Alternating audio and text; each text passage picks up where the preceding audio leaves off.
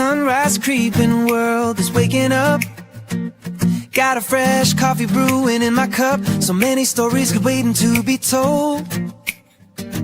From the headlines to the whispers in the street.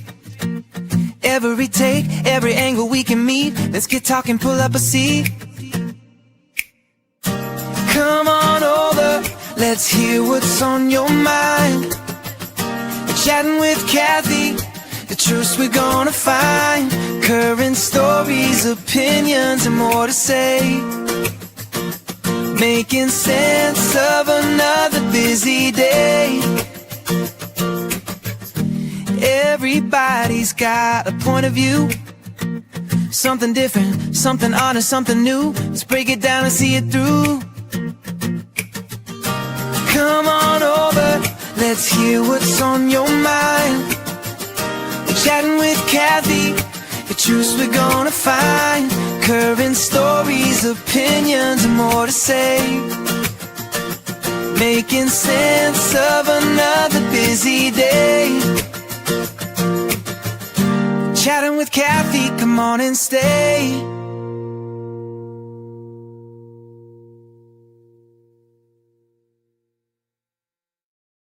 Good morning. Welcome to Chatting with Kathy. Is the video jerky? Let me know, because on mine, I'm seeing it really jerky and I don't know what setting I messed up now. So welcome to Chatting with Kathy. We are going into day 15 of the Lindsay Clancy trial. If you're new here, please say hello in the chat. My name is Kathy Brooks. I'm a registered nurse, mother of 4, grandmother of 2, mommy to a pug and a crazy dog. Dr. Phil is his name. And well, he's not new. He was at the shelter with cactuses in his face. A lot of people out here, I live in the desert, dump dogs in the desert. It's really sad. I've never lived anywhere where there's been so many abandoned dogs in my life. So I got audio, right? Because usually about this time, you guys are like, no audio. I think I'm okay. So anyway, I'm a registered nurse, and most of my experience has been in OB, if you're new. And I've worked with patients with postpartum perinatal mental health disorders is the proper term for it. I know on this, everybody keeps calling it postpartum, like it's just postpartum, but it's not just postpartum. Like anyway, the proper term is perinatal mental health disorders, just FYI, because there's a bunch of them. There's a lot of them. There's postpartum depression, there's postpartum anxiety, there's postpartum psychosis, which is at the root of this case here. So let me see who's here. We got Bella Italian. Hello, good to see you. Journey, how's it going? Busy little lady. How are you? Yes, like, share, and subscribe. Thank you for saying that. I appreciate that.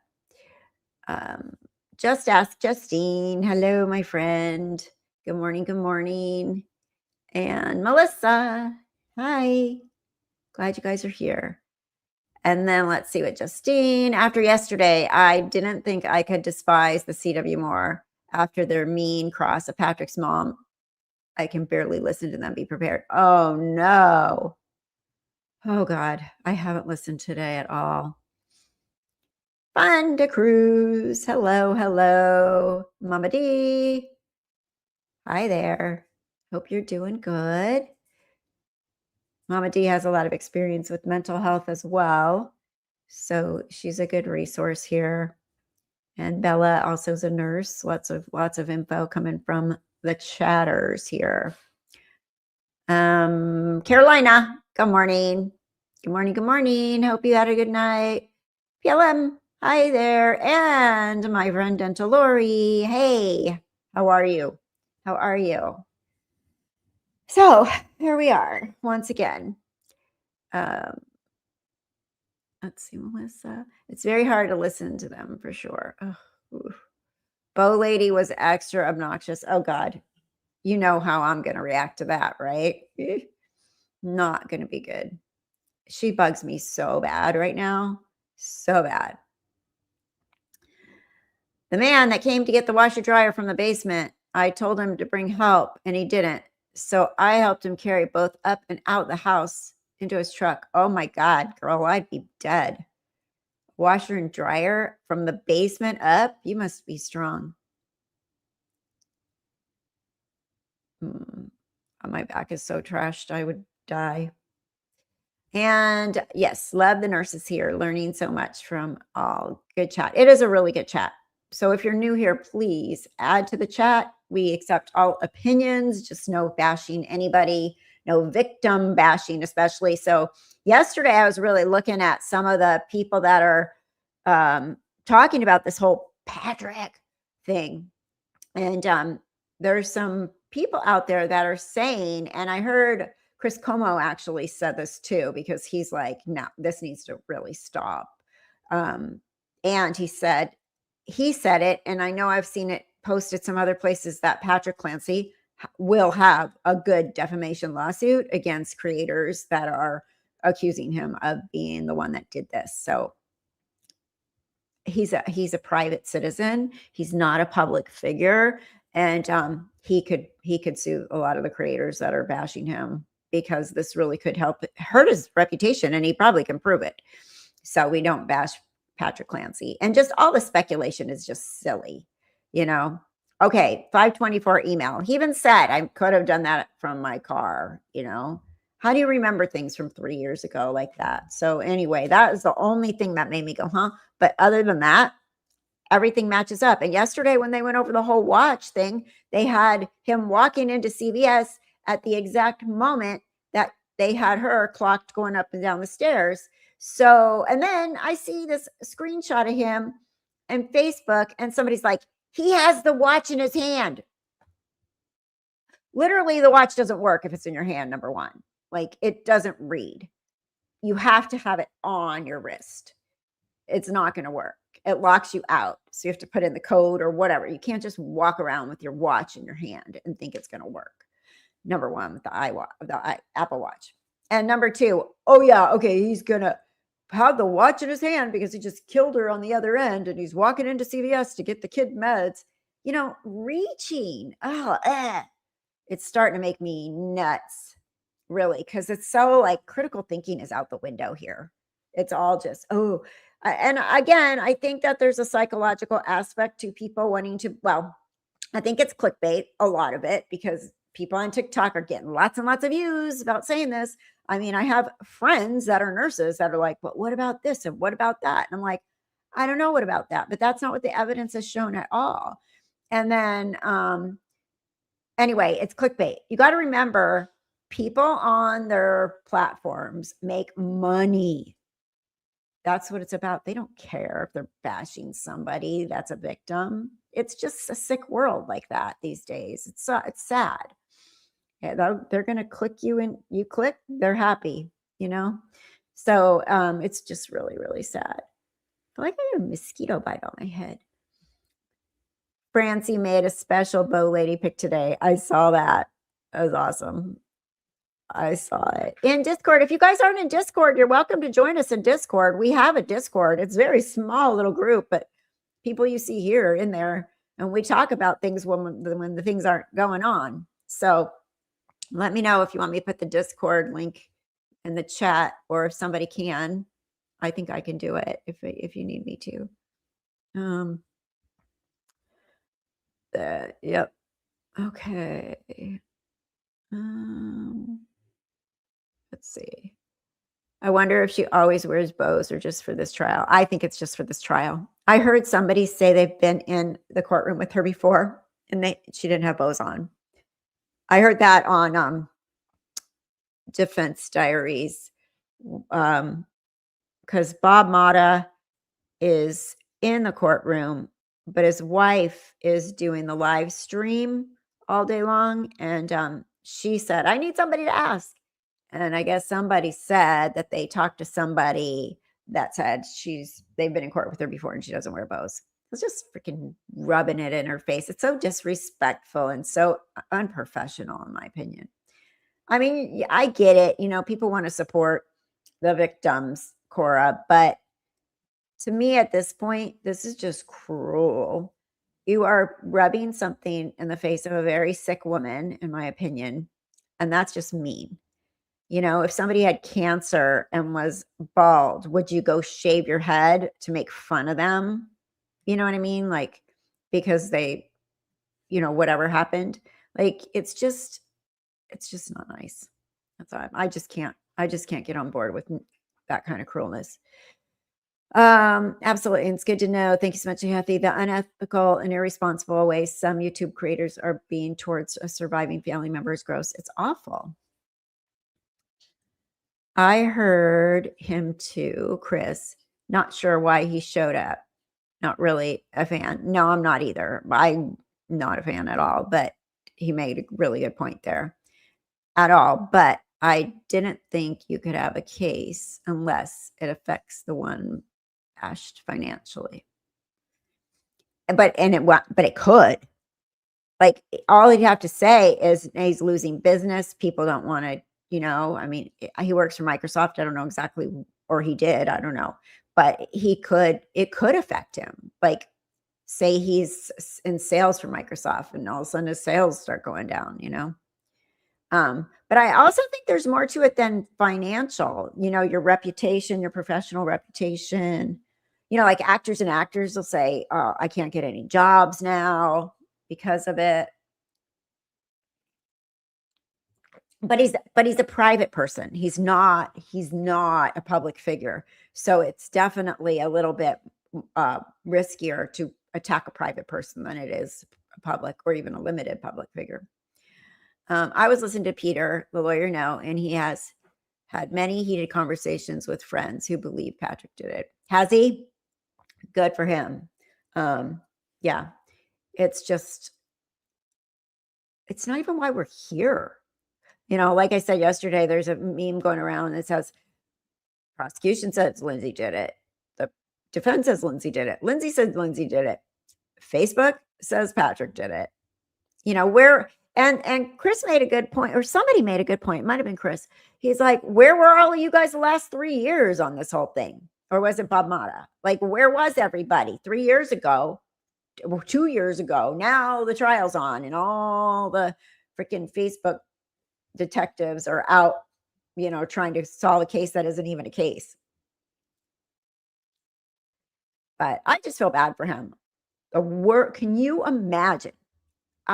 I'm picturing my kids that age, a new baby, a 2-year-old and a 4-year-old walking into my house after running an errand and finding them dead.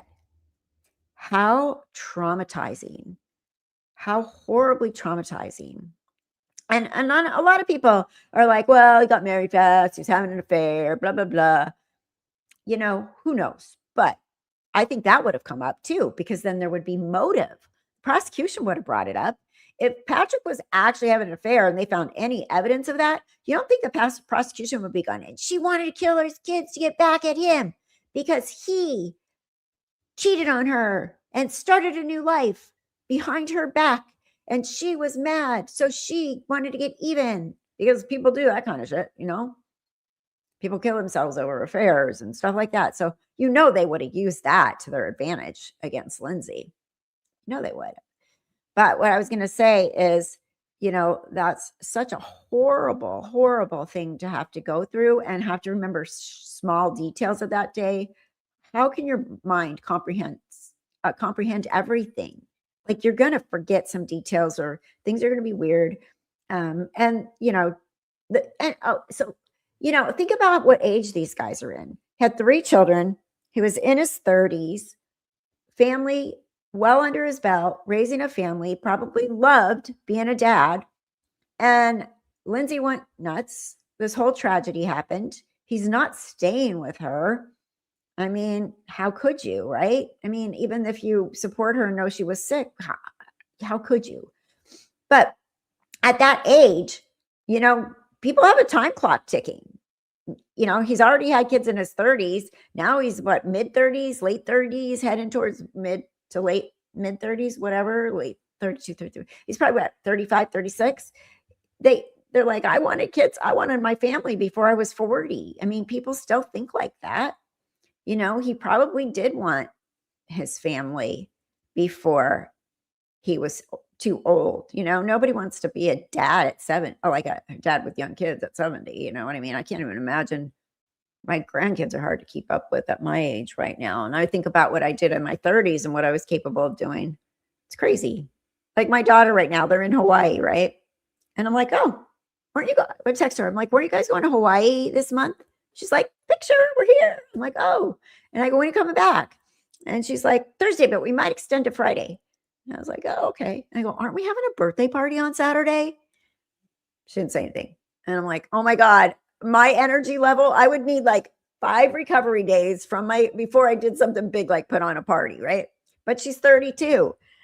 God, I used to have that kind of energy. I remember once upon a time. Now I'm like, oh my God, no, I can't pile shit like that up on top of each other, right? So, remember in her opening statement, she told the jury, little Cora loved to wear bows. It's in her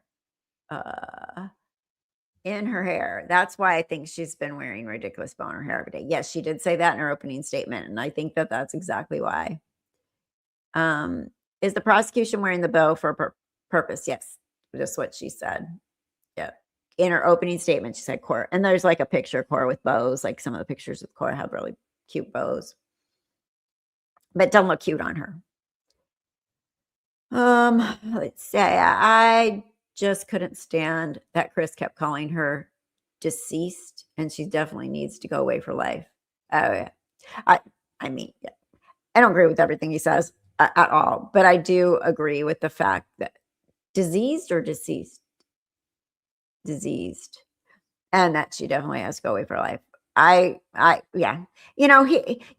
come to find out that a lot of these reporters and lawyers they're not as they don't have the wealth of knowledge that I thought they had. I don't know what I thought about them before, but a lot of them will say things, well, I don't know what that means, or I don't know what that means, whatever, when it comes to the medical stuff. And I think, okay, why would they? But in my opinion, like my thought process is like, you guys should know all this, but they shouldn't.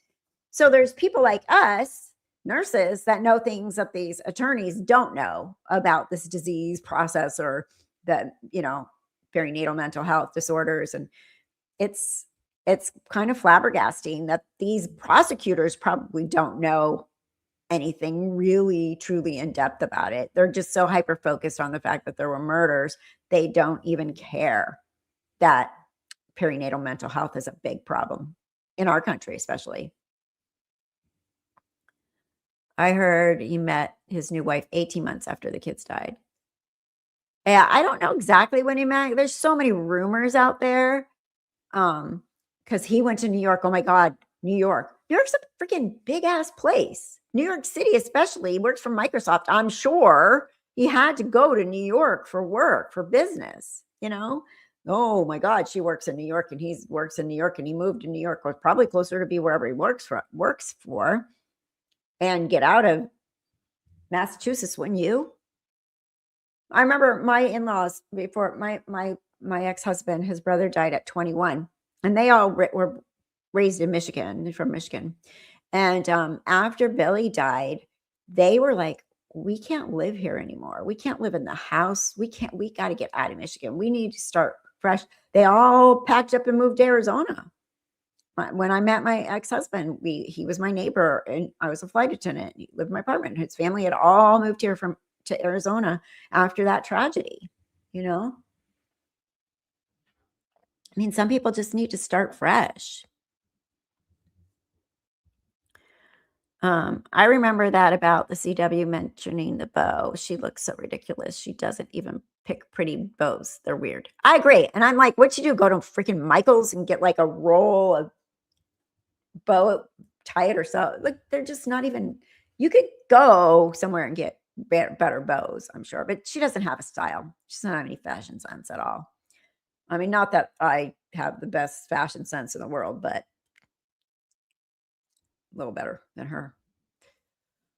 To be honest, I think Patrick and Lindsay discussed him moving on with his life, the Clancy family. And Lindsay looked like pretty decent people who communicate with each other like adults. I agree with you. Deceased. Deceased. Deceased. Thank you. Oh my God. I know. My glasses are everything to me. I have to have them or I see things that aren't there. I remember one time my son sent me a text. It was like, oh, when they got this is a long time ago, and I already wearing glasses, right? Osama bin Laden when they got him. And my son sends me a text and I didn't have glasses on. And he said, Oh, Osama bin Laden died. And I looked, I was like, Grandpa died? And then I'm like, wait, put on my glasses. Totally doesn't even look like Grandpa. I saw Grandpa died. I was like, wait, what? So yeah, glasses, forget it. She could at least try to get some nicer looking bows. Not their most professional looking, no. All right, let's get started. I have at 3 o'clock my time, which I'm sure will be done by, I have to go take my car. It has a low tire pressure warning and it also is due for an oil change and stuff.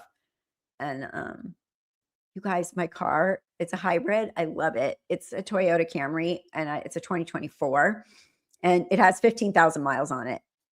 And last year, the last 2 years, I was driving all over town for work all the time. But after the last road trip I made was a while ago, it was like January to Orange County. I haven't been there since. And so it's that's usually when I have to put gas in my car because on the freeway, it needs gas more because it's using gas more than the battery. But anyway, I put gas in it for the first time like 2 weeks ago since January. Like, I mean, granted, I haven't been going anywhere really. I've been around here going to the grocery store, but you know, like slow city driving and stuff, it charges itself, so it doesn't need gas as often. Diseased, thank you. Diseased. Damn it. You're good. Okay. All right. Let's go. Welcome to Chatting with Kathy. If you're new, say hello in the chat. Please don't forget to like. And if you're out there and you want to subscribe, we're doing the trial every day until it's over. And then I don't know what we'll do after that. But I have to go back to work in September. So we'll figure it out. All right.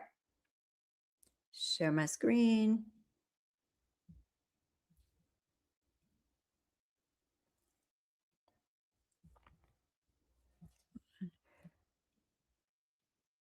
I feel so bad. Hold on.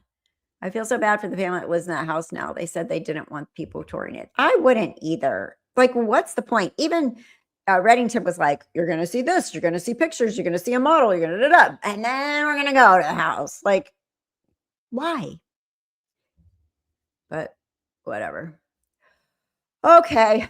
I do feel bad for them, though.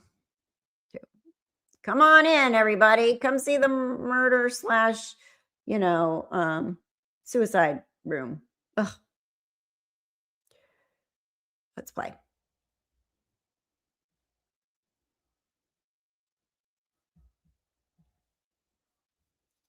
Let's play.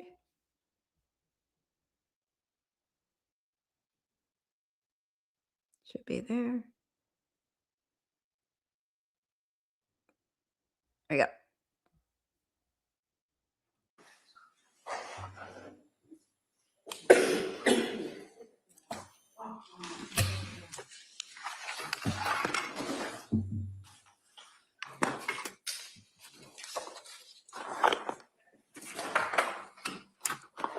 What do we got going on today? Compliance. I'm going to send it to Judge. All right.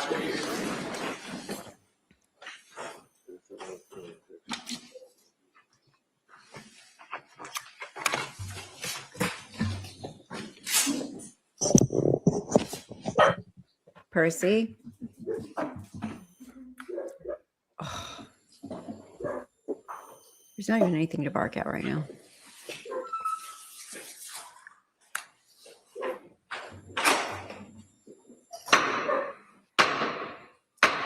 Hey, all persons having anything to do before the Honorable William Sullivan, Justice of the Superior Court now sitting in Plymouth within for the Commonwealth. Draw near, give your attendance, and you shall be heard. God save the Commonwealth of Massachusetts. This court is now in session. Please be seated. morning, may I proceed? Yes, please. Your Honor, before the court today, we have a continuation of the jury trial matter of Commonwealth Justice Lindsay Clancy. Ms. Clancy is present. She is represented by Attorney Kevin Reddington, and the Commonwealth is represented by Assistant District Attorney Jennifer Sprague and Assistant District Attorney Shane Buckingham. All right. Thank you, Madam Clerk. Well, good morning, everyone. All right. Nice to see everyone. You know, I'm going to ask you those questions, and we'll talk a little bit about today's schedule.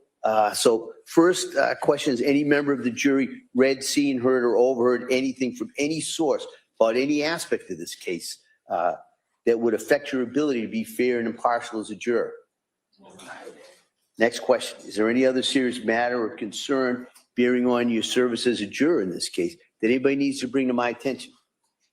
All right. Again, thank you for following those instructions. And we'll talk a little bit about today's schedule. We're at the point in the trial where I think, as you saw a little bit yesterday, there's kind of some stop and starts that go through. And I think we're going to have a similar day today.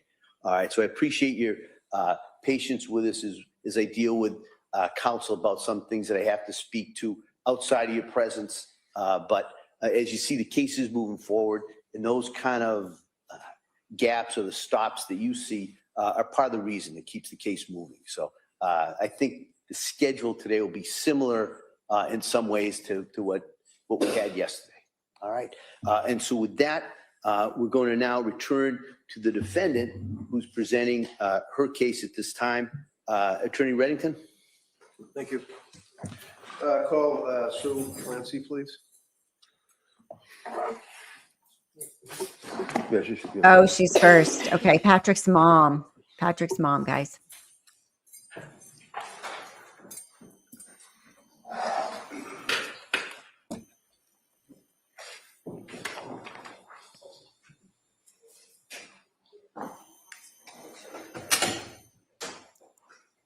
Thank you, Joanne.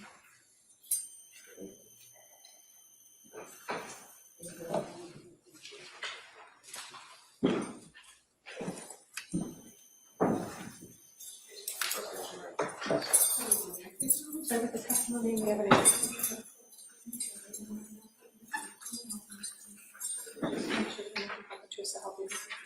Thank you. Good morning. Good morning. I'm just going to ask you, speak into that microphone, keep your voice up if you could. All right. Counsel. Good morning. Good morning. Like the guy said, keep your voice up, so officers have maybe you as well. Thank you. And just tell us your name and spell it, please. Susan Clancy, SUSAN CLANCY. And what time do you live? Situate. And you're married to Chris Clancy. Yes, And both you and Chris are mother and father of Pat Clancy. correct. And obviously, you live in Lindsay. Yes. Tell us what your relationship was with Lindsay, how you knew her, and things like that. Yeah, Lindsay married my son Patrick, and we had a very good relationship. And did you have occasion to go to their home? Yes. In Weymouth? on Yes, occasion? I did. And then in Duxbury as well? Correct. And obviously, you and your husband were the grandparents of the 3 little kids. Yes. And how was your relationship with the babies? Beautiful. And tell us how frequently, to your memory, you were able to visit with your son, Lindsay, and of course your grandchildren. At least a couple times a month we would see them. At some point, oh, by the way, what do you do for work? RN. I'm sorry, an RN? An RN. And what type of any I focus? worked in the labor and delivery room for about 38 years. 38 years in labor and delivery, Correct. helping women that were having babies. And Correct. obviously you kept up with the studies and continuing education and things. Yes, I did. To that extent, in your capacity as an RN with 38, well, back then it would have been 35 years of experience, I think. Yes. Fair to say that you, as I said, you would keep up with all of recent developments in postpartum psychosis, postpartum depression, all of that. Somewhat, but I mainly just was in the delivery room itself. So were you aware of the various physicians that were in the forefront, if you will, of postpartum studies as it relates to medicine. Yes. And would one of the people that you were interested in be a person by the name of Dr. Meg Spinelli? Yes. And can you tell us who Meg Spinelli is? I don't really know Meg Spinelli well. We've spoken a couple of times. I believe she specializes in postpartum mental health. And have you met with her before? Not in person. Okay. Did you at some point ask Dr. Spinelli to help out at your hospital, and I guess they call it a rounds lecture? I asked her to bring on her experience and education in that area and share it with my colleagues. Did she do that? She did. And as time went by, dealing with your job, your family, your son, daughter-in-law, grandchildren, did you notice in 2022, after Callan was born, any change in the personality, if you will, of Lindsay? Several months after that, I did. Would that be sometime in the fall? Yes. And can you tell the jurors, being as close as you were with the family, well, let me back up. As a mother-in-law, did you have any observation to observe Lindsay with her kids? Yes. Can you tell the jurors about how you saw her acting with her children as a mother? She was very nurturing, very loving. She was a wonderful mother. Wonderful. Did you ever see her treat her middle son, Dawson, bad because he didn't like him? No. Did she love Dawson, in your opinion? She loved her children, all of them, very, very much. And during that period of time, let's say October, November of 2022, what did you observe about Lindsay? She reached out to me in November and told me that she felt unwell. Did she describe any symptoms for you? She did. Tell the jurors what she said. She felt mostly she had insomnia. She was losing her appetite. She was very anxious and sad. Did she tell you that she was seeing doctors? Yes. And at some point, did you recommend, did she come to you and ask you for help regarding seeing a doctor? Yeah, she asked for my support. And did you obviously gave it to her? Yes. And what did you do to make any recommendations for her? I reached out to my colleagues who were running a clinic for women that were struggling postpartum. Would that be the South Shore? Yes, correct. And at some point, as a result of your intervention, was a nurse practitioner, Julie Hall, agreeing to step in and help out? Yes, Did Lindsay see Julie? I believe she did. And you really pretty much were out of the mix at that point. You basically made the connection, knew that she was on there, right? Correct. Did you find that Lindsay was interested at all times in trying to get better and see doctors? Very much so. Did you find at all, do you have an opinion with your observations of Lindsay as to whether or not she was offered help and would just spurn it and not see doctors and not have She was treatment? begging for help. And during that period of time, you were there for her by text and by telephone and in person. Correct. Now, during that time that you were, let's say November and into December, the holiday season, do you recall the holidays for 2022? Yes. Can you tell us, was that a fun time for the Clancys? Lindsay was struggling. We were all very concerned. You knew in January, New Year's, actually, that she ended up going Yes. to the McLean Hospital. Yes. You know that she'd eventually get out of the McLean Hospital. Yes. Fair to say that you and Lindsay, as I said, communicated a lot by text messaging, right? Yes, correct. So I'm going to approach you with extraction report. This is a report that is done by the DA's office of the state police, Mr. Whiffen, on what's called Celebrate, where they can go into, did they examine your phone? No. They examined Lindsay's phone and obtaining texts. Have you seen the texts? I think so. Okay. I'm going to approach you with the extraction report. Okay. And just take a look and see if your telephone number is on there, just for foundation purposes. Or if you, it is, okay. And just quickly flip through and see if you recognize those texts. We'll have to look at all of them, that's for sure.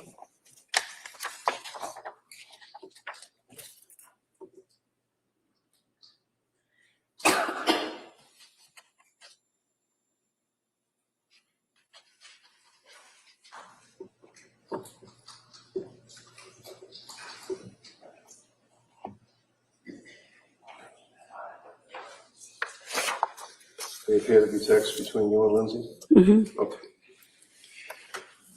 Your Honor, I'm not going to go through each and every text. What I'm going to suggest is I would offer this, and then the jurors would be able to look at what they wish. Any objection? Your Honor, Kamal just makes the same objection previously made. All right, over the Kamal's objection, that may be admitted.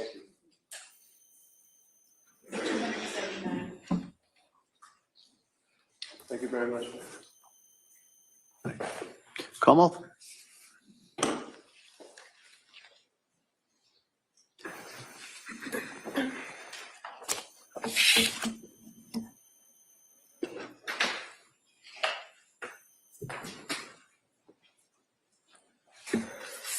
Good morning. Good morning. So you indicated that you were a labor and delivery nurse for 38 years. Mhm. And what hospital was that? South Shore Hospital. And early on in the defendant's career, did you work with her? Briefly.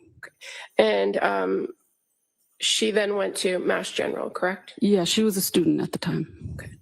And you stated that you are aware of a doctor named Meg Spinelli, correct? Yes. Did you reach out to her in this case?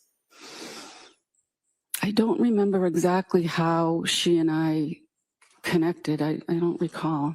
Well, you indicated that you connected with her in a professional capacity to have her come to your hospital, right? Yes. But as far as her role in this case with the defendant, did you reach out to her for that?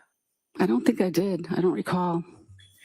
Now, you said that you began to notice some issues in, defense counsel said October, November, but fair to say you weren't aware of what was going on until she texted you on November 16th when she was Correct. at the emergency room. Yes. And that was at South Shore Hospital? Yes.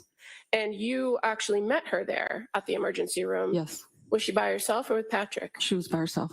Did you know how she got there? She drove. She drove herself to the hospital? Correct. And she was in the emergency room for a while, correct? I don't know how long. Probably an hour, maybe 2 hours.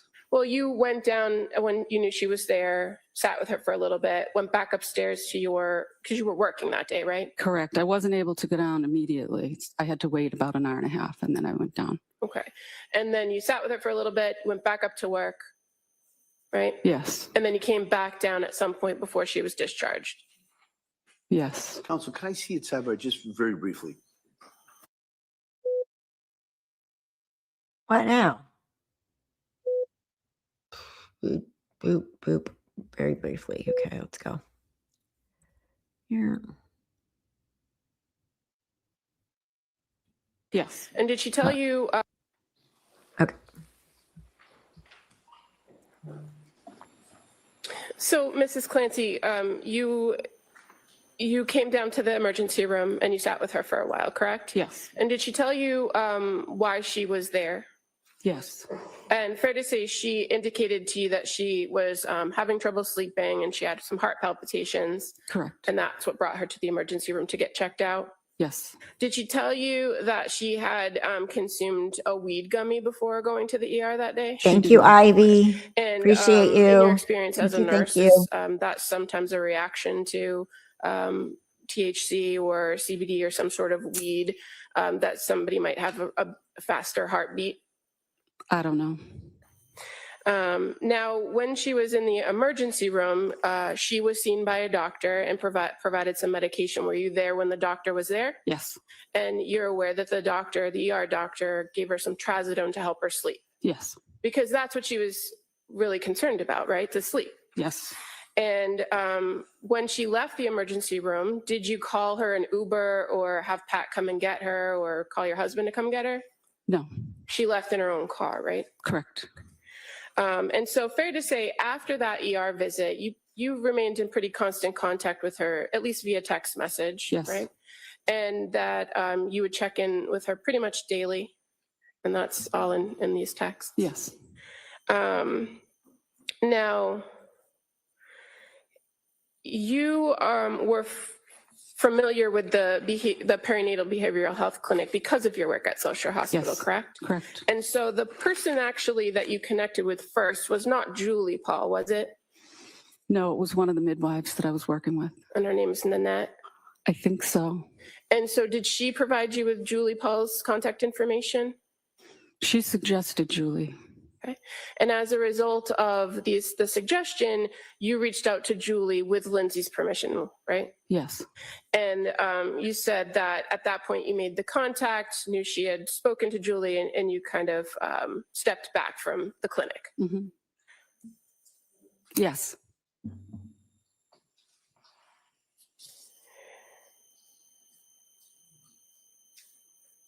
You're aware Julie Paul is one of the only prescribers that the defendant encountered that's not personally named in a civil lawsuit that's pending, don't you? I'm not sure. Really? Now, so the ER visit's on the 16th. Contact is made with Julie Paul on November 20th, right? It sounds right. Okay. And that would have been your phone call to her first. I don't remember exactly. In the time period, well, you knew she was going and going to see providers and meeting with Julie and going to the clinic. Did you offer to help out more with the kids? Yes. You were still working full-time at that time, weren't you? Yes. So fair to say it was kind of limited based on your schedule? Correct. Did you have a normal schedule that you worked at that time period? I don't know what you mean. Well, as a nurse, did you work day shifts? Did you work mids? I worked the day shift. So did you offer to watch the kids at nighttime? I don't remember exactly. Did the kids come to stay at your house overnight so that she could get some sleep? No, they didn't. Fair to say you offered and she didn't want the kids to come to your house, right? No, that's not right. Well, did they ever sleep over your house? No, they didn't. And Cora was 5, right? Yes, correct. She turned 5 that December. So at any point, they never stayed over. We decided together it was best for them to be in their own beds at their own house with all their belongings. And Lindsay's parents were very actively involved in staying over and helping out. So it was the best decision that they stay home in their own beds. So prior to the November of 2022, did you and your husband ever come and stay over the night so that Patrick and Lindsay could go off? We never did stay at their house.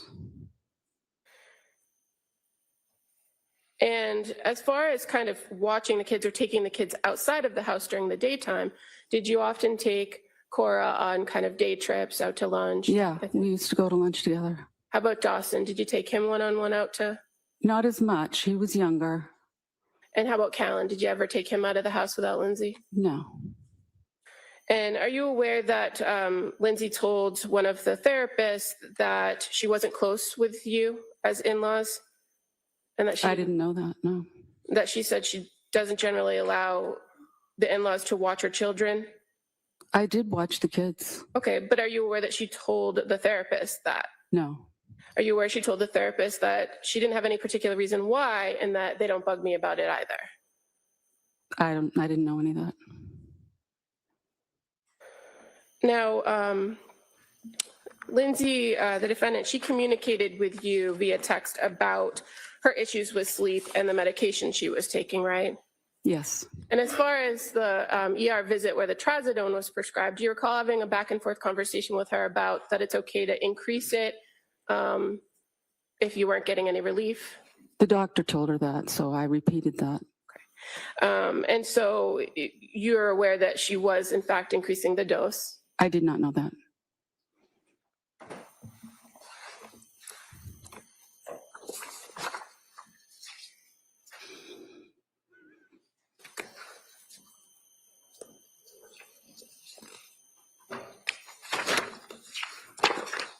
Right? It's so dang true. Hold on. It's like, when my daughter had her first baby, she let her mother-in-law and me both in there. But she had the second baby during COVID and she could only let one extra person. And it was me. It makes sense, right? I'm her mom. When my daughter has questions about the kids or something going on with the kids or even her husband, like sick-wise or whatever, she calls me. Now I know I'm a nurse and her mother-in-law is an attorney, so I'm sure she calls her about legal stuff. But still, there's a difference between your own mom and your mother-in-law. I would have never, 90% of the stuff I called my mom for, she was the first person, not my mother-in-law. So this is just sad and mean. Like you said, mean girl mean. It doesn't matter. They're just trying to stir the pot, right? Oh, it's about to get worse. Oh, shoot. Dang. Okay. I know. Just rub it in. Rub salt in that wound, little Mr. Bow Lady. Miss Bow Lady, whatever you are. The poor grieving grandmother had to hear this. Shame on the CW. This made me so mad. Not necessary. Do you know that she didn't like you watching her kids? We watched them. But you know what? She told in a HIPAA type meeting, in a confidential meeting with her provider. It's not supposed to be out there, but since we're at a criminal trial, apparently it can be. Yeah. She's going to say something horrible. Oh, God. Okay. Here we go. Let's watch.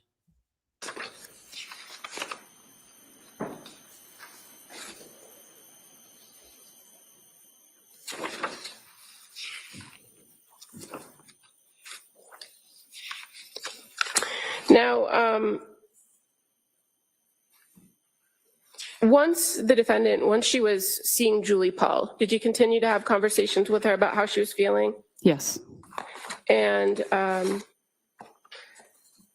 you knew that she was taking some new medications after she saw Julie, right? Yes.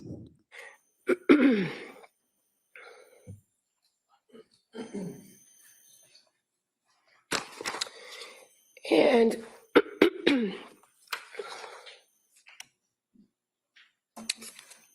sorry, these pages are different than mine.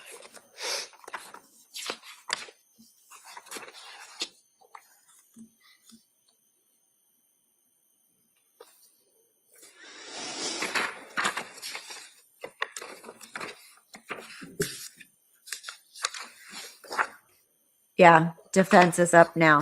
At some point, after being prescribed some medication, you recall that Lindsay told you that she thought she developed a benzo dependency, correct? I vaguely remember that.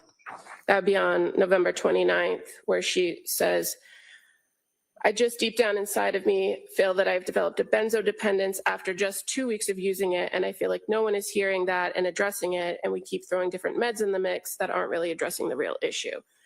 Do you recall that message? It sounds familiar. And she asks you, or you respond, so hard, I don't know what to do. So should you not use it? And she responds, I guess not, but then I don't sleep, right? Do you recall that? I can't say for certain. It sounds right. Okay. I don't remember a lot of specifics.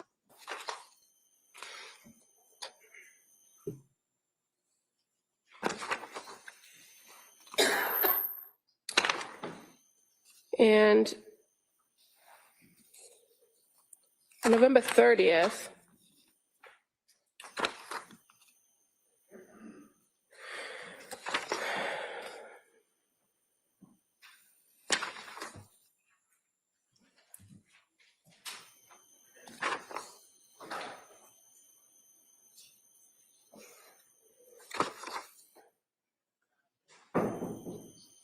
I also have to, she's not prepared at all. Ridiculous. I also have to say it's a huge compliment to her mother-in-law that she chose the same specialty of nursing as she did, because she did a rotation at South Shore where her mother-in-law worked during nursing school. Nobody's made up their mind where they want to work yet in nursing school. You have to do all your rotations. I knew I want to work L&D, but I also like the PICU. And I was like, at the end, I was kind of like, And then I had the worst, horrible case in my PICU rotation. And I was like, where a mother just broke down and started bawling and crying and crawled on the floor and just, oh my God, it was horrible. And I was like, I can't do that.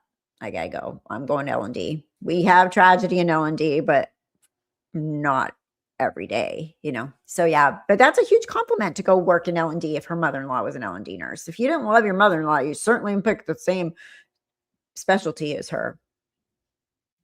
Okay, keep going here. Just my 2 cents about that. November 30th, she says, and I'm just gonna show on the screen here.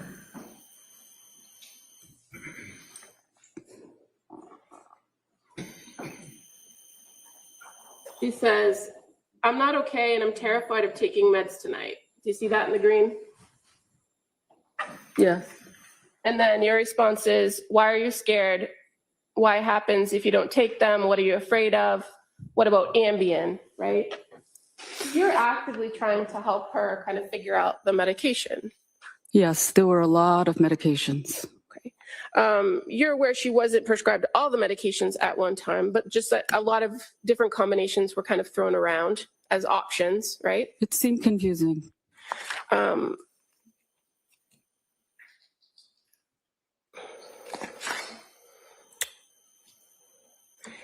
That you're talking to an RN who's telling you she that all the medications seem confusing. An RN with a lot of experience, right, is saying the medications seem confusing.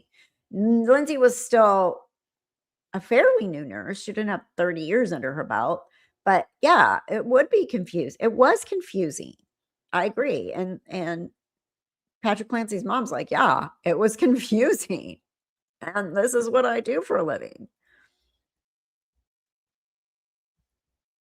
also, she's very clear and she tells you which medications she's taking, right? Ativan and Remeron. Probably. Okay. And then she also tells you on November 30th, when you're talking about it, she says, I know they take time to reach a therapeutic level to have the desired effect, right? Do you remember that? Yes. And then you respond, exactly. And she tells you that she's just depressed and she thinks it was brought on by the medication, right? I don't remember that. Okay. Well, on November 30th at 7:52, I was never ever this depressed. It was brought on by the medication. Did you say that or did she say that? She probably said that.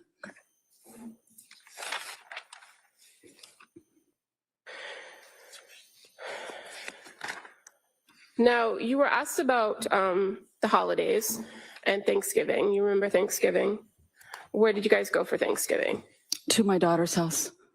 And do you remember telling the grand jury that during Thanksgiving, things were better? I don't recall.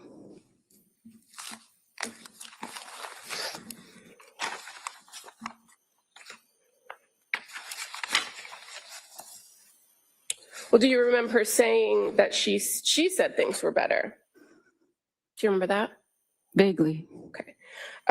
You were asked, what was Lindsay like during the big Thanksgiving gathering? What observations did you make? Answer, she smiled. The girls all had Thanksgiving t-shirts on that sort of matched. We took a picture. She mostly focused on the kids and interacting with the cousins and the aunts and uncles.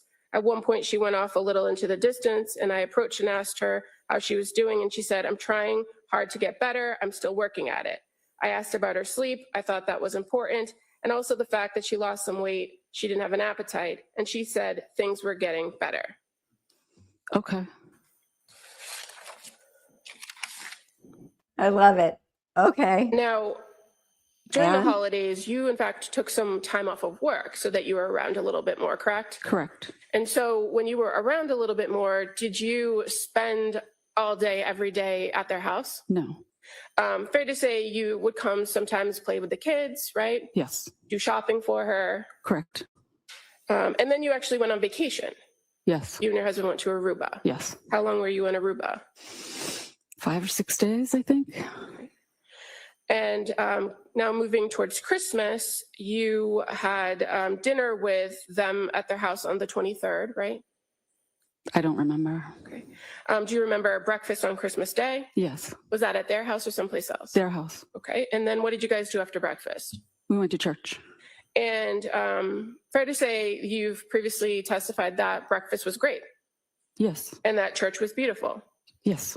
And in fact, the defendant, she told you that it was great and that she was glad she went to church that day on Christmas Day. Yes, she did. And then after that, you're aware they went down to Connecticut to see her family. Right. Now, are you an active member in the Catholic Church? Yes. So you're aware that murder is considered a mortal sin? Yeah, Counsel, could I see you over here? Are you kidding me? I think everybody's aware that murder is a mortal sin. What the fudge? Oh my God, that was bad. Thank you, Judge. No motive, right? She is gray rocking her. She definitely is. You're a Catholic, right? Yeah. Did you know in the Catholic Church it's a mortal sin? So you're gonna burn in hell? What the actual hell? Totally. Oh my God, what a horrible. I can't stand her even more now. Now I really can't. Now, if I was even a little bit like, okay, she's doing her job, forget that crap. I hope the jury is. There's still so many people on social media, though, that are like, oh, prosecution's great. They're doing such a great job. They're amazing. Lindsay's going to go to prison forever. So I don't know. I'm just like, so not there, even close. I tried in the beginning. I did, you guys. I tried to be open-minded about this. But once they got to about week 2.5, done. So rude and mean. Lindsay wasn't depressed before. She is now. Yeah, they're not zooming in on Lindsay right now at all. I wonder. Oh, it's so bad. So bad. Horrible. Horrible, horrible woman. That's what I said too. I can't stand her more now either. No mercy. She's evil. Judge will get her. Labeling a religion is racial. Yeah. Okay. Let me zoom a little bit here. Wow, what a horrible woman. You suck. Oh, he's going to say something. And what that Oh, here we means go. is you are not to consider it for any reason or any purpose. Okay? Oh, good. All right, counsel. So you were aware, So he told the Mrs. Clancy, jury. about the stay at McLean Hospital from January 1st to January 5th, correct? Yes. And did you come to the house to help with the kids during that time period? Yes.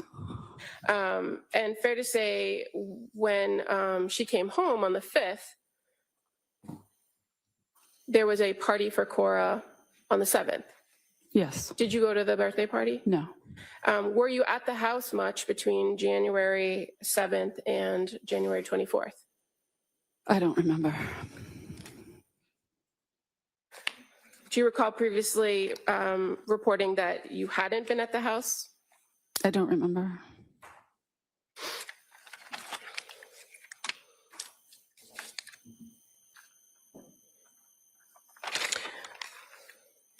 And during that time period, you never took the kids on a day trip or for a visit?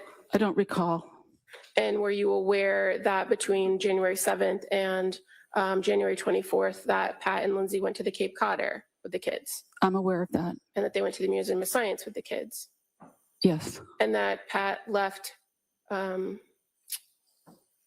Dawson and Callan home, or excuse me, left, Dawson and Callan home to go take Cora skiing. Were you aware of that? It sounds accurate to me. On the ski trip, did they ask you to come over and stay with Lindsay while she was with the other kids? I don't remember.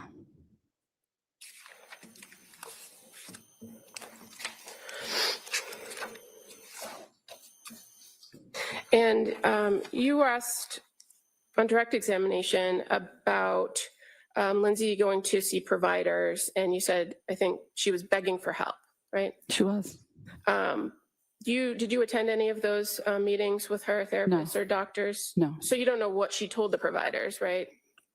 I don't know. And you don't know what kind of help she asked for other than medication, do you? No.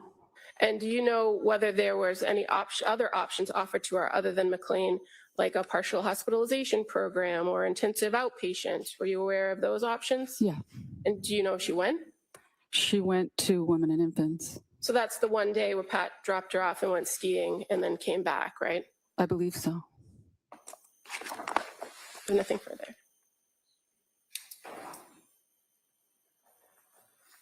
All right, Ms. Springton, redirect? So she asked you about options that were available to Lindsay, correct? Yes. And you mentioned one of them was that she could go to the Women and Infants program in Rhode Island that specializes in perinatal and postpartum, right? Yes. You know that she went there, right? Correct. You know she was turned away because she was over-medicated, right? Yes. You also know that they gave her numbers to call suicide hotlines, right? Yes. She called twice, not once, but twice, and again was turned away. Isn't that right? Yes. Thank you, ma'am. Come on. On that.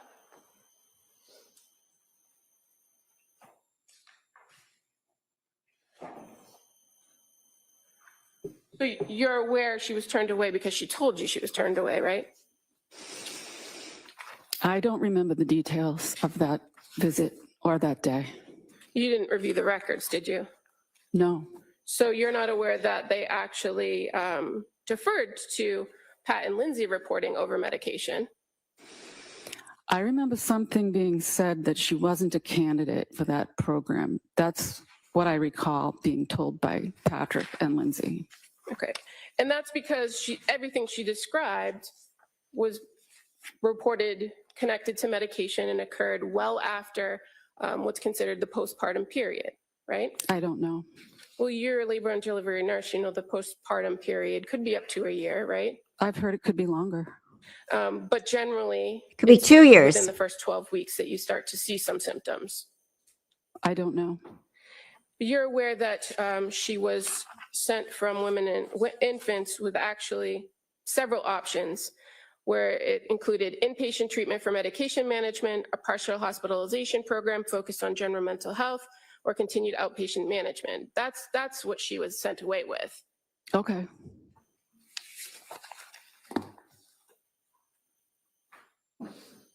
Nothing further. May I? Ooh, she's One more? pissed. Go Good. ahead. One. So outpatient management, that would include somebody like Gelada, right? Yes. You know that Women and Infants called Gelada and she never called them back? I didn't know that. Come on, anything on that? No. All right, thank you, ma'am. Let me step down. Thank you.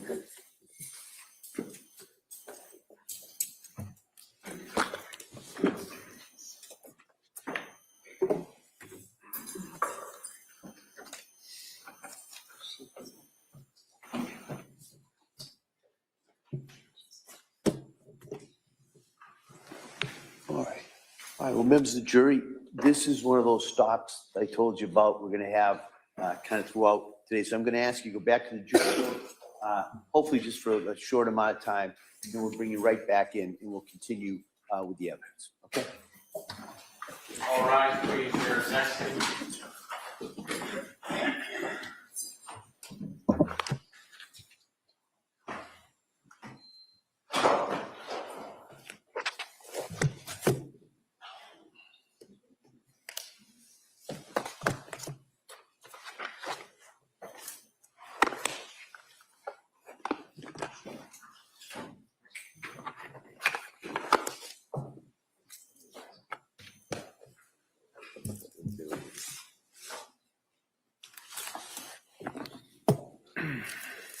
Jurors have exited the court. This court's in session. Please be seated.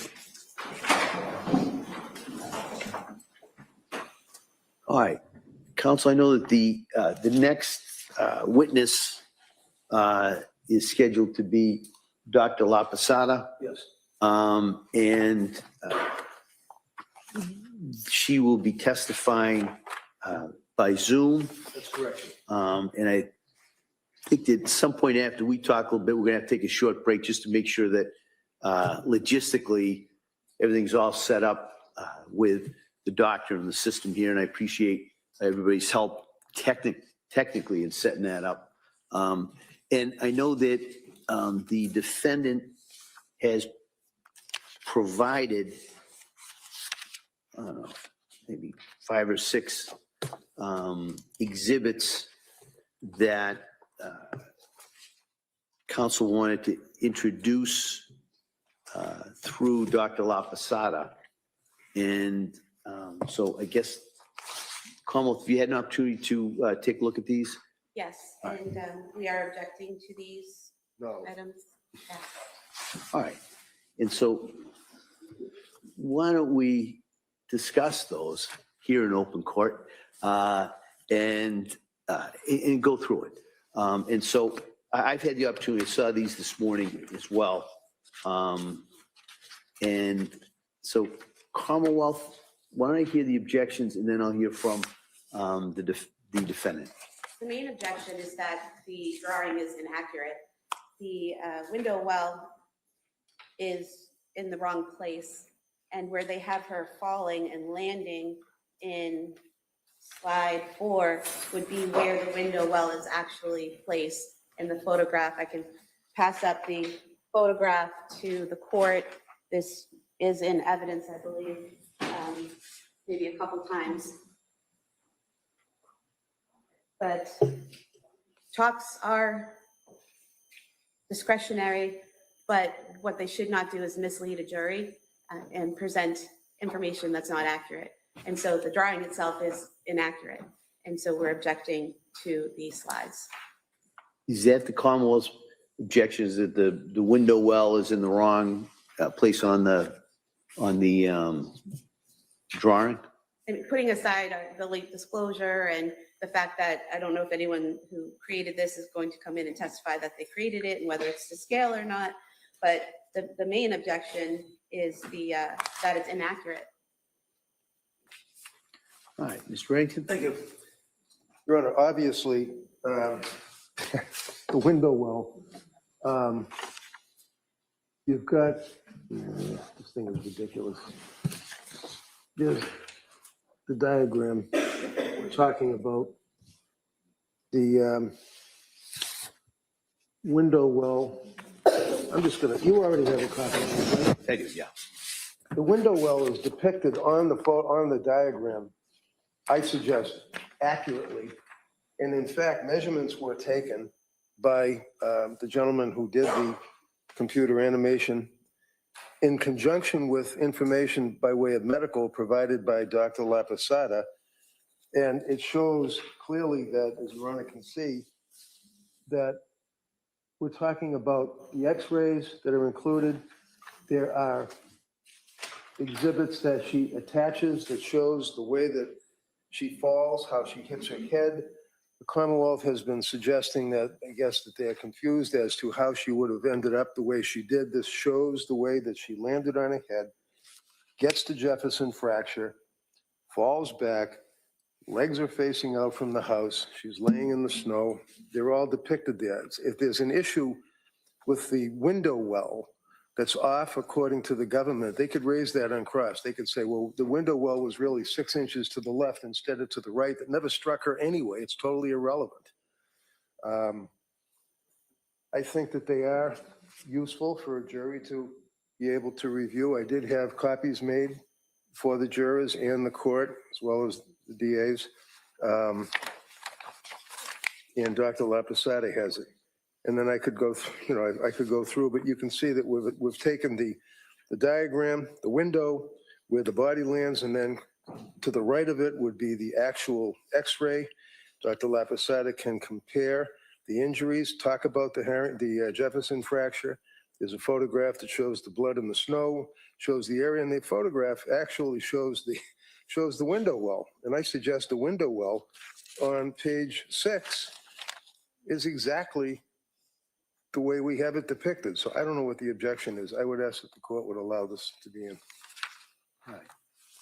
Well, I guess it appears to be slides 4, 5, and 6 certainly go towards the doctor's opinion as to, we said, the mechanism of the injury that shows the head striking of the ground.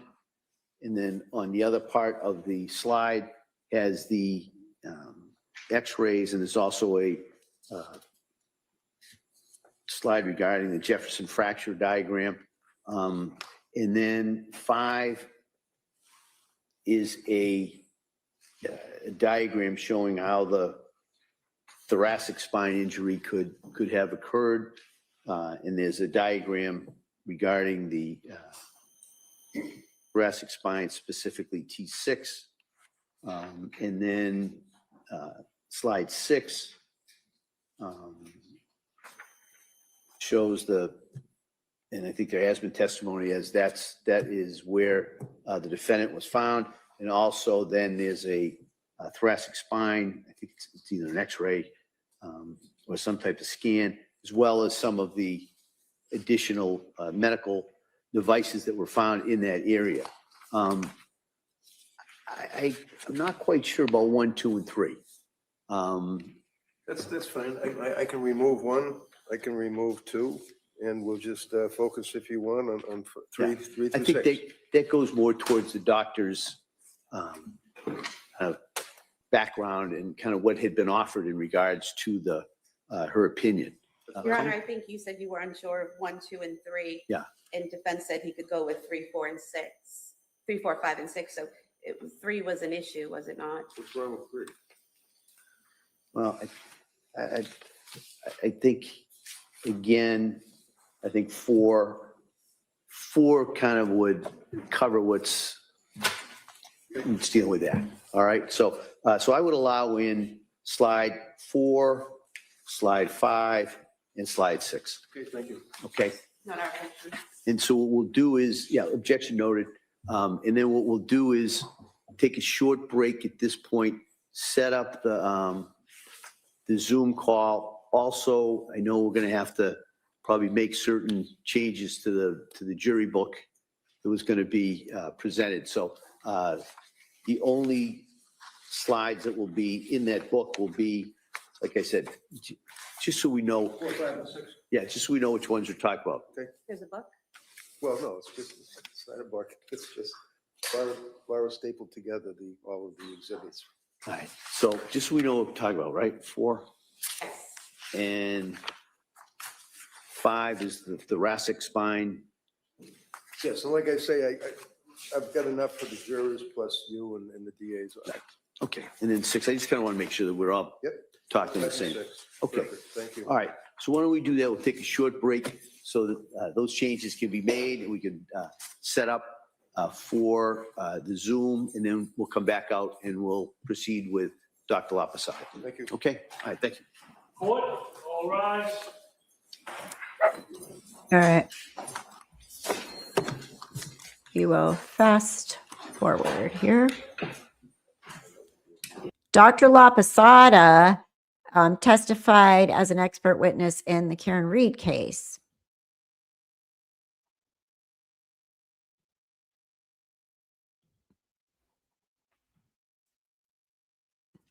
Okay.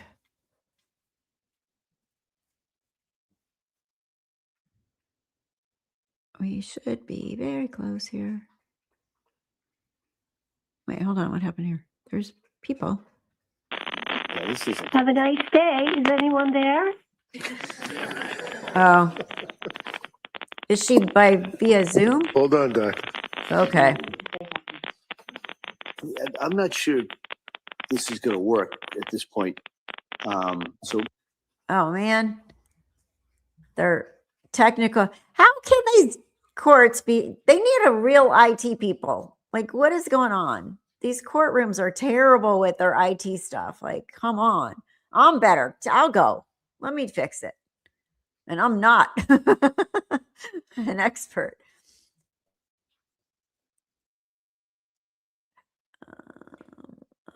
This is still going because we'll see what they're doing here. Yeah. So sorry, Mama D's. I suffer from insomnia, and I know exactly what you mean. I got a full night's sleep last night. Hope you get some there soon. It's so bad. God, the days that I have insomnia are horrible. I'm just in a fog the next day. I'm back. My neighbors came by and dropped off half a watermelon. You got really nice neighbors. I don't even see my neighbors. I don't even know if they're alive on either side. Wonder if they're like, I haven't seen people pull in their garage, pull out of the garage, boom, gone. Come back, pull in their garage. Oh, I'm disappointed in my neighborhood. I wish I had neighbors that were actually out and about. I guess I could go to the clubhouse with all the old people, but I don't because I don't have time for that. They're old because it's a 55 and older community, but the 55, 60, whatever people aren't retired. So we're not out and about there. That is so nice. Yeah. Do the Bobbsey twins call each other to decide what they will wear each day? I'm shocked that they're not both wearing bows, honestly. They seem like they're like blood sisters or something. They're annoying me today really bad. And you could see she was irritated with Patrick's mom. She was like, that's all. That's all. I know, I love it. Bobbsey twins. The connection. No, that's not it for today. They're still coming back. I think they're just having their technical problem with the dang Zoom call with Dr. LaPosada. Dr. LaPosada, get on a plane. Okay. Let's see where we're at. Here we go. This court is back in session. Please be seated.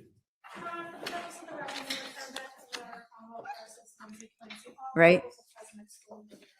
All right. So I think probably it makes Yeah, more she's sense a tough cookie to nurse. address whatever the technological issues were on the Zoom. Maybe that could be done during the lunch period. And then we can go forward. I know the defense next witness would be, is it Dr. Condi? Yes, Donald Condi, C-O-N-D-I-E. And I know that we had talked about a possible voir dire in regards to Dr. Condi. Do the parties see the need for the doctor testify that, or maybe we could just hear the offer of proof or what the expectations of the testimony is, and then we I don't can. know what the objection is, so. Yeah. Well, so the objection is that we were provided with an affidavit. The original affidavit that was provided, counsel agreed that it referred to standard of care, which is not the issue in this case. It really reflects his opinions in a civil case. So we were provided another affidavit, which appears to factually have the same numbered paragraphs and just deletes the ultimate opinion section and adds that Dr. Tufts and Nurse Chilada were aware that Lindsay was experiencing symptoms of suicidal ideation and a critically deteriorating condition while under their care and failed to take reasonable steps. So it's unclear from his affidavit what exactly he's going to testify to. Is he going to just reiterate everything that has been presented in the records, everything that we would expect defense counsel to offer through expert testimony in the criminal responsibility era about the medication regimens that the defendant was on over the course of several months? Because if that's the case, then I would suggest that this is cumulative testimony and that it doesn't need to be presented in this manner to the jury. But let me ask this, similar to the question I asked earlier, to a similar objection regarding cumulative. The defense hasn't put it. This is their first witness in regards to that. Wouldn't the cumulative analysis be done if there's a follow-up expert that would be addressing these areas. Potentially, but Yeah. that then becomes the defense's strategic choice about whether if they're going to call Dr. Condi for this piece of it and the other experts for another piece of it. It's unclear, especially where the reports we've been provided by Dr. Spinelli and Dr. Zeisel talk about polypharmacology as part of the basis of their opinions in this case. So it's difficult to assess that, and we're obviously flagging it and objecting at this point based on Right. what we know the anticipated evidence to be. So I don't know if a proffer is necessary at this point to outline what exactly he Right. expects Dr. Condi to say and how that differs from the opinions of the other experts.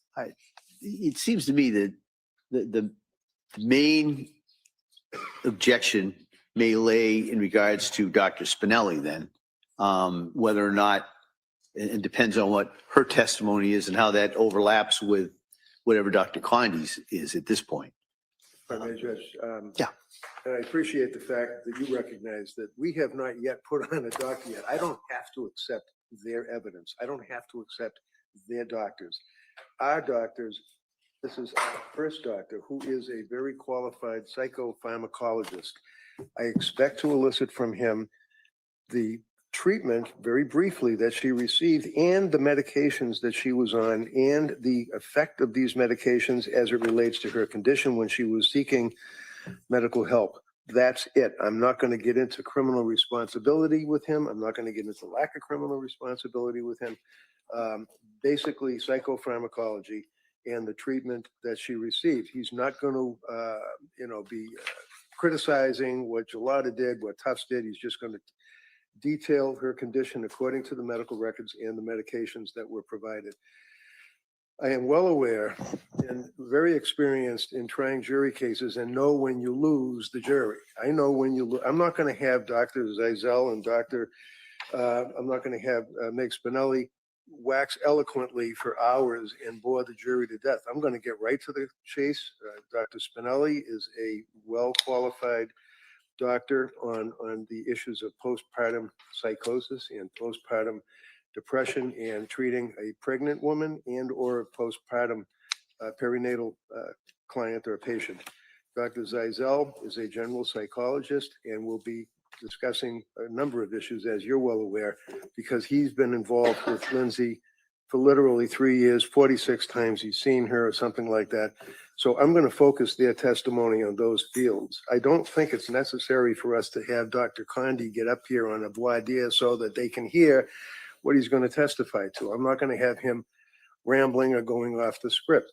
He signed an affidavit, which is even, I think, better than a medical report, that you usually get. So they have plenty to cross-examine it from. All right. And the intention is not to ask the question regarding standard of care. That's correct. All right. Yep. It's all been deleted because the objective All right. removed. Yep. All right. So over the Commonwealth's objection, I'm going to allow at this point Dr. Condi's testimony in line with the affidavit, basically in line with that affidavit, with the holding he's not to testify as to the standard of care opinion as he had the original statement. Can I just tell him that to make sure? Sure. Yeah, I think that's a great idea.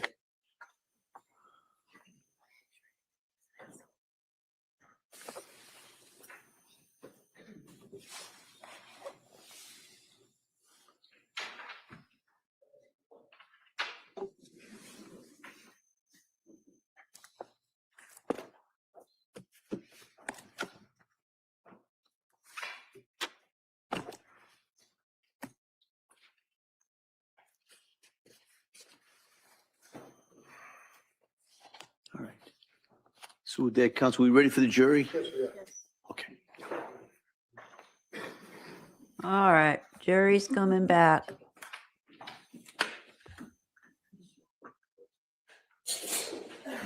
God bless you. I don't know. I can't guess. I wish we could see the jurors. I wish I could go there and see them. I'd love to be able to see them. I would be watching them as much as I could, like just to see their reactions, you know? All right, please, your entering. Could we approach while they're coming in? Sure, yeah.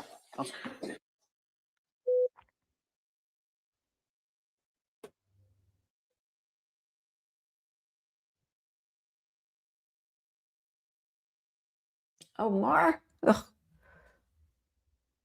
Okay. Email. All right. No, it's coming right back. Okay, good. I want to stick my tongue out at her. And then the other one, I want to pull her hair. Pull the bow off. A technological issue. I know. There's been some problems. We're going to try and work I on wish that. I could be. So instead of going with that witness, we're going to go on to the next witness, and then we'll put the technological problems for later. All right. So with that, Attorney Reddington? Yes, thank you, Judge. Dr. Cronin?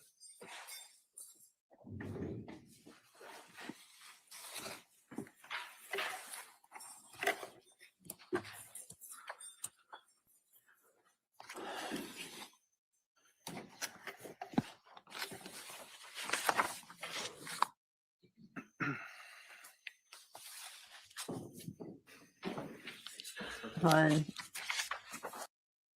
Francie put in Discord.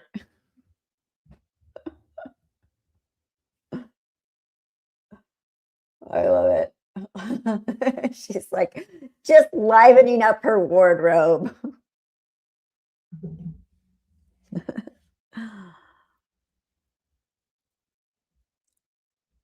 Yeah, I know who's there. I think she went back too. She put something on. Ugh. All right, sorry. I thought that was hilarious. Did you solemnly swear that the testimony and the evidence you shall give It really is, Lori. So makes such a difference to see them. Sorry, you may have a seat. All right. Good morning, Doctor. Morning, Your Honor. All right. Hi, Attorney Reddington. Thank you, Judge. Doctor, could you keep your voice up so all the jurors and counsel can hear you, and tell us your name and spell your last name? My name is Donald Condie, C-O-N-D-I-E. And tell us, what do you do for work, sir? I'm a child, adolescent, and adult clinical and forensic psychiatrist. And can you tell us your background as to where you went to school and when you got your medical degree and things of that nature? I graduated from Tulane University, then spent some time in graduate school at the University of New Orleans, and went to medical school at Louisiana State University in New Orleans. And then I came to Boston to the Massachusetts Mental Health Center to train in psychiatry. And where is that? The Massachusetts Mental Health Center was at 74 Fenwood Road. That building has been demolished, and now they're at 75 Fenwood Road in Boston. I was referring to more like, is that affiliated with any particular medical schools? Yes. What is it? Harvard. And what years were you working at the Mass Mental Health Center affiliated with Harvard? I started there after medical school. I graduated in 1982 from medical school, was an intern in 1982 to 83. And that was a Harvard-affiliated internship. And then residency was 83 to 85 for adult training, 2 years. Then 85 to 87, which is 2 years of training for child and adolescent. Then I did a forensic fellowship also at the Mass Mental Health Center. And during that year, I spent some time at Harvard Law School as a visiting fellow. And do you have, or did you have any board certifications that you can tell us about? I'm board certified in adult and child and adolescent psychiatry. Do you have a particular focus also on medications that are utilized in the course of psychiatry? Yes, I've spent a great deal of my career treating people in the state system with psychotic disorders and mood disorders. Tell us a little bit about that. Was there one particular period of time that you worked with literally more than 100 people that had serious psychotic disorders?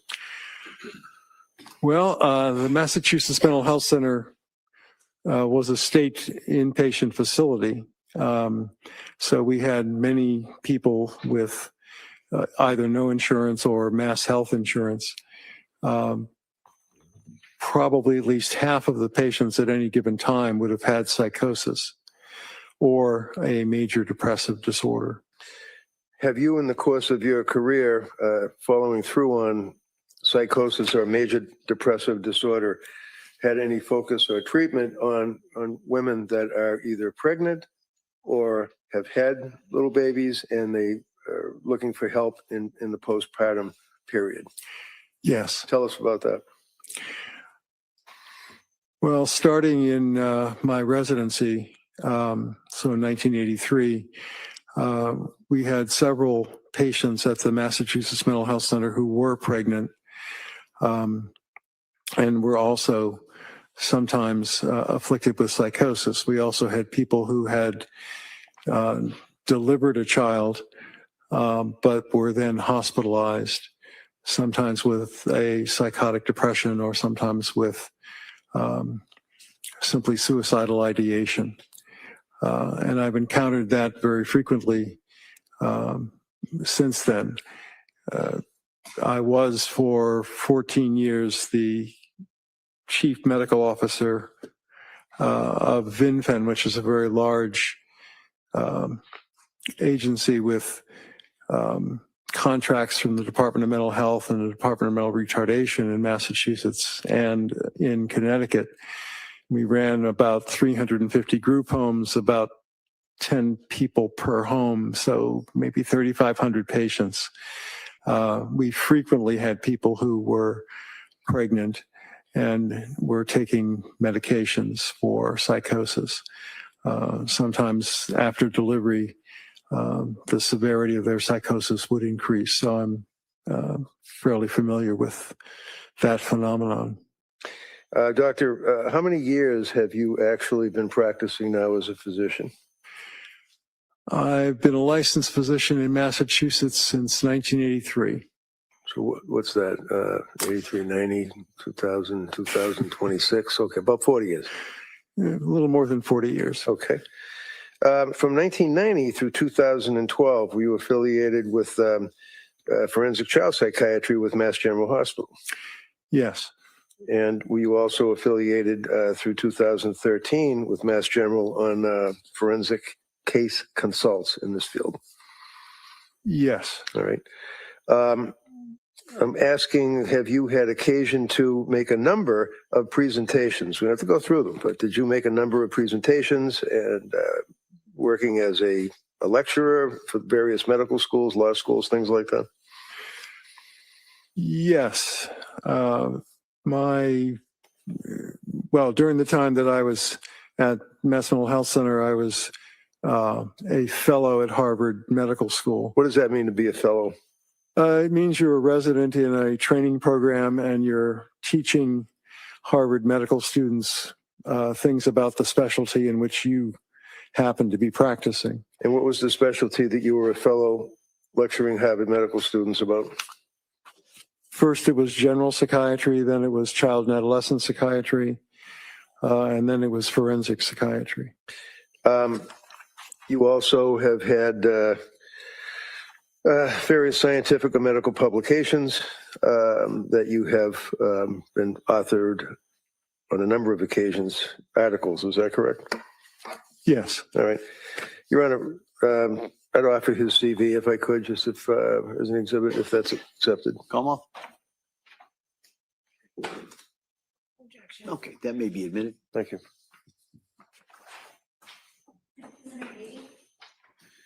Now, doctor, if you can tell me, do you know, not necessarily personally, but do you know of Lindsay Clancy? I know about the case in general, but I don't know anyone personally. Now, you have never met her, is that correct? That's correct. You've never talked to her, right? Never have. You've never evaluated her for what's called criminal responsibility, is that correct? That's correct. I have not. I consulted with you for purposes of psychopharmacology and issues like that in this case, is that right? Yes. Fair to say that we've had a number of conversations in the evening, off hours, about various medications administered to women that are pregnant or postpartum. Is that right? Yes. Excuse me. Can you tell the jury, in a summary, what documentation, medical records, police reports, things of that nature on this case that you've had a chance to review? Well, I've reviewed the records of Rebecca Gelada, the nurse practitioner, Dr. Jennifer Tufts, the psychiatrist that saw Miss Clancy. I've reviewed the Brigham and Women's Hospital records and the women and infants records. I've reviewed the McLean records. And I might be leaving something out.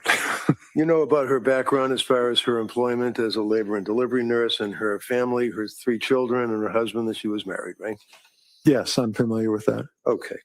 So if I could, doctor, direct your attention to, let's say, the fall of 2022, end of September. Can you tell us what Lindsay's status was as far as maternity leave with work and any complaints that she had at that time regarding her mental state? From my, excuse me. Could I get some water? We've got some on the way. Thank you. Thank you. Appreciate it. Sorry, my allergies are kicking up.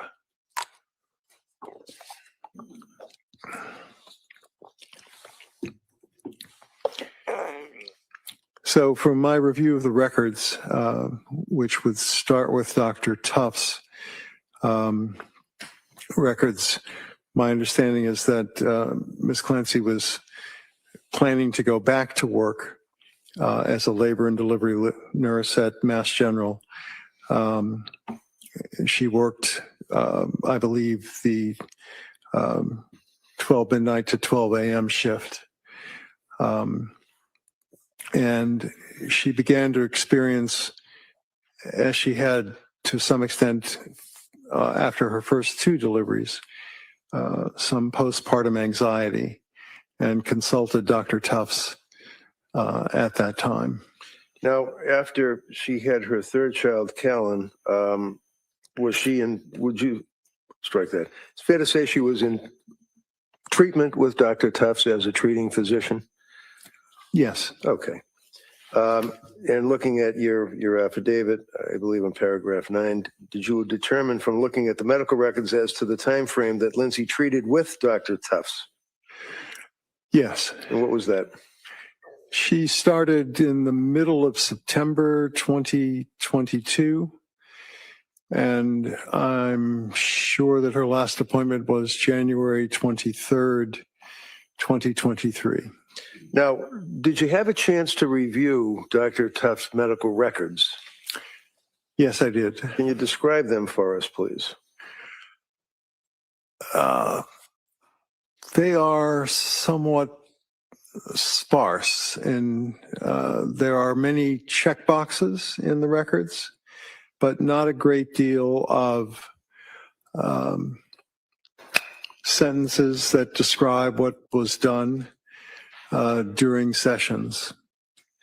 Were you aware that the sessions that Dr. Tufts conducted with Lindsay from September, the end of September, up through January 23rd were all televised on a computer?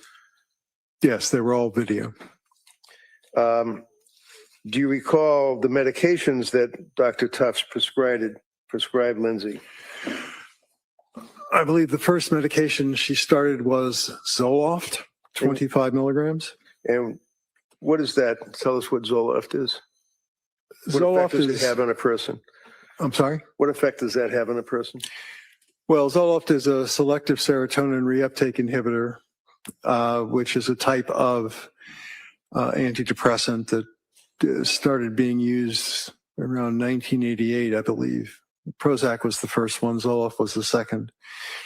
When it works to be helpful, it combats both anxiety and depressive symptoms that people might have. It also has, in some people, an effect of causing a feeling of jitteriness and increasing anxiety. So it's something that does have some potential side effects as well as beneficial effects. And when she was prescribed the original 25 milligrams of Zoloft, did she in fact take that, or did she defer on taking that?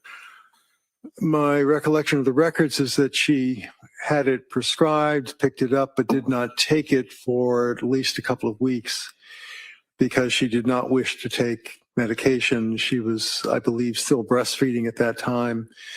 There are medications, and Zoloft would be one that would likely appear to some extent in the breast milk.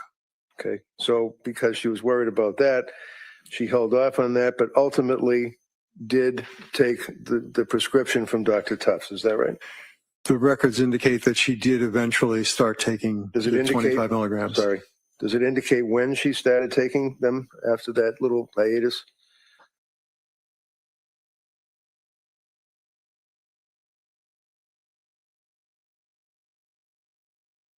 At the end of September.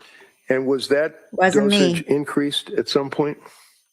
It increased from 25 milligrams to 50 milligrams. And what happened when Lindsay took the 50 milligrams of Zoloft prescribed by Dr. Tufts? The records indicate that she had a rather rapid series of difficulties, that she had insomnia for, I believe the records say 48 hours, couldn't sleep.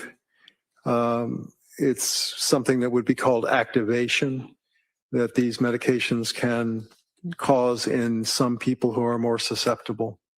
Now, by mid-October, after she began taking the Zoloft, would you agree that the records indicate a week after starting the medication and increasing the dose, she reported in October to Dr. Tufts what you're relating is that she felt, how did she describe it to Dr. Tufts? If you could, I don't want to put words in your mouth. Well, she felt that she talked about being numb. She talked about not being herself. She talked about feeling worse, not better. Antidepressants usually take at least 2 to 3 and frequently 4 to 6 weeks to have useful effects, but sometimes side effects can happen very quickly. Did she also indicate, looking at your affidavit, that she was crying all day, she was experiencing mental fog, terrified to start something new, anxiety had gotten much worse? Did she tell that to Dr. Tufts at that time at the end of October?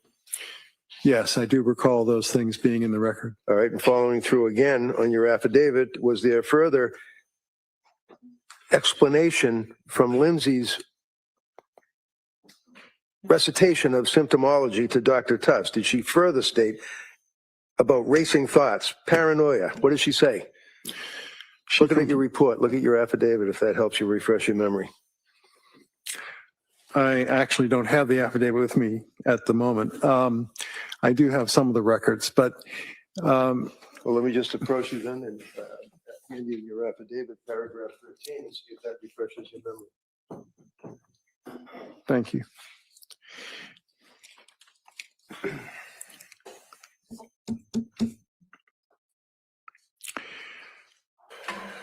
Yes. What did she say to Dr. Tufts?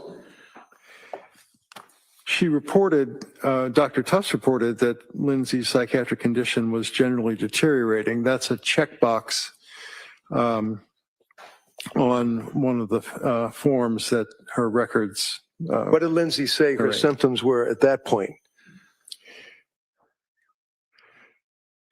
That she was having the racing thoughts, and that she was also feeling, as I said, not like herself. That her depression was worse than it had been. I believe that's also around the time that Dr. Tufts thought of trying a medication called Zulresso. Zulresso. Yes. And what is that? Is that you need that by way of injection? Yes, Zulresso is no longer marketed. It wasn't a particularly successful medication. It requires a 60-hour continuous IV infusion. In a hospital setting or in a medical setting? You have to be medically monitored. It doesn't necessarily need to be a hospital, but those are not necessarily things that can be done outside of a hospital. So she didn't do the Zulresso though, right? She did not. Wait, hold on. $34,000. That's the one we were talking about, that they took it off the market? I'm not aware of that. Yes, $34,000, told you, is really, really expensive, but they've had good results with it. Oh, yeah. Okay, well, listen, but I'm shocked. I didn't know it was off the market. I'm gonna have to look into that. Just for the medication, not for the monitoring. Okay. What's the next thing that happened with Dr. Tufts and Lindsay Clancy, sir? Well, if I look at my affidavit, when she stopped taking the medication, the Zoloft, she now felt better, as she had felt before she took the Zoloft, but she was less anxious. What was the next medication? She was put on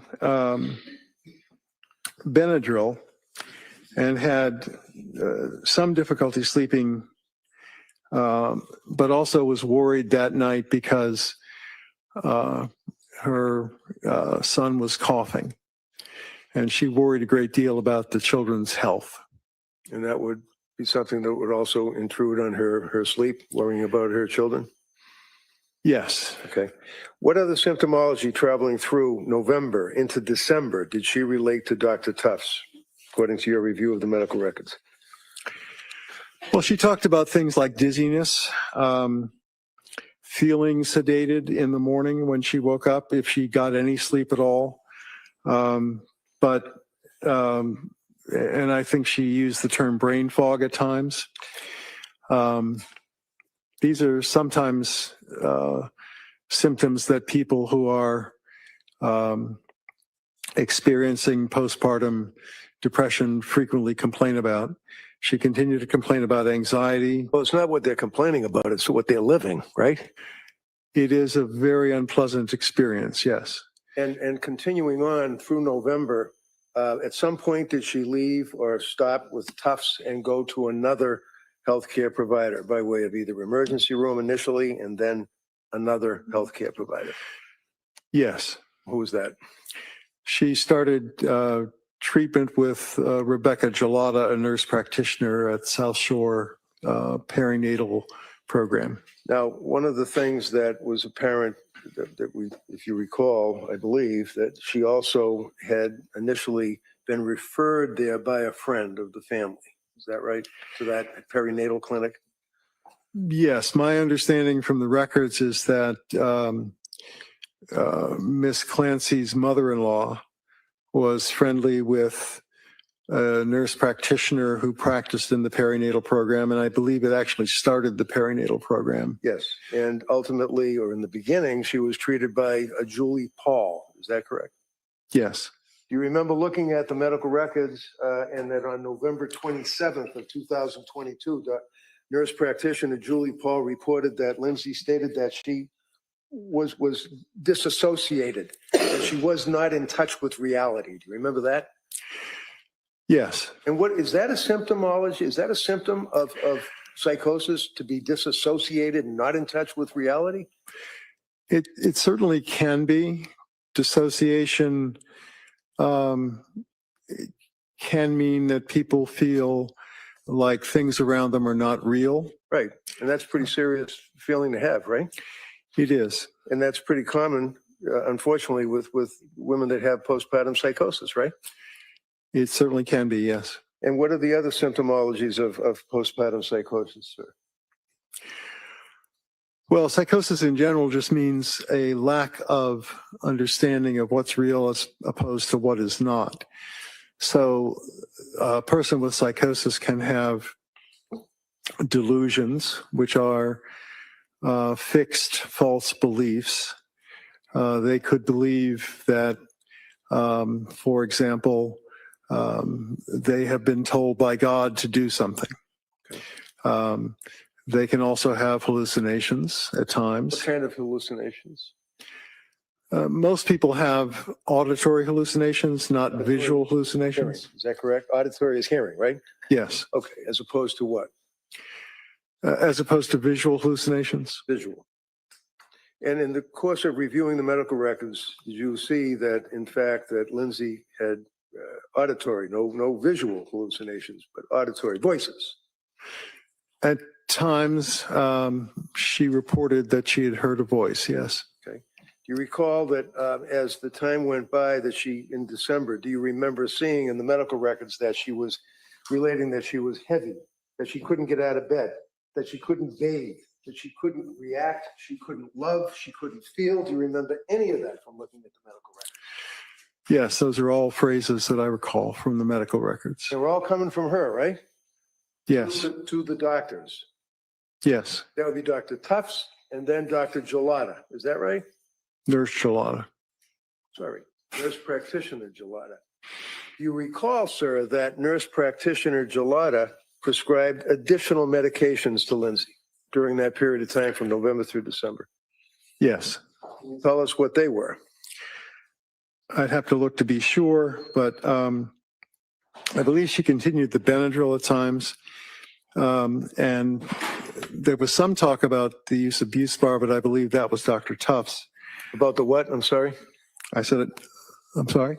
What was the word you just used? Oh, sorry. Buspar, which is the brand name for Buspirone, which is an anti-anxiety medication. Right.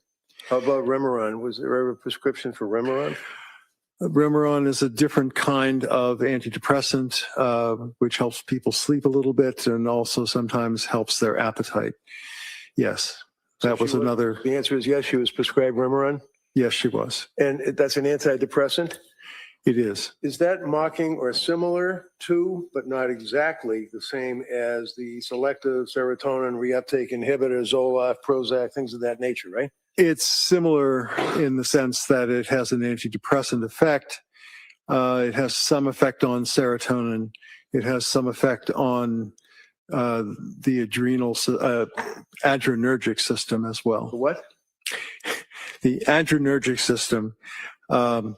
Adrenaline is a neurotransmitter. It's also a hormone that circulates if you are suddenly scared or something like that. You get a surge of adrenaline. So if you were in a near-miss car accident, you might find yourself shaking because adrenaline will flood into your system from the adrenal glands. But it's also a neurotransmitter, and mirtazapine has some effect on that. Now you said mirtazapine. Is that the same as Remeron? Yes, Okay. sorry. So it's two different names, generic and not generic. Mirtazapine is the generic name, and I was taught to use generic names. But Okay. yes, Remeron is. Around this time, Lindsay has been prescribed the Prozac, she had been prescribed the Remeron, she had been prescribed the Benadryl, she had been prescribed other medications very similar to the SSRIs. Is that correct? Yes. All right, and does the selective serotonin reuptake inhibitor, that's fancy word, what does it mean? Isn't that serotonin in your brain? Doesn't it block or in some fashion affect your brain? It's a little complicated to explain, but Let's explain serotonin. it. Tell the jury what serotonin means and what happens when you take an SSRI, please. Okay, serotonin in this sense is a neurotransmitter. The brain is a relatively complicated place. It has about 86 billion nerve cells. They've got thousands of connections to each other, but they're not like the wires in your house where you put two pieces of wire together, twist the copper, and then put a nut on that. Nerves don't touch. They go close to each other, but there's a space between them, and that's called the synaptic cleft. One nerve secretes a neurotransmitter into the synaptic cleft, and it moves over to the next nerve in line where there's a receptor. Serotonin does that in the synaptic cleft, but it's also taken back up by the nerve that secreted it so it's reuptaked. So a selective serotonin reuptake inhibitor slows down the reuptake of serotonin, prolonging its activity in the synaptic cleft, which causes the next nerve in line to be activated. I'm sorry that it's so complicated. So that's what serotonin is doing, and that's what a reuptake When a woman inhibitor is does. pregnant or has just had a baby, can you tell me what effect, for example, hormones have when a person has a baby? I know we're two guys, but I mean, do you know what happens when a woman has a baby? I've been at quite a few deliveries, yes. Okay. The fact is that many hormones increase. So progesterone is a hormone that many people have heard of. It's a component of birth control pills because it promotes gestation. So progesterone in a birth control pill fools the body into thinking it's pregnant, which means it doesn't, the woman doesn't produce eggs that could be fertilized. And that's the way the birth control pill works, or some of them do. Progesterone goes down very quickly after birth, as do many other hormones that are going up and then down after birth. So if the hormones go up, and if there's an overload, if you will, might be the wrong word, of hormones, what effect does that have on the human body? What effect does that have on a woman who's just had a baby? Well, it's quite complicated. Just tell us basically what your feeling is. If they want to get into it, they can ask. But what effect does it have on a woman that has a baby? Well, one of the other hormones that goes up is prolactin. So after the woman gives birth, prolactin promotes lactation, and it's a hormone that increases so that the mother can then breastfeed. These hormones are also seen in all mammals that feed their young through producing milk. So it's a very common mammalian thing to do. But other kinds of things can happen Excuse me, to did you say males or mammals? mammals. Okay, because mammals don't breastfeed, right? I'm sure they don't, yes. Okay, so as far as the hormone, again, I would ask when a woman has a baby and the placenta, I think I pronounced that right, is through the birth.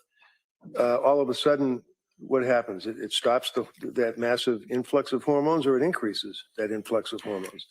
Well, some hormones go up, like prolactin, and some hormones go down very quickly. What effect does that have in your experience and your education and your research on women that have a baby? What effect does that have on them?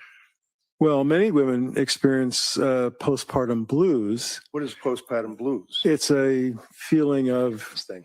I'm sorry? Sounds like a 50s thing. What's postpartum blues? It's a feeling of low energy and being sad, not as serious or usually as long as postpartum depression. What is postpartum depression? Is that the next level? It's a more serious condition where the woman may feel that she can't connect to the baby, that she feels isolated, she has no energy, she may also have insomnia. So, for example, if a woman is unable to sleep, feels as though she's losing a contact or connection with her infant, is stressing about not having that contact with her infant, feels that she's unable to emote or feel love or any emotions and can't relate to people and also is out of reality, are those, or dissociative state, are those, in your opinion, symptoms of postpartum depression and or leading to postpartum psychosis? Yes, they are. And Lindsay had those symptoms, didn't she? She reported all those symptoms, yes. Doctor, when a doctor like Tufts is meeting with a person and checking the boxes, can that doctor give a blood test to the patient? Certainly. Is that important in your opinion, that a doctor give a patient, especially a woman who's coming to them for help with these symptoms, give them a blood test? Yes.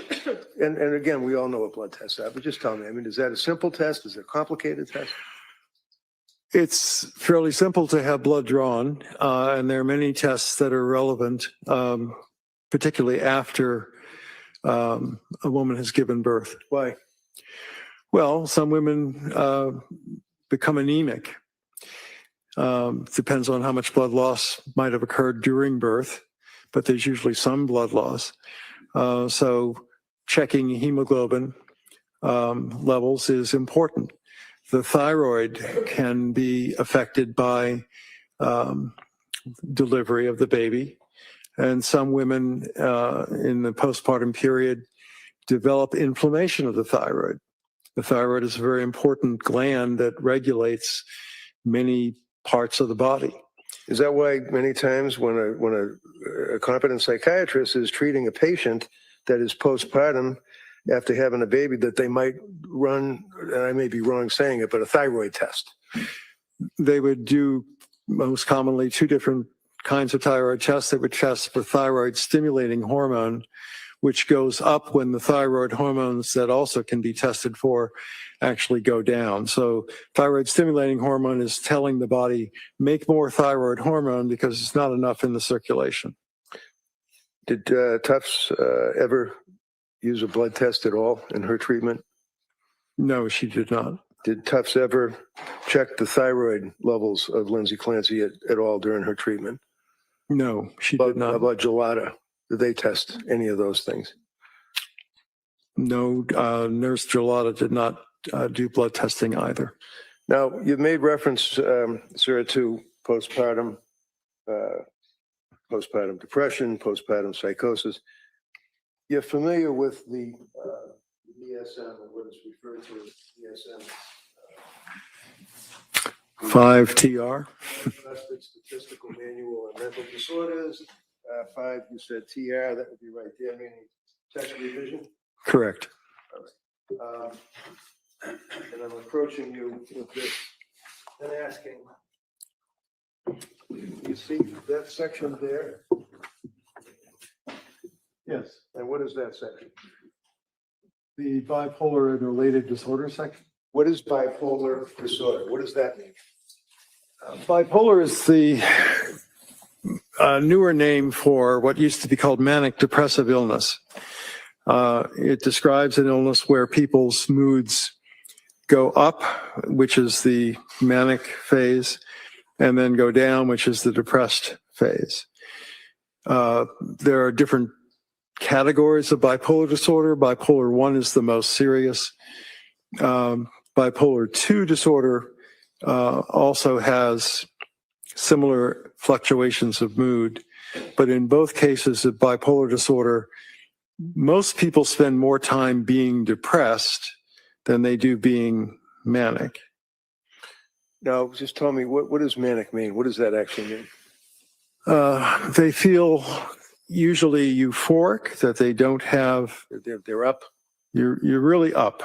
Okay. You're extremely optimistic. You might spend a lot of money foolishly, but you wouldn't worry about that because certainly you're going to win the lottery. You can just feel it. So there can be psychotic thoughts along with bipolar mania, unreasonable expectations. Like I said, that you're destined to win the lottery, or in serious cases, you can believe that God is speaking to you and has appointed you to do some special thing in life. How about excessive cleaning and, let's say, divesting oneself of personal property, cleaning garages, things of that nature?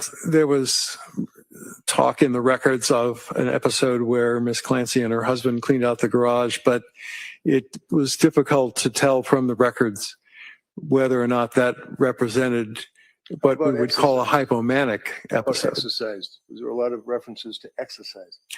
There were a lot of references to exercise, and exercise can be a very useful thing.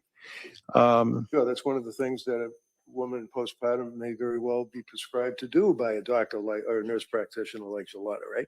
I believe that nurse practitioner Julie Paul recommended a long run at one point. So there's nothing wrong with a woman going to, let's say, Kingsbury or whatever it is, or taking her kids to the local gym with a swimming pool and trying to get some exercise in the postpartum stage. That doesn't, that's something you wouldn't hold against her, right? No. Okay. Now, how about, are you aware that within a very short period of time after she had baby Callan, that she actually ran a road race? Yes. Is that indicative of a person that's kind of ramped up and doing these things you're talking about? It's unusual to decide to run so soon after delivering a baby. I believe that she ran on the day that she might have delivered her last child, Callan. That's correct. So during the month of December, in your review of the records, would you agree that her symptoms that she has related to the doctors that were there to help her, they basically increased, did they not? I'm sorry, I couldn't They quite increased. Yes. And are you aware that then she went somewhere voluntarily in December? Yes. Where?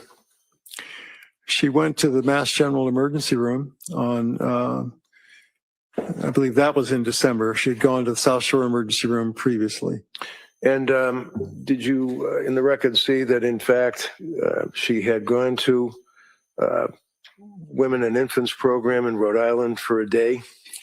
Yes. And are you familiar with that particular establishment? Is that supposedly helps pregnant women? Yes, I reviewed those records as well. And do you know why she was discharged after a day? The records stated that they thought that she was having complications from medications more than she was suffering from postpartum issues, and therefore was not a good candidate for their program. And this was after getting there at 8 a.m. and leaving there around 4 o'clock in the afternoon, right? That's my understanding, yes. And the records indicate, if you read them, that during that period of time, there were little group discussions and coloring sessions and things like that. Is that correct? Yes. You know that there are suicide hotlines that people are told to call, right? Yes. Especially if a woman is in postpartum and is experiencing these difficulties and is describing the symptomology and on all these medications, that if you feel like you're going to kill yourself, you're supposed to call a telephone number, right? Well, it wouldn't be the advice I would give, but that was some advice that was given, yes. And did she call, to your knowledge from reviewing the records, the telephone? She called the Aspire hotline, I believe, on 2 occasions. And was she given any help by the Aspire hotline? I believe the records say that she was told by Aspire that since she did not have a suicide plan, she did not require what's called a higher level of care, meaning an inpatient admission. So she basically had been to Nurse Gelada. She had contacted Aspire on 2 occasions. She went to Rhode Island Hospital on a recommendation the day after she was recommended to go there, and left after not being accepted. After calling the suicide hotlines, things got to the point where she and her husband went to an emergency room. Is that right? Yes. And did they get treatment did she get treatment at the emergency room?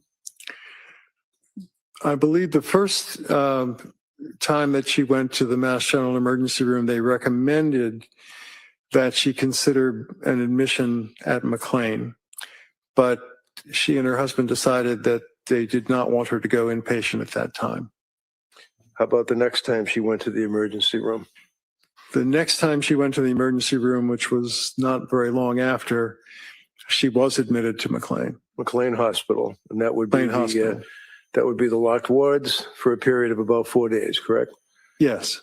In reference to the bipolar disorder that we touched upon, sir, is that something that's a consideration when you're treating as a psychiatrist a woman who's coming to you for help and expressing concerns about the symptoms that we've talked about? Yes. Why?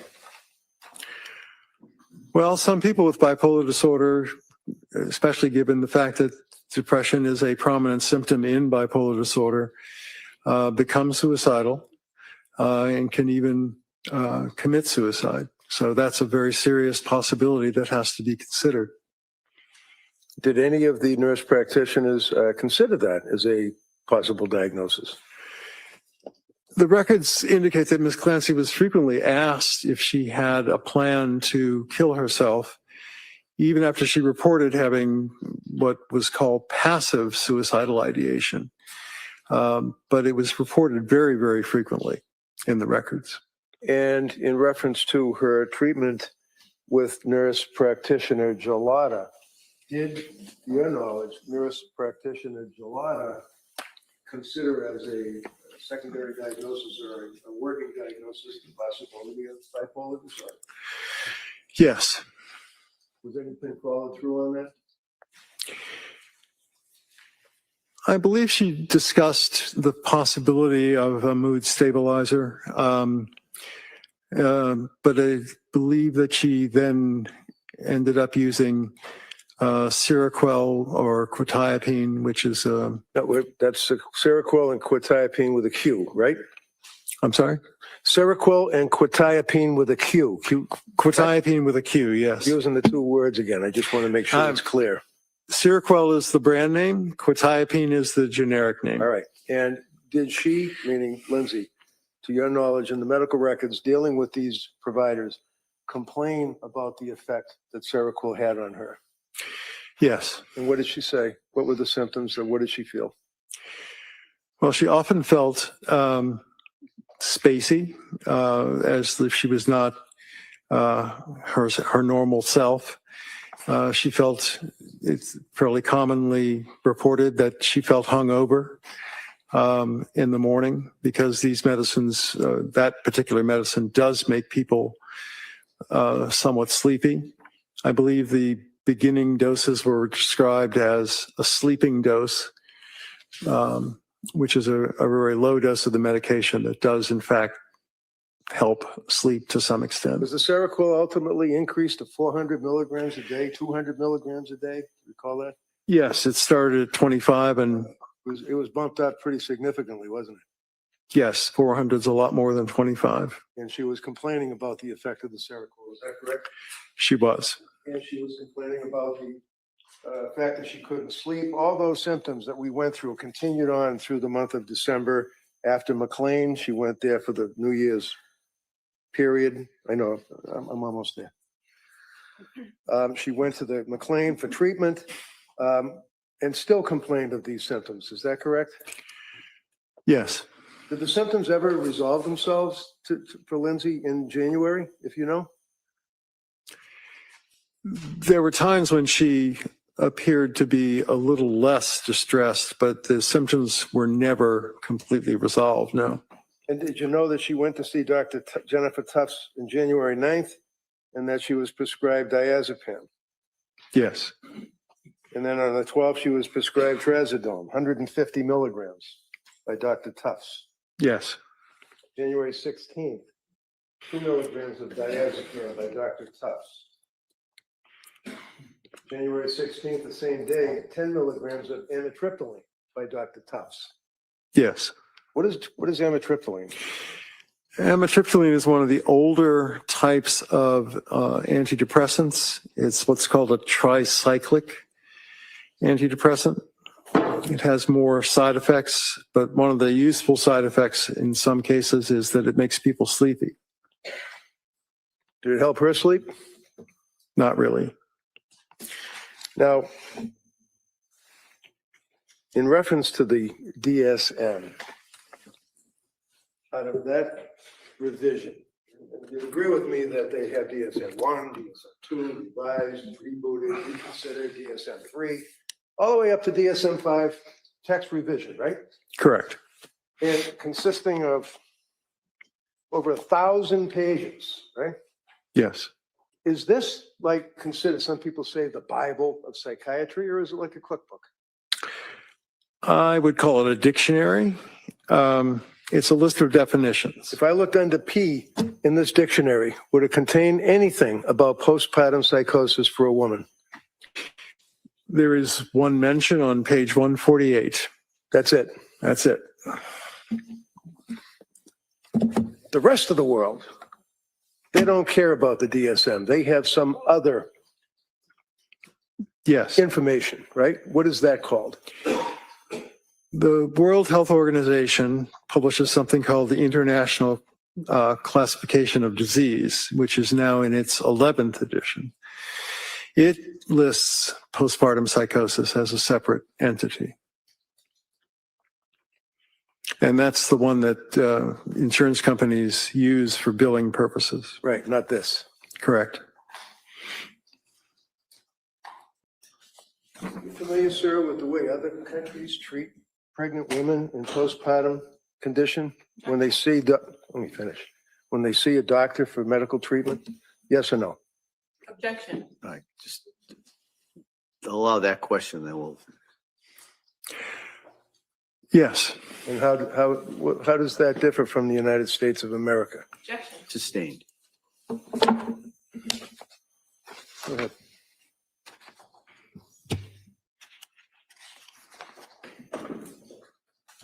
Como?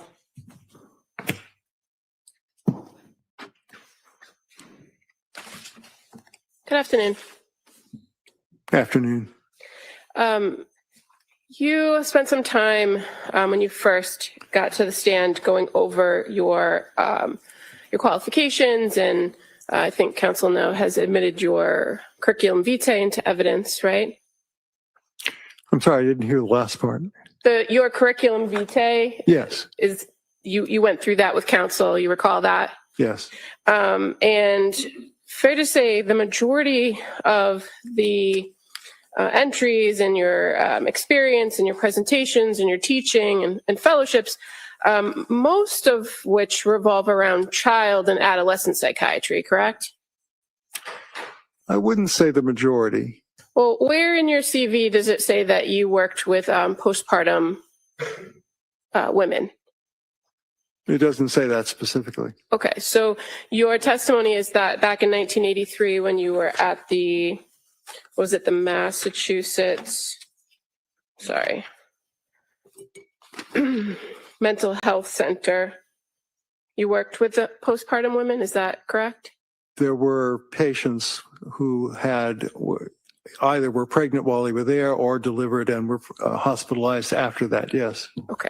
And your involvement in this case with defense counsel, wasn't directly that he reached out to you, was it? It was that you had provided some information as it pertains to a civil lawsuit that's pending. That's correct. Okay. And so this affidavit that counsel's been referring to that you drafted, you've revised it for these proceedings, but fair to say you went through a series of records that didn't include anything related to this criminal case, meaning no police reports, interviews, photos from the scene. Is that fair to say? No police reports, no photos from the scene. So the majority of what you reviewed pertained to medical records, right? Yes. And in fact, you cite in your affidavit a New Yorker article for facts. Yes. That's where you got most of your facts, is from a New Yorker article. No, I also spoke to Mr. Clancy. You spoke to Mr. Clancy? Yes. Is that in your affidavit? Well, you have it before you. Can you point to a paragraph where you indicate that you got a report directly from Mr. Clancy? I don't know if it's in the affidavit, Okay. but I did interview Mr. Clancy for 90 to 100 minutes. Now, in relation to kind of going through the medical treatment, you indicate that the defendant reported that she was hesitant about taking medications. Do you recall that in paragraph 11? Yes. But you're aware that she sought out a psychiatrist, not a therapist, not a psychotherapist or a psychologist. She sought a psychiatrist as her first contact in the postpartum period, correct? Correct. And psychiatrists presumably prescribe medications and don't necessarily offer psychotherapy, do they? Well, all psychiatrists are trained to do psychotherapy to some extent, at least. But yes, they can also prescribe medication. And through the records, you learned that the defendant did have reactions to low dose of Zoloft. And your testimony is that a blood test would have helped. Is that your testimony? Yes. So a blood test that's about 4 or 5 months postpartum, how is that going to help prescribers? Well, the blood test I was thinking of was you could do a level of the antidepressant in her blood, and that would tell you whether it was average, expected given the dose, or too high or too low. And that would yield results if a person's only been taking medication for less than a week? Yes. But you indicate that over a period of 4 to 6 weeks is when you would expect to see a medication start to take effect, correct? It sometimes takes that long, yes. Now, you also spoke a little bit about Zulresso. You're aware from reviewing the records of Jennifer Tufts that she researched Zulresso and spoke about Zulresso, but never made a recommendation to the defendant that she do that injection. Yes. You also describe that by November 21st, that the defendant was experiencing suggesting symptoms of mania, like racing thoughts. But in fact, the criteria is not just racing thoughts, it's racing thoughts, pressured speech, correct? There are a number of criteria that are listed, but racing thoughts is one of them, yes. Okay. And you also list, or you identify in your affidavit, extreme insomnia, but for mania, it's not just insomnia, it's that there's insomnia with a decreased need for sleep, correct? it can be decreased feeling that you need to sleep even if you didn't sleep for several days. But it's also true that some people feel very tired. It's not just one or the other. You're aware that the defendant denied a decreased need for sleep around that time period in November from the records, aren't you? In that period, yes. You also indicated that in reviewing records pertaining to, I think you noted Jennifer Tufts, that her notes were a series of the record was a series of check boxes, right? That was your testimony? There are a few sentences, but there are mostly check boxes, yes. And fair to say, the way in which those notes are created, there are several areas in which notes are placed at different points in those records. There are notes at certain places, yes. And those notes are reflective of statements that the defendant was making about her mood and how she was feeling and symptoms, correct? Yes. Those are all important things for a treating psychiatrist to consider when they're considering a patient's overall presentation. Is that fair to say? Yes, fair to say.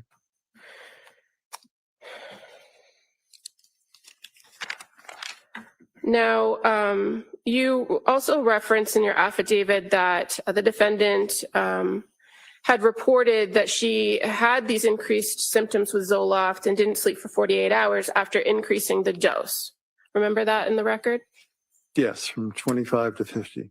And you didn't review any police reports to identify that there were only 7 pills missing from that bottle of sertraline, did you? I did not review a This police part report. no. bugs me. So if a person takes 7 pills over 1 week period at 25 milligrams, how do they increase the dose without more pills missing from the bottle? I gotta say, Well, I believe, hold on. God, I can't you take took- this thing. Pause. You know, she keeps trying to mislead everybody on this, and it's driving me absolutely insane. If the dosage was increased, the doctor sent in a new prescription. Yeah, you can double up for a minute or two, but in the meantime, the doctor would write a new prescription for the 50 milligrams. So odds are she got a new prescription, quit taking the 25s, and started taking the 50s. But we know she didn't like the way that they worked on her anyway. So nobody's going to take a medication that's making them feel like crap, worse, you know. But in the meantime, she's just trying to mislead everybody. Like, and people on Facebook and stuff are like, she didn't even take the medications that were prescribed. And then other people are like, she was a benzo addict. It's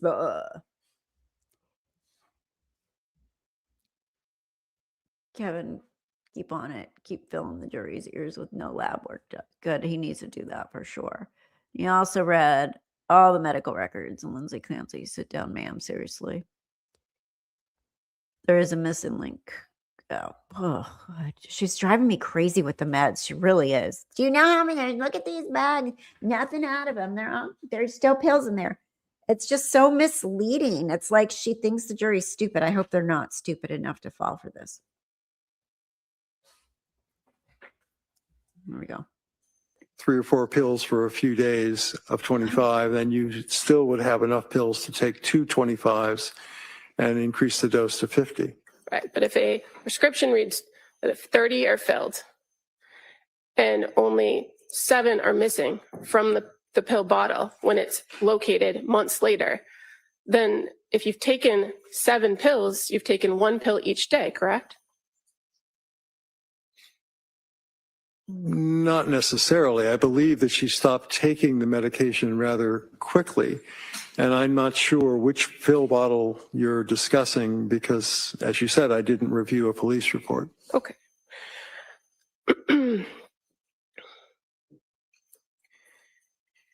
Now,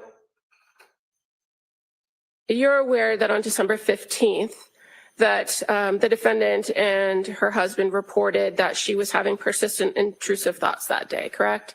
Yes. And that's the day she first presented to Mass General Hospital. Yes. And you're aware that Mass General Hospital is directly affiliated with McLean Hospital, right? They are affiliated, yes. And that she was advised to go to the inpatient program and she chose not to go. Yes. From reviewing the records, did you see how Letitia Dukes, a social worker or a mental health worker, excuse me, from the South Shore Perinatal Behavioral Health Clinic had previously had discussions with the defendant about going to women and infants before her presentation to the Mass General ER on December 15th? Yes. And she didn't, in fact, go to that program until December 20th. Is that fair to say? Yes. Now, you also mentioned in your review of the medications, lamotrigine.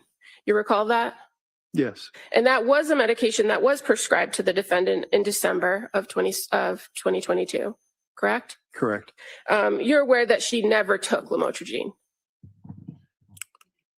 I believe that's what she said, yes.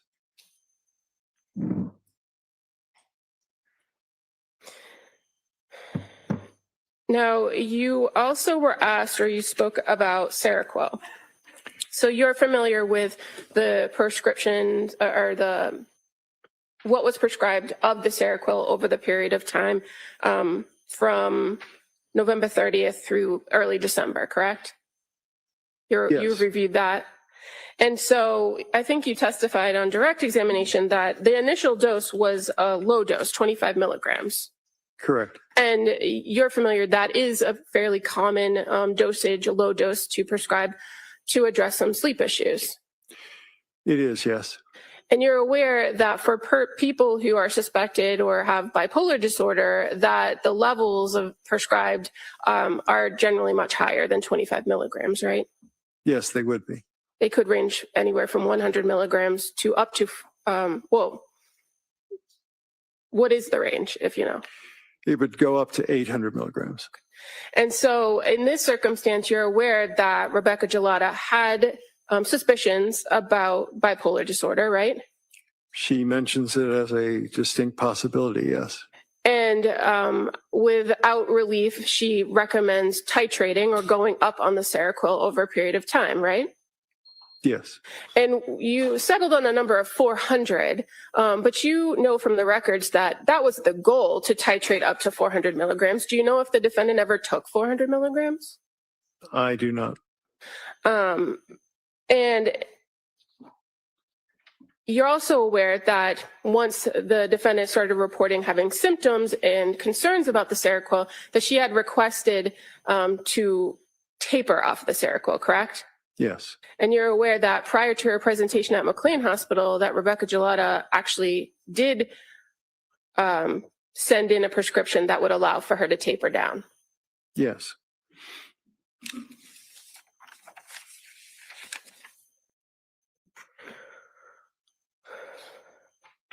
And when the defendant was admitted to McLean Hospital on January 1st, she was already on a taper plan, meaning she had gone back down to approximately 100 milligrams per night. I believe she was, yes. And that at McLean, they further immediately started to reduce the dosage with each night. I believe that was the plan at McLean, yes. So the first night she was there, she went down to 75 milligrams, correct? I believe that's correct, yes. And then by the time she was discharged, she was at 0. Yes, and they were talking about the amitriptyline. Well, did she leave McLean Hospital with a prescription for amitriptyline? I don't know if she left with a prescription, but it was discussed in the records that they recommended that. And as of January 12th of 2023, you're aware that the only active prescriptions for the defendant were for amitriptyline, right? Yes. And Valium as needed and trazodone. That sounds correct, yes.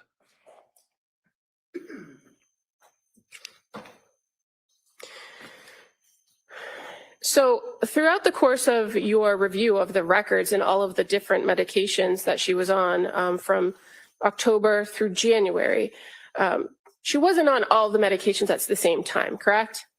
No, not at the same time. And it's fair to say she was only on maybe 3 medications at one time. 3, there might have been 4 at one point, but yes.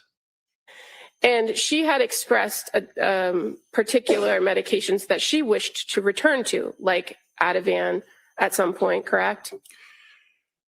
She was quite ambivalent about Ativan and talked a great deal in the records about being worried that she was addicted to it. But Ativan tended to work for her, correct? It made her feel less anxious.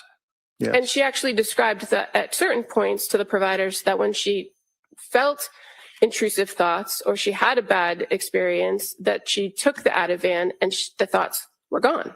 Didn't she not? I'm not sure that she said the intrusive thoughts were gone, but she would feel less anxious when she took it.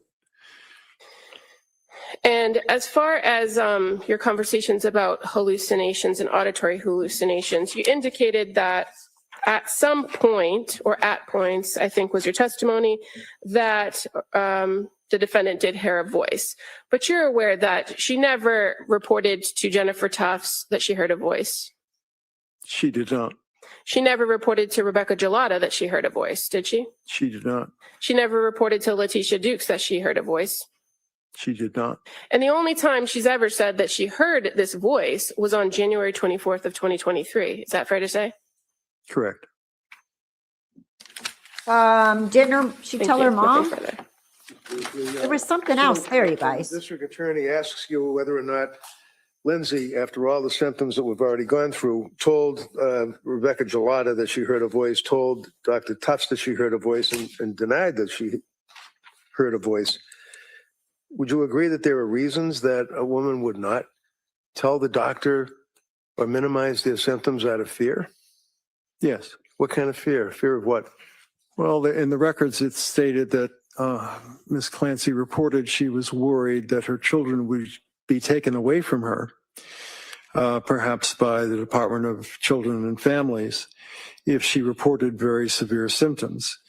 The other thing is, as a health care professional, boards of registration sometimes take a dim view Exactly. of people who have Lose your nursing license. been in treatment for certain psychiatric illnesses. And so Bam. she might have been concerned about her nursing license, but that's speculation. So there are other reasons why a person may be concerned about telling healthcare providers, mandated reporters, that they're hearing voices, correct? Yes. Would you agree with me that you don't have to see the proverbial unicorn in the corner to your health provider to be suffering from psychosis? Yes, that's true. And can you tell us, Council was asking about the symptomology, psychosis, is that something that just grinds on for day after week after month, or is that something that comes on out of nowhere very quickly? No, overall. It can be quite episodic.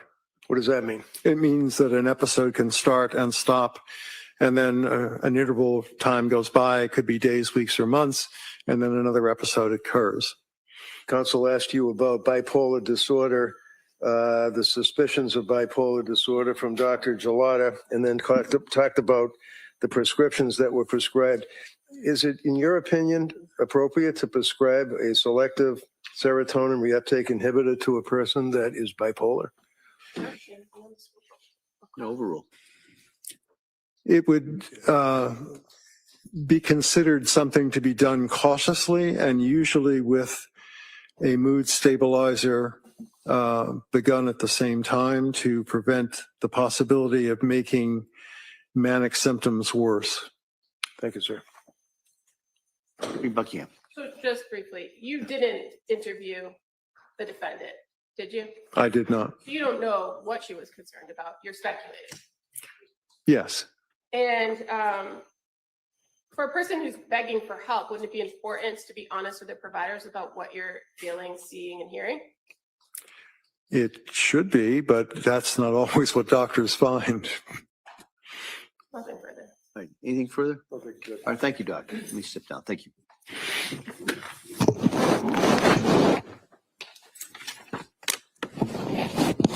Could I see a sidebar against scheduling?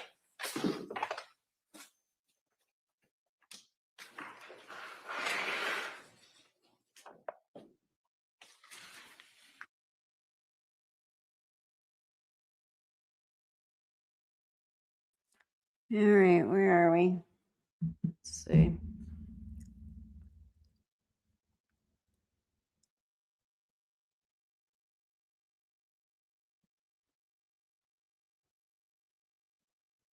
What's that all about here? Do they not?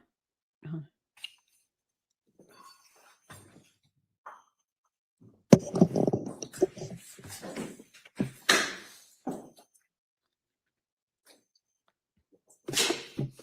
What are we doing? Sure, so next to the forum. All right, so Council, anything we need to discuss before the break? All right, so we'll come back at 2, we'll be in recess till 2:00, and we have one of 2 different witnesses depending God, we're on gonna how catch things up, work aren't out we? over the break. Yep, we can Okay. go all day, no All problem. right, thank you. Thank you. Let me get to that part. Pull her hair. Pull the bow off.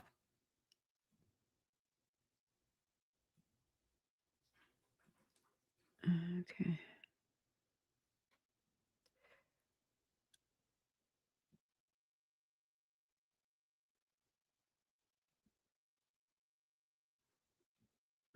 Mhm.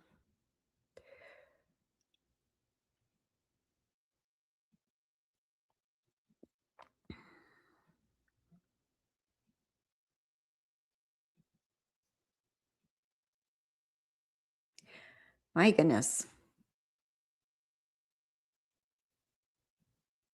He should be coming back here. She always thinks she's going to trip up one of these experts. Instead, she falls flat on her face. Yep, she does. And then she gets irritated because she can't compete with this attorney, even though a lot of people think that he's terrible, but it's just the bias thing. They want her to be convicted of murdering and have been in sound mind. So whatever. I watched the perinatal nurse on Nancy Grace, and it was great. She said, Nancy, you have no clue about postpartum depression psychosis. First, it starts with physical symptoms leading to auditory demands. Yeah. People aren't even educating themselves about it. Like, it's really sad. Nancy Grace, I watched her one day when she was talking about Lindsay Really Nasty, and I've gone back and watched her again about this case because she's just making me mad. But she had a perinatal nurse on. Good for her. But good for her saying you have no idea. Like, it's such a weird thing that we're still in the Stone Ages on this here. It's so bizarre. Sad. You know? Everybody's all about, women should have equal rights and stuff, but then there's all these women out there that are like, I don't want to learn about it. I don't want to know about it. If it was me and I really thought that she was guilty, but the defense is about postpartum psychosis, I would literally research it instead of just being nope, nope, nope, nope, nope, nope, nope. The lawyer's stupid. She's reaching. No. All right, let's see where we're at here. I thought we were right here. There we go. Court is back in session. All right.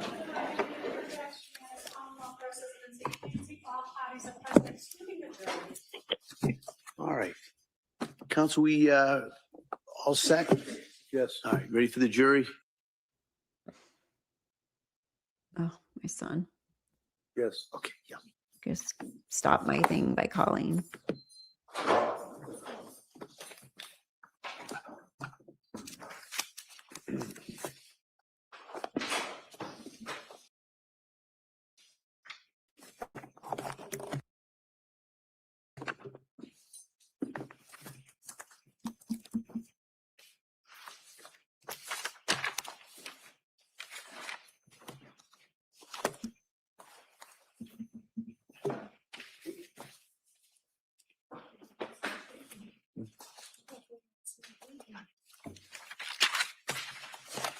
They seem to have the faith in us.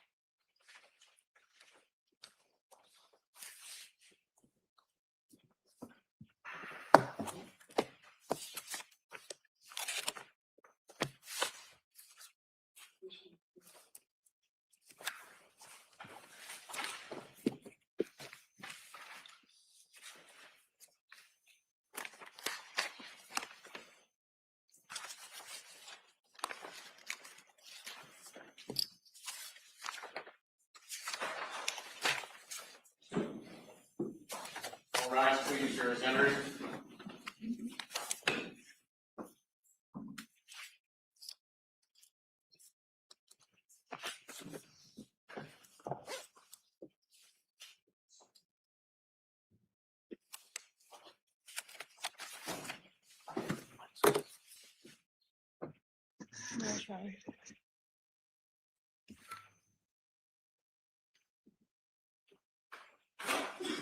Court is back in session. You may be seated. Your Honor, for the purpose of the record, we return back to the trial of Commonwealth versus Lindsay Clancy. All parties are present, including the defendant and including the 18 jurors. All right, thank you, Madam Clerk. Members of the jury, I think we got everything fixed. Thanks for your patience. The next witness that's going to testify is going to be testify either by Zoom or teleconference, as you can see. I just want to tell you, this witness will be under oath, and you can consider her testimony the same as if she was testifying here live. Okay? All right. Mr. Rankin. Yes, thank you. May I swear her in? Yes. Dr. Lapisato, please raise your right hand. Do you solemnly swear that you solemnly swear that the testimony and the evidence you shall give to the court and the jury in the matter now pending between the Commonwealth and the defendant at the bar shall be the truth, the whole truth, and nothing but the truth, so help you God? I do. Thank you. Counsel. Good afternoon, Doctor. Can you hear me? You're a little echoey, but I can hear you. Okay, I'm just standing in the corner here so that everybody can hear you. Tell us your name and spell your last name, please. Dr. Elizabeth Laposata, Laposata. And fair to say that you have some issues that require you to speak to us today by Zoom rather than appearing in person as you intended. Is that correct? Yes, that's correct. Okay. Tell us what you do for work, Doctor. Well, I'm a medical doctor, board certified in anatomic and forensic pathology. So I have an active practice in forensic pathology where I review cases to understand how people get injured or how people die. And how can you tell us your educational background? Certainly. I graduated from Bucknell University in 1975, cum laude with honors in biology. I went to University of Maryland School of Medicine, where I graduated with an MD degree in 1979. I did my 2 years internship at Johns Hopkins Hospital in anatomic pathology, which is the study of diseases of the body. Then I trained in St. Louis, Missouri, with a fellowship in forensic pathology, which is understanding causes of death and how trauma affects the body. Do you hold any board certifications or any licensures in that field? Yes, in 1983, excuse me, I sat for my board exams and became board certified diplomat of the American Board of Pathology in anatomic and forensic pathology. And tell us your work history, if you would, please. Certainly, since I became board certified in 1983, I've had faculty positions in St. Louis University School of Medicine, where I also was the assistant medical examiner for the city of St. Louis.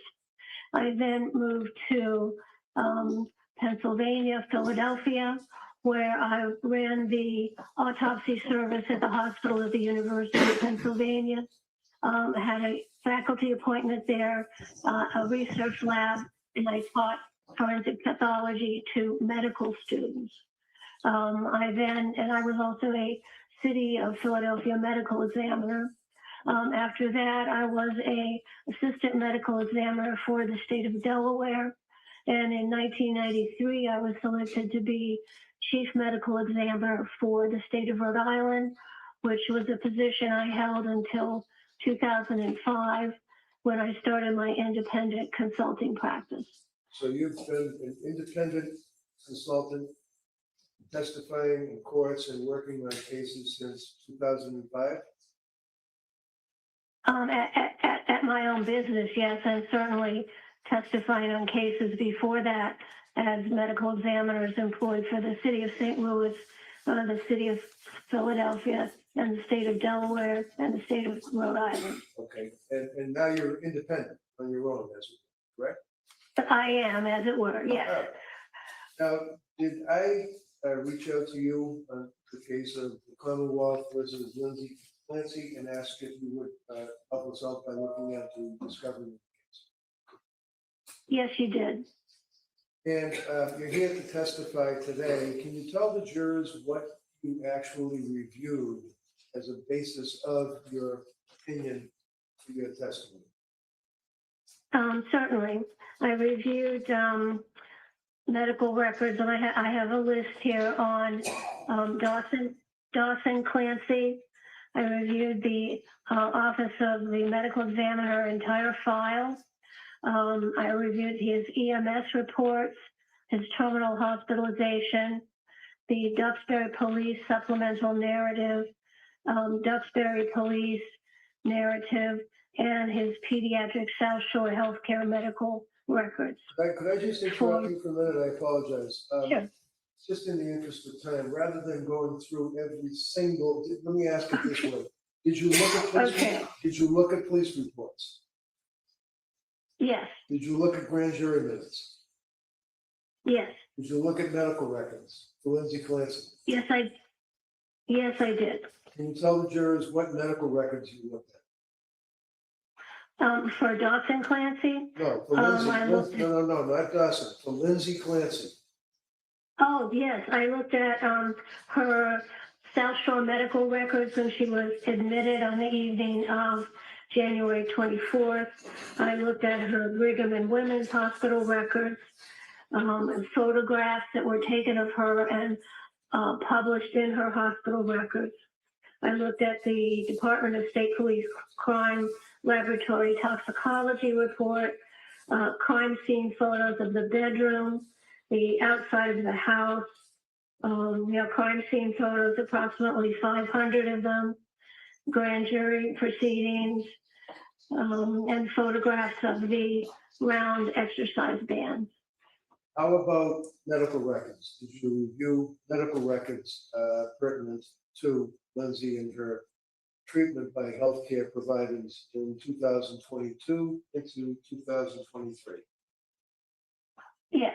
Can you tell us what records you looked at? Well, I looked at her records from the post-injury records from South Shore Hospital, where she was first transported after she was found in the backyard of her house. And then I looked at her hospital records where she was transferred from South Shore Hospital to Brigham and Women's Hospital. Excellent. Doctor, in the course of preparing for your testimony here, did I direct you to a gentleman, Mr. Drake, and ask him for help putting together a little diagram to illustrate your testimony? Yes, you did. Mr. Jeffrey Drake Graphics. Yes. Under my direction, we put together some illustrations. And could I, we all know what it is. Could I do this now? If you want to, is there any objection? Just the prior Other than, questions. yeah, so the same ruling, that may be admitted. Do you want to pass out Sure, those? that'd be great. Yeah.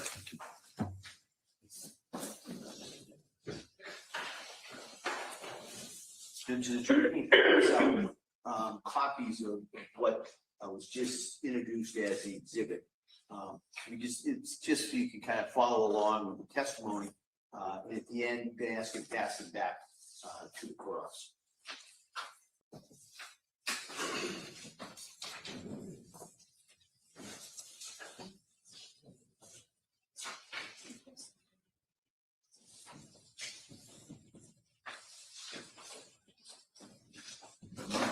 Mark that. 281. Thank you.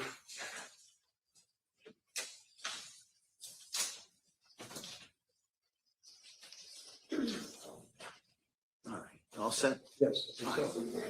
Thank you.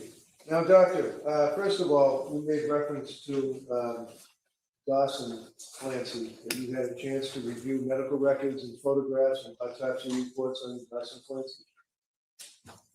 Yes, on Dawson, Cora, and Callan. All three, okay, three of the children. One of the questions that I have is that of the photographs, the autopsy photographs that you Frank, do would, you want to take that? It might be just kind of confusing, is that that's better. Then we can go back, we get back to the charts, we can do that. Okay, thanks. thank you. The autopsy photographs, did you have a chance to review those, Doctor? Yes, I did. And in your extensive experience, have you had a chance to see autopsy photographs of young children, infants, adults, people being examined prior to an autopsy, and of course during an autopsy? Oh, yes, many. Now, my question simply is, did you notice on the autopsy photographs of the children what, let's say, have been referred to as bruises to this jury? Have you seen, are you aware of that testimony? Yes, there were bruises consistent with active children jumping and running.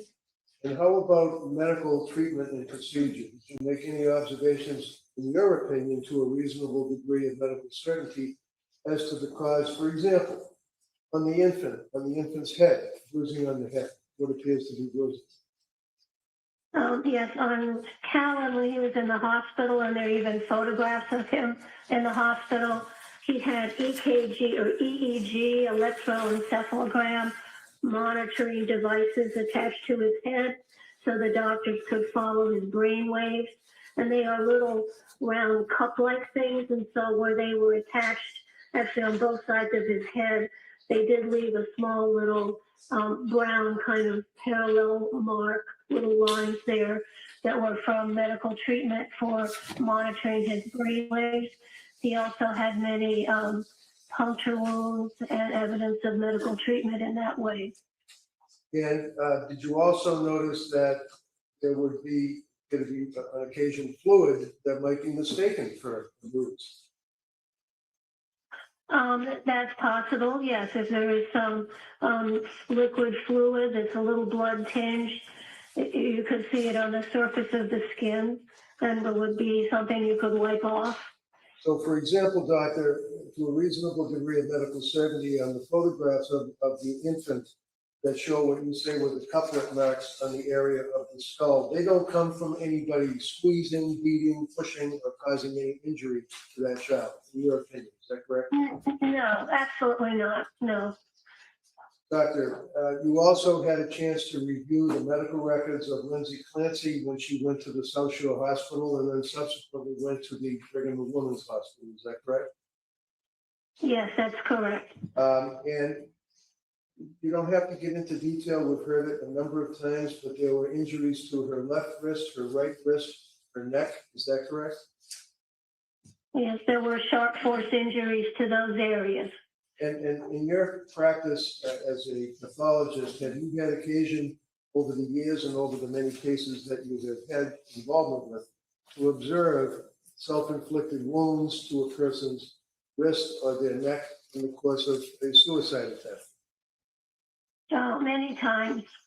And can you tell the jury, to your opinion, to a reasonable degree of medical certainty, as to the nature of these injuries, and are they consistent with somebody trying, in your opinion, trying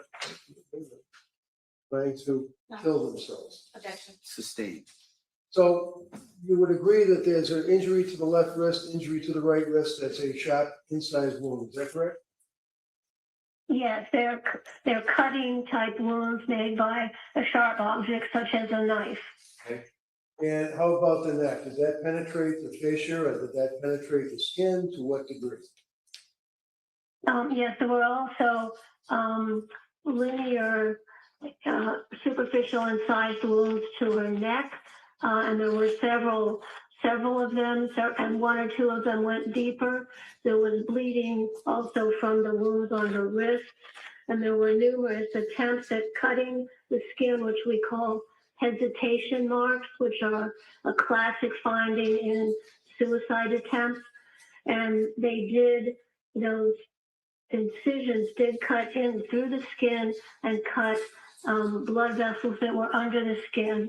And you can also tell from looking at the photos of Lindsay taken in the hospital when she was first admitted, and also when the photograph of the bedroom, her bedroom, you could see there was significant bloodshed event from those cutting injuries. No. Did she also sustain an injury to her neck from your review of the medical records? Yes. Can you tell us what type of injury, and if we could, and if it assists the jury with you, you can make reference to the pages of the full report in the diagrams, page 4, 5, and 6. and tell us what we're looking at. Okay, let's see. So are we ready to look at number 4? Sure, yep, start off with 4. Okay. So Just so you know, what I we- think that's the first page that you have, so just. yes, that's right. Yes, page 4 is actually page 1. Yeah, so what we have here is to show you how Lindsay was injured. And I got this from the scene photographs, from all her medical history, and my knowledge and training, understanding how injuries happen to the body. So if we look at the left-hand side of this panel, we see a depiction of the back side of the house, and the top window on the second floor is open. That's where she would have put her palms down on the windowsill and put her head out and precipitated down to fall on the hard frozen ground. During her fall, head first, she had cuts on her wrists, which were bleeding, and her coming head down on the side of that building would then transfer some of that blood onto the side of the building, which was found in the scene photograph. She then hits really head first, and as her body descends that 13 or 14 feet. And if you look at the, so she really did a free fall dive head first. Then if you look on the right upper 2 diagrams that just show a skull, this illustrates the forces then that were applied to Lindsay's head from hitting the ground and then her head bending a little bit. And what she got from that is what we call a characteristic burst fracture or a Jefferson fracture. And this is a fracture that we see with people who hit their head head on, like if they've taken a dive into a swimming pool and they hit their head on the bottom. It's a classic finding in people who have energy applied to the falling head. And what it does is that it takes the first. Who's sitting with Lindsay today? Is that Reddington's son? Because before there was like nobody sitting with her, but now that he, does anybody know? She finally has someone else sitting with her.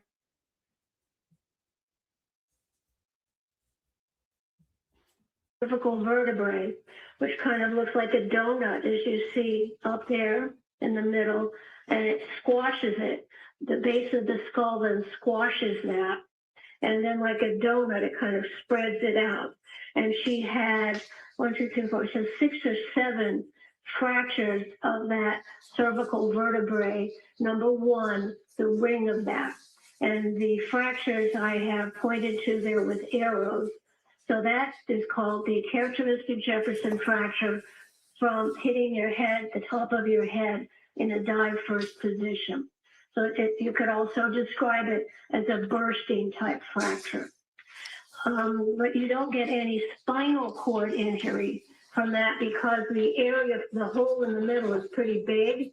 So it just crushes down on the sides and fractures the ring around the spinal cord. So that tells me immediately that she landed head first and went down the window, went down head first. Then the energy is transmitted then from her head down her vertebral body, down the bony spine. And that then fractured and compressed C1. The lower right-hand panel there puts that cervical vertebral body in the context of the rest of her skeleton.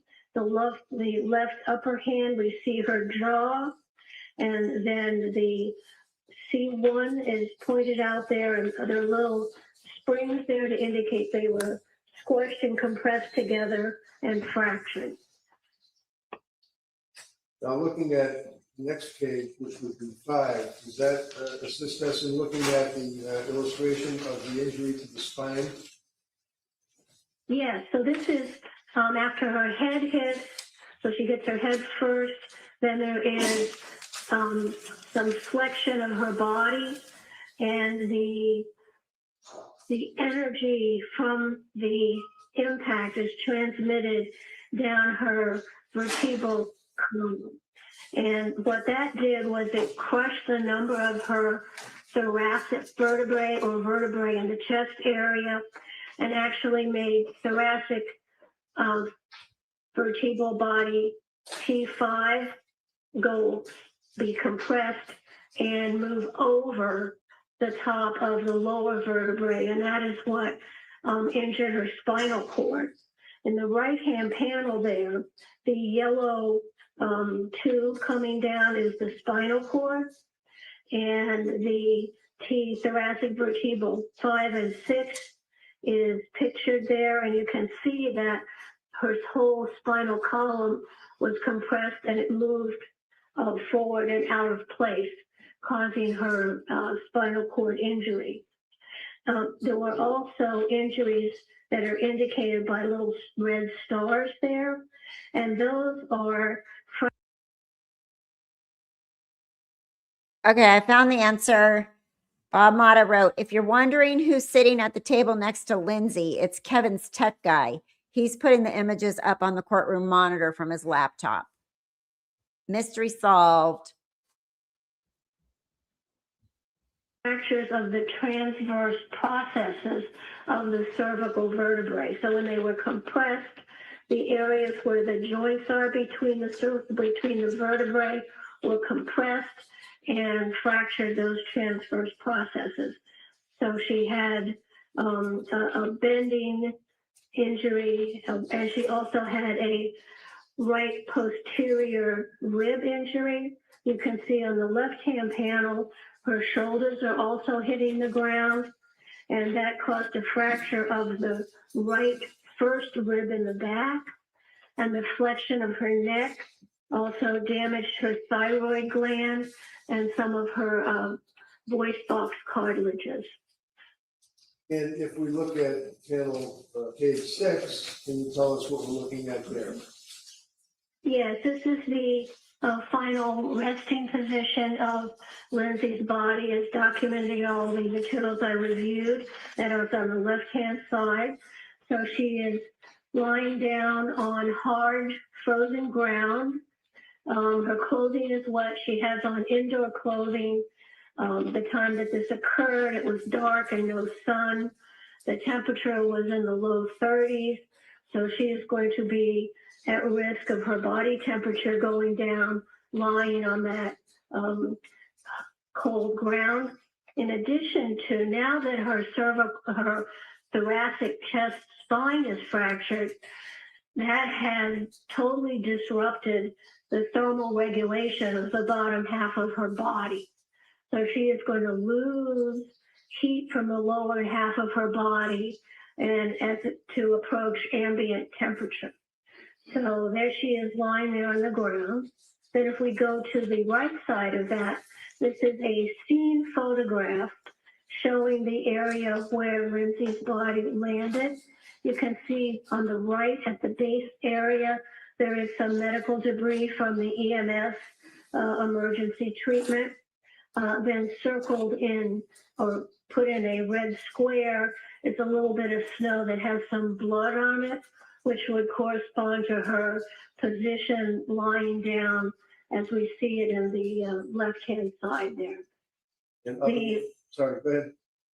Okay, then the last bit here is a X-ray of Lindsay, which was taken in early February after she had surgical stabilization of her fractured spine. So this is looking at the side of her, and you can see the hardware, which they look like little golf tees going to the left side. So this is the surgical metal hardware that was placed in her spine to open up and align her spine to try to preserve any function that was still available. Now, doctor, when she went to the Brigham and Women's Hospital, were you reviewing the medical records and able to discern that she actually coded as a result of the injuries? Yes, she did. She was in spinal shock and hypothermia, and her heart did stop. And did you observe that they were, they quote, massive blood transfusions? Treat her at bringing the woman. Yeah, she lost a lot of blood around the muscles that hold the spine up because that was so damaged. So her hemoglobin and hematocrit and her red blood cell level was very low on admission. I've been Another asking question about we the had, Doctor, is H&H. as it relates to the records, it showed that she had a core body temperature of 82 degrees as opposed to 98.6, which we're accustomed to. Can you tell the jury, in your opinion, to a reasonable degree of medical certainty, what does that mean and how did that happen? And that's pretty low. Let's see what Yes, that is low. That's like, 16 degrees below normal. And so her low body temperature came from lying on the hard frozen ground, which would be 32 degrees frozen ground. She had wet clothing on.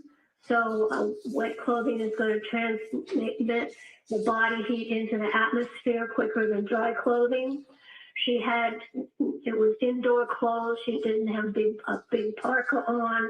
There was no sun at that time to keep her body temperature up. The ambient or the air temperature was around 30 degrees. She has a thin body. And also, most importantly, because of that thoracic spinal cord transection, she lost the ability to control her body temperature below that level. That's what we were So saying. that means all her blood vessels just dilate and they just lose heat to the atmosphere. Thank you very much, Doctor.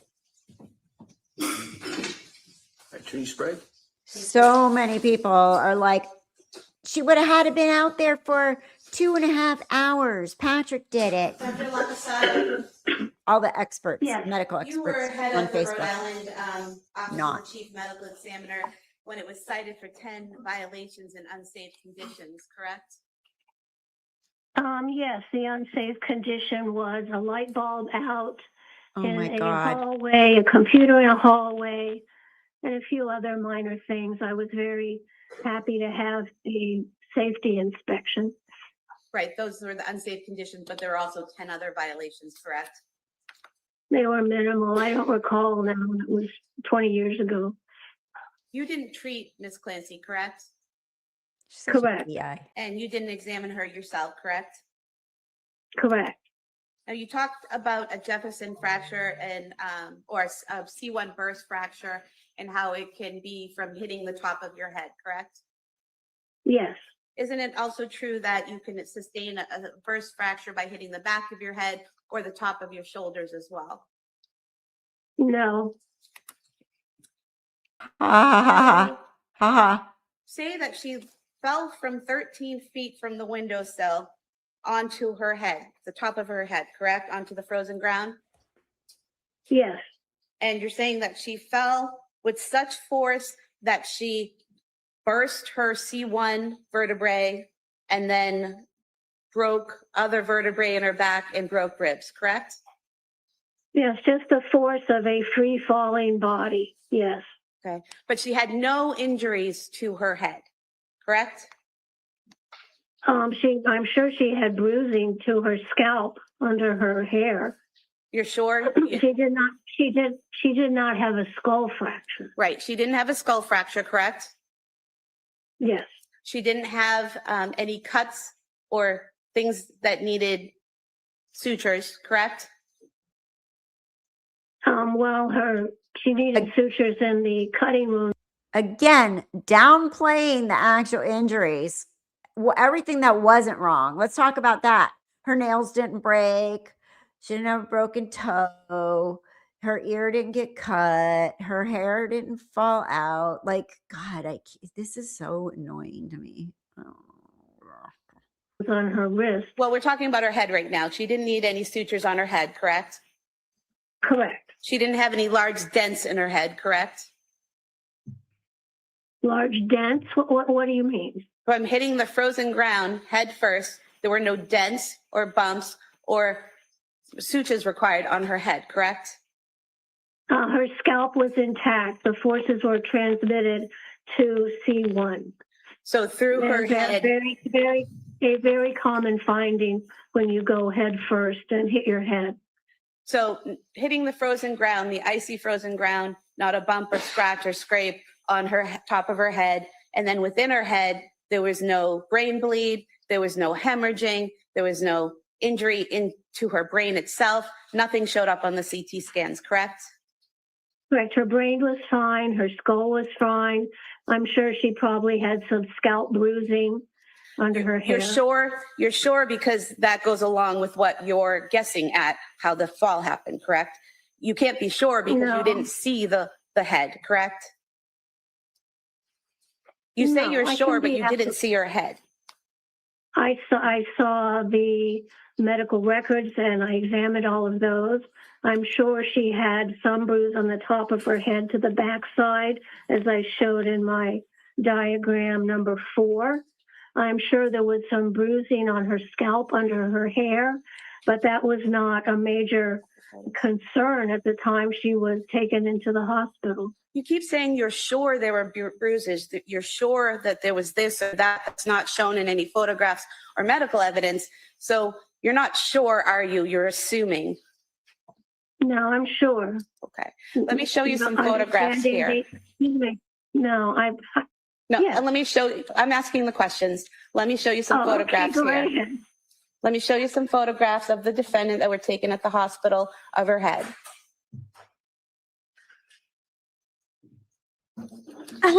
I know. Like, who gets tense in their head? Do we have hearing privileges on the computer? Can we bang them back out? Like, stupid. Spinal fluid was dripping out of her nasal cavity. Yeah. Let's ignore all the real problems here. Showing you here, photo of the top of the defendant's head. No. Yes, I see that. Cuts, no swelling, correct? We just see her hair. There's no blood on the white sheet, correct? Well, I'm sorry, I couldn't hear what you just asked Her head's me. not bleeding. There's no blood on that very white sheet, correct? Oh my God. Well, I don't see what's under her head, but that's not relevant to understanding that she did fall head first. Okay, so you're saying she fell head first from 13 feet onto hard frozen ground and had no visible injuries to the exterior of her head. Yes. And I'm you're sure saying that there was she, excuse me, I'm it was a sure yes there or no was some question, bruise. doctor. Listen, hold on. Doctor, listen to the question, answer the question, and then we'll just go from there. Go ahead. Ms. Sprague, if you want, Ms. Sprague, if you want to re-ask that question. Doctor, yes or no, she fell to the ground, frozen ground, and then had no apparent injury to the exterior of her head, correct? Correct. As we And see there. she fell head first to the frozen ground and not with enough force to break several vertebrae in her ribs, but did not have a skull fracture, a brain bleed, or anything else, any other type of injury to her head, correct? That's absolutely correct.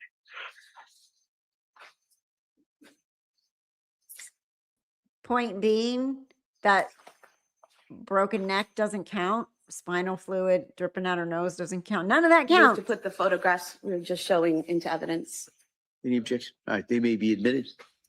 Dumb. 1682.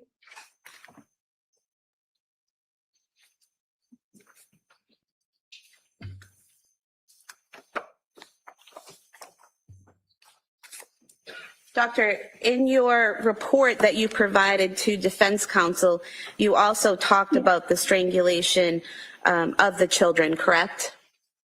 I did. And in your report, you wrote that it would have taken 5 to 10 seconds for unconsciousness to occur, correct? Yes. Okay.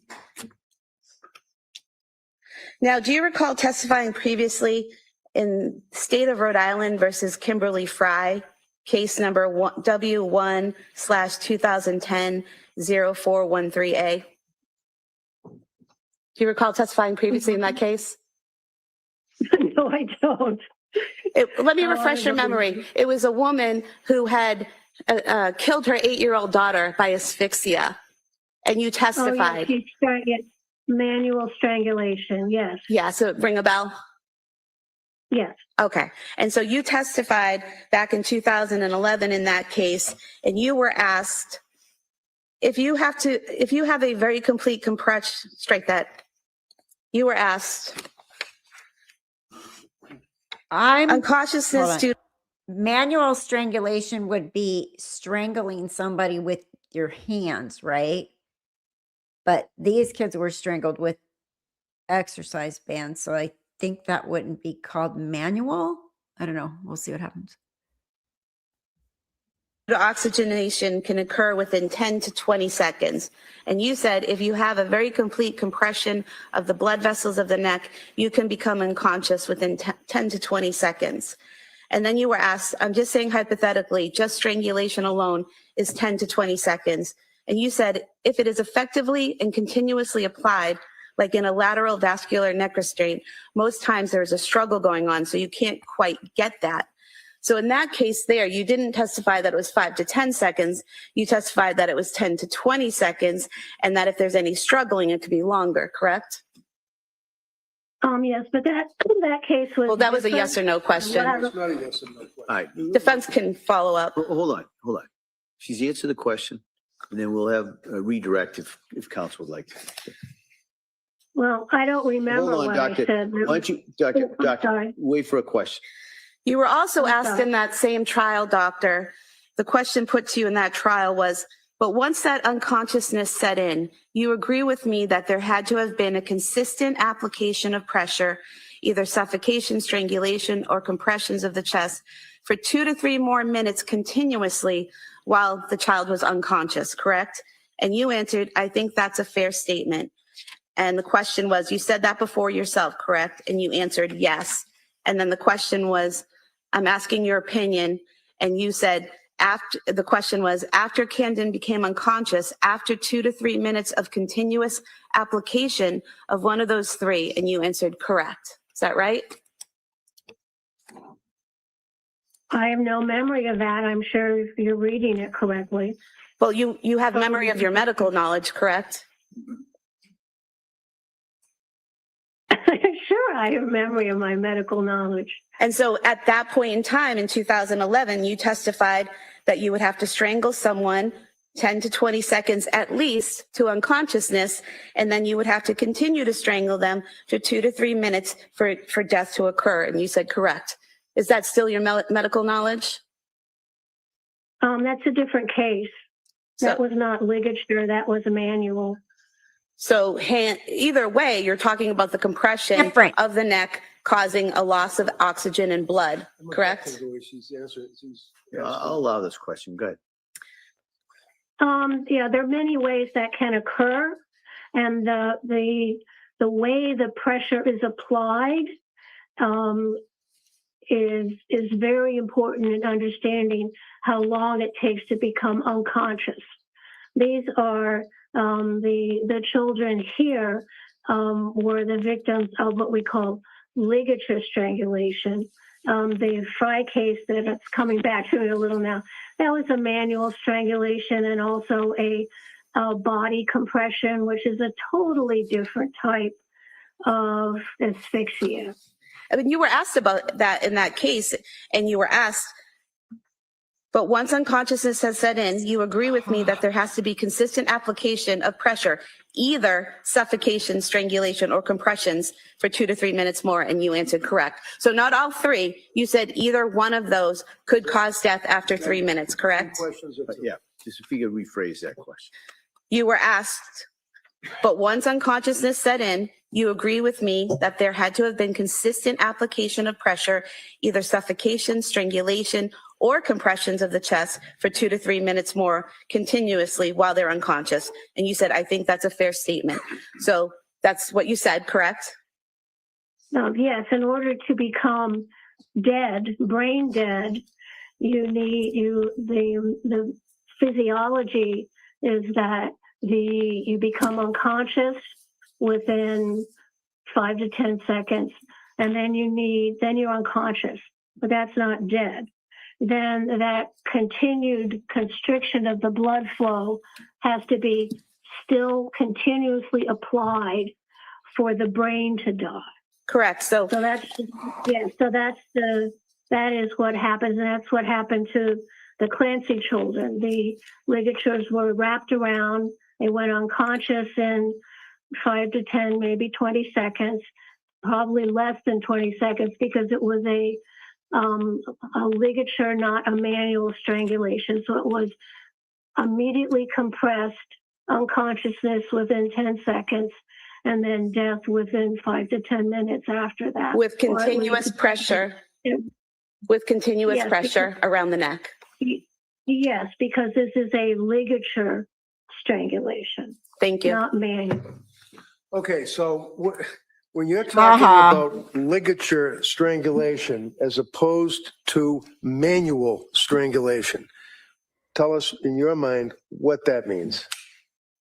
Well, they're very, very different. Manual strangulation means that somebody's used their hand and they've pressed either side of the neck. Okay, that the hand is manual strangulation. Strangulation means that you have stopped the blood flow that comes out of your brain, and the carotid artery continues to pump oxygenated blood into your brain, but it can't drain out through the jugular veins. So with continuous pressure, then the blood can't get in because it can't flow out. It's kind of like stopping up a pipe. And then so you go unconscious within 5 to 10 seconds, but then with continued pressure, your brain dies. So the difference between manual and ligature is that manual can be kind of an off and on thing. You may you have a jugular vein on either side of your neck. So if you're using a hand, you might compress one greater than the other. You might let go. The person that you're trying to strangle may struggle and remove your hand a little bit. So it's a very different sequence of events to end up with brain death and asphyxia. Whereas wrapping a round loop resistance band, which is a ligature, immediately compresses those vessels. There's no coming off, there's no putting back on. So it's a very complete, one-time, immediate, non-varying compression with those exercise bands ligature, which causes unconsciousness effectively within 4 to 10 seconds. And in reference to the manual strangulation, where generally somebody would use their hands and perhaps press with their thumbs, that has a very common, that you see many times, fracture of what's called the hyoid bone, correct? Yes, that can happen. Absolutely. A little U-shaped bone up underneath the jaw. So they both cause, brain death from lack of oxygen to the brain, but the way they get there that's leading up to that is a totally different pathophysiologic process. So when counsel went through the Rhode Island case, whatever that name was, and was reading from a transcript and asking you questions about the time that a person through manual strangulation, and then she made reference to suffocation, she made reference to strangulation, she made reference to compression of the chest. That has nothing to do, in your opinion, with the ligature strangulation. Is that correct? It's a totally different mechanism of injury. Thank you. Fred. Oh, here Doctor, it as comes. you said a few moments ago, the ligature causes unconsciousness, and then the pressure has to continuously be applied for several minutes to cause death, correct? Yeah, and they're tied. Yes. Thank you. All right. Anything further? One other question. On the ligature, doctor, and we discussed this, is the ligature, does that require a person to stand over the body and continuously apply pressure to the ligature, or walk away leaving the ligature? No, in this case, these were elastic round loops like that were put around, somewhat tightly, pinching the skin. You could see little lines where the skin was pinched, and it just stays there. So it's a immediate compression of those tubular veins, staying there, and then death occurs minutes later. Thank you. Really? Doctor, did you see Sit these exercise down. bands? Yes, And you know that they're one long line with a handle on each end, correct? right, and they're round. They're a cylinder. Right, They're and not like a flat band. And you know they were wrapped around each child's neck and pulled to strangle them, correct? Well, they were wrapped several times, firmly enough around the neck to close off the jugular veins. And you're not aware, there's been no testimony, no evidence, nothing showing that they were knotted and left there, correct? Uh-oh. They weren't tied in a knot and left No, around their yes, necks, they were. according to any of the evidence, Patrick correct? said so. He's evidence. The important part to me was they were wrapped several times, and then whether it had a bow or not would not really be important. It was secure and wrapped around the neck several times. But Patrick said it was wrapped like when you tie your Yeah, I shoes can without tell the that bow. from the appearance of the skin on the neck. Go find Patrick's evidence, his testimony. Oh God, here she goes. Oh my God. Let's just bring out the bands. Look at her. She's all stressed. Like she's grabbing her gloves, like just going into surgery here. Showing you the band, doctor, wrapped around the child's neck several times and then left there. Patrick said they I guess were you tied. can't see it from where you are, but it just fell No, apart. I It didn't stay can- in a circle. Yeah, I sort of saw what you did. So What was that? so I said, I saw that. You saw it. So it was left there and it fell apart, correct? but that's Yeah, not what what you happened. just did, sure. Yeah. Thank you. All right. All right. Thank you, doctor. Kevin isn't even going to deal with it. Oh, thank you, Your Honor. I was going to see you just for a second. Patrick said when he's the one that found the bands and he untied them. He took them off. He said on his testimony, I remember that they were tied like as if you're going to tie a shoe without putting the loop. So they were crisscrossed applesauce.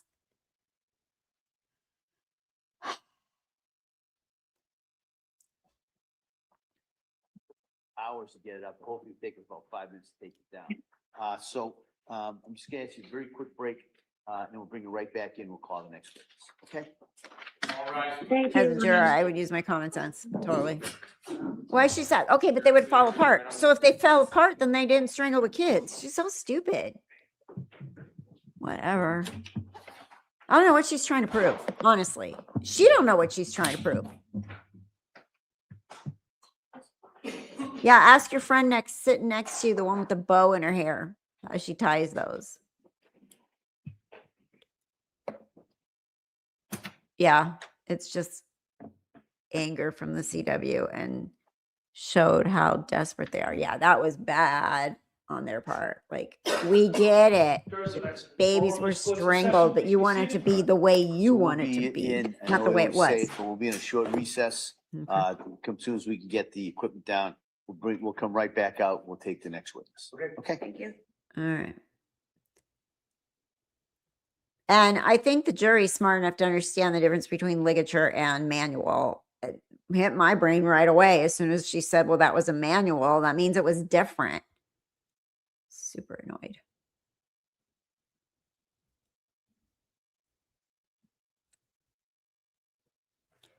Need the CSI and medical examiner recalled.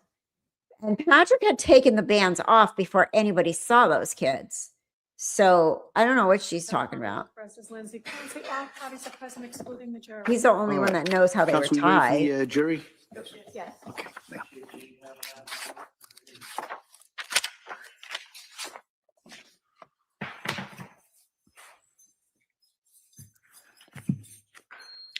She's just grasping at straws now. It's weird.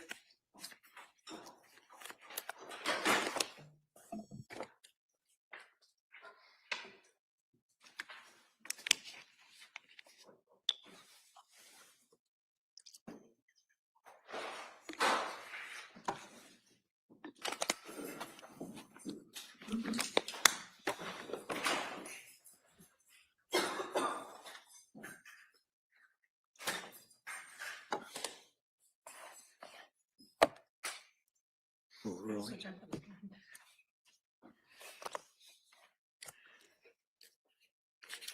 Who's coming?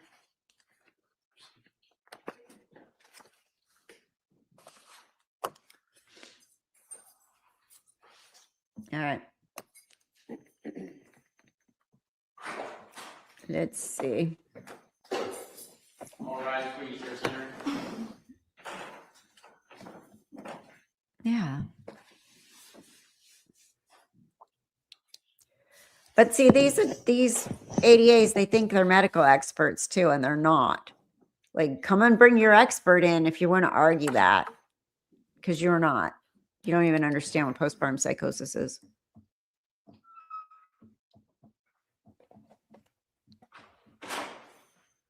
I know, she thinks she did, but she didn't. She made herself look bad, right? Oh.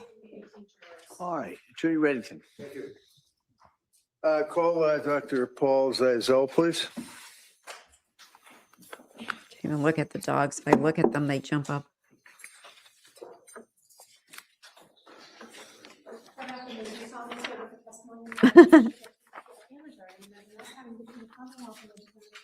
All right, this will be a good witness.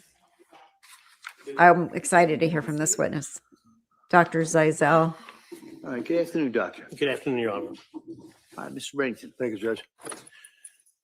Afternoon. Tell us your name and spell your last name for the record, please. Good afternoon. Paul Zeisel, Zeizel. And what do you do for work, sir? I'm a clinical and forensic psychologist. And briefly, what's the difference between a psychiatrist and a psychologist? A psychiatrist goes to 4 years of medical school and does a residency in a specific field in medicine. A psychologist goes to graduate school, generally 4 years, and gets a PhD or a PsyD, Doctor of Psychology, in psychology. The difference in terms of clinical practice, psychologists are trained very extensively in counseling, testing, interpretation of testing, and that then continues to various treatment modalities, working with children, adolescents, couples, families, and it can extend beyond that. Neuropsych testing, issues of guardianship, child custody cases, and there are many variants in that. So psychologists are in the domain of treatment, testing, and evaluation of mental health conditions. Can psychologists prescribe medication? Generally, no, but the Department of Defense will allow psychologists in the military and overseas to sometimes prescribe medication, but 99% of psychologists do not have prescription privileges. As far as the testing that you referenced, what is it you referring to regarding testing? So there's testing across various domains.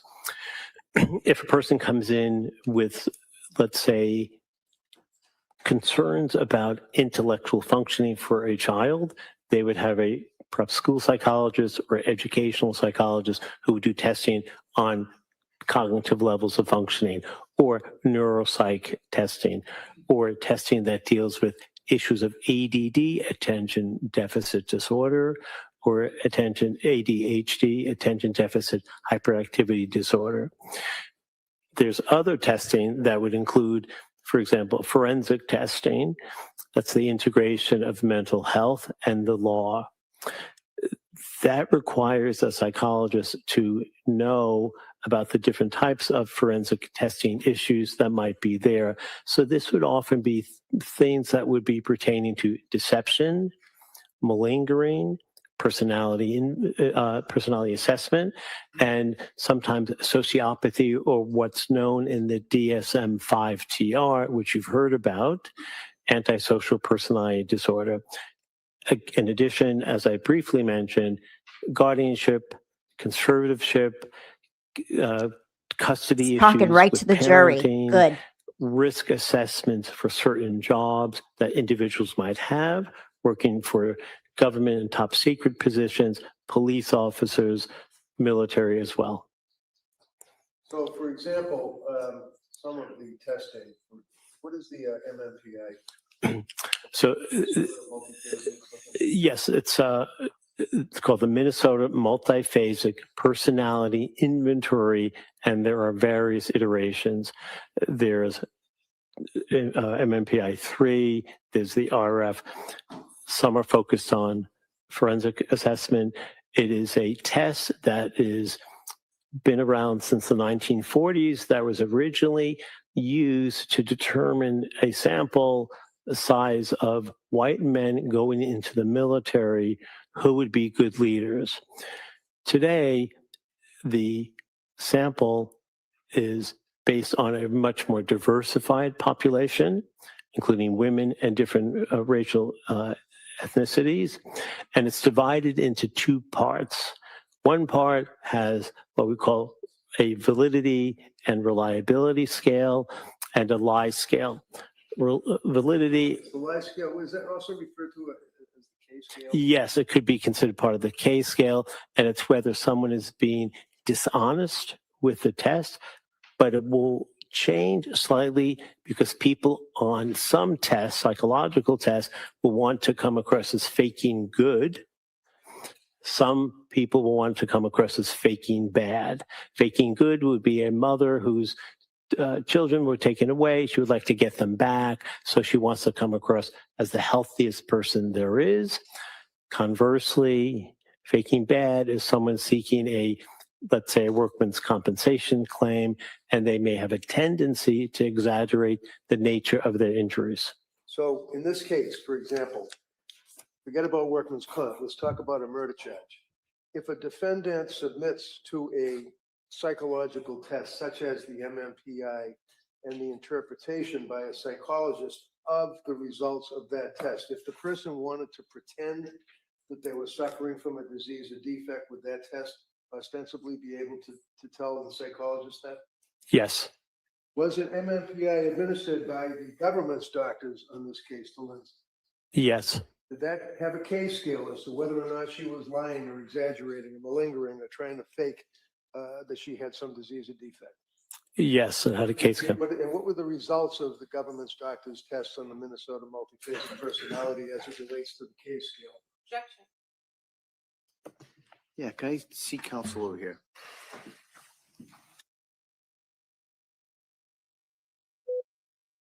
Now we're objecting. Yeah, he's good. He's looking right at the jury. I think that's awesome. Like, talk to us over here.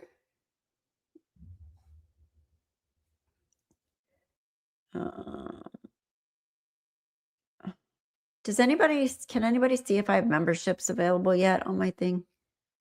Can't tell. It says I got another email about it. Your channel membership pricing for new members has been updated. Time to make your own pricing updates. I don't know. I'll have to look at it later. I got to go. I'm going to take my computer with me to hopefully Toyota has Wi-Fi there. I can see if I can figure out what's going on with that. All right, I'll zoom. Oh, they're going to be back right now. All right. I should be back. I put my thumbs up banner. I don't know what it is about. A lot of people don't do the thumbs up when they're watching. It's just, if you're watching, it doesn't cost you anything to do the thumbs up. Okay. All right. Thank you. I'll figure it out. I want to do a Doctor. Members let me only on just, Friday. As we say, lead you a little bit. Yes or Oh, no wait, I answers gotta would go be on fine. Friday. Were you aware that a test was Figure it administered out. by the government's doctor, I think it was Dr. Helbrin, to Lindsay Clancy in the course of the government's evaluation? Yes. And did you consider the results and the interpretation of that test as part of your opinion for this jury? Yes. And to that extent, as you discuss whether or not somebody is faking or somebody is exaggerating, do you have an opinion based upon your review of the discovery in the case to a reasonable degree of medical certainty as to whether or not Lindsay Clancy, in the course of that evaluation, was malingering or lying or exaggerating? Yes, I do. Tell the jury. My opinion in the testing of Ms. Clancy regarding the MMPI was that Objection. Just the doctor, your opinion, doctor. she was not faking. There was no evidence of any malingering. She presented as an honest citizen. Okay. Now, regarding your background, I may have jumped the gun. Tell us briefly what your educational background is. I have a bachelor's degree from Queens College. I have a master's degree from Harvard University and a doctorate in clinical psychology from William James College. And your career spans how many years, sir? I've been licensed for 37 years. And would you consider yourself to be a forensic psychologist? Yes, I do. And as you indicated, that's the interface between medicine and law. Is that correct? Forensic? And mental health and law, yes. Mental health and law, okay. In this case, your experience obviously is something somebody has to evaluate. Can you tell us your history as a psychologist? In other words, your experience that you've had in the field. Yes. Well, in the field, I have, as a forensic psychologist, been involved in over 1,000 cases, testifying for both the Commonwealth as well as for Respondents' Counsel. I testify more for respondents or defendants these days. I've been qualified in every court in the Commonwealth with the exception of Nantucket because I've not done any cases in Nantucket County. I have a small private practice. I have done work with governmental agencies, a psychologist for the DEA, Drug Enforcement Administration, and I've worked as a federal contractor, as a vendor overseas for the State Department in Afghanistan. How long were you in Afghanistan? I was in Afghanistan from November 2007 to roughly mid-February 2011. So for that 4-year period while you were in Afghanistan, what was the nature of your work? The nature of my work was basically the equivalent through the military, the analogies with the military as a combat psychologist. I was embedded in the field. I would do evaluations, what we call critical incident debriefings, and when there would be multinational forces, and in Afghanistan it was the ISAF coalition, International Security Assistance Forces. That would be countries that were deployed over there: England, Germany, France, Spain, Italy, Portugal, Romania, Bulgaria, Australia, New Zealand, a total of 38 countries. I could go on, but I'm not going to. And I had to be loaned to various countries in different parts of the country to do debriefings after a critical incident, which would be what's called a TIC, T-I-C, troops in combat. I'd fly out usually on a helicopter, do the debriefings of the people who survived those attacks, engaged in those attacks, and ensure that they were stable enough to continue and, if you will, fit for duty. I would also do evaluations on violence assessments, individuals who had problems maintaining their ability to function safely in a war zone where everyone carries at least one weapon, usually two, to ensure that they were able to be healthy for their work.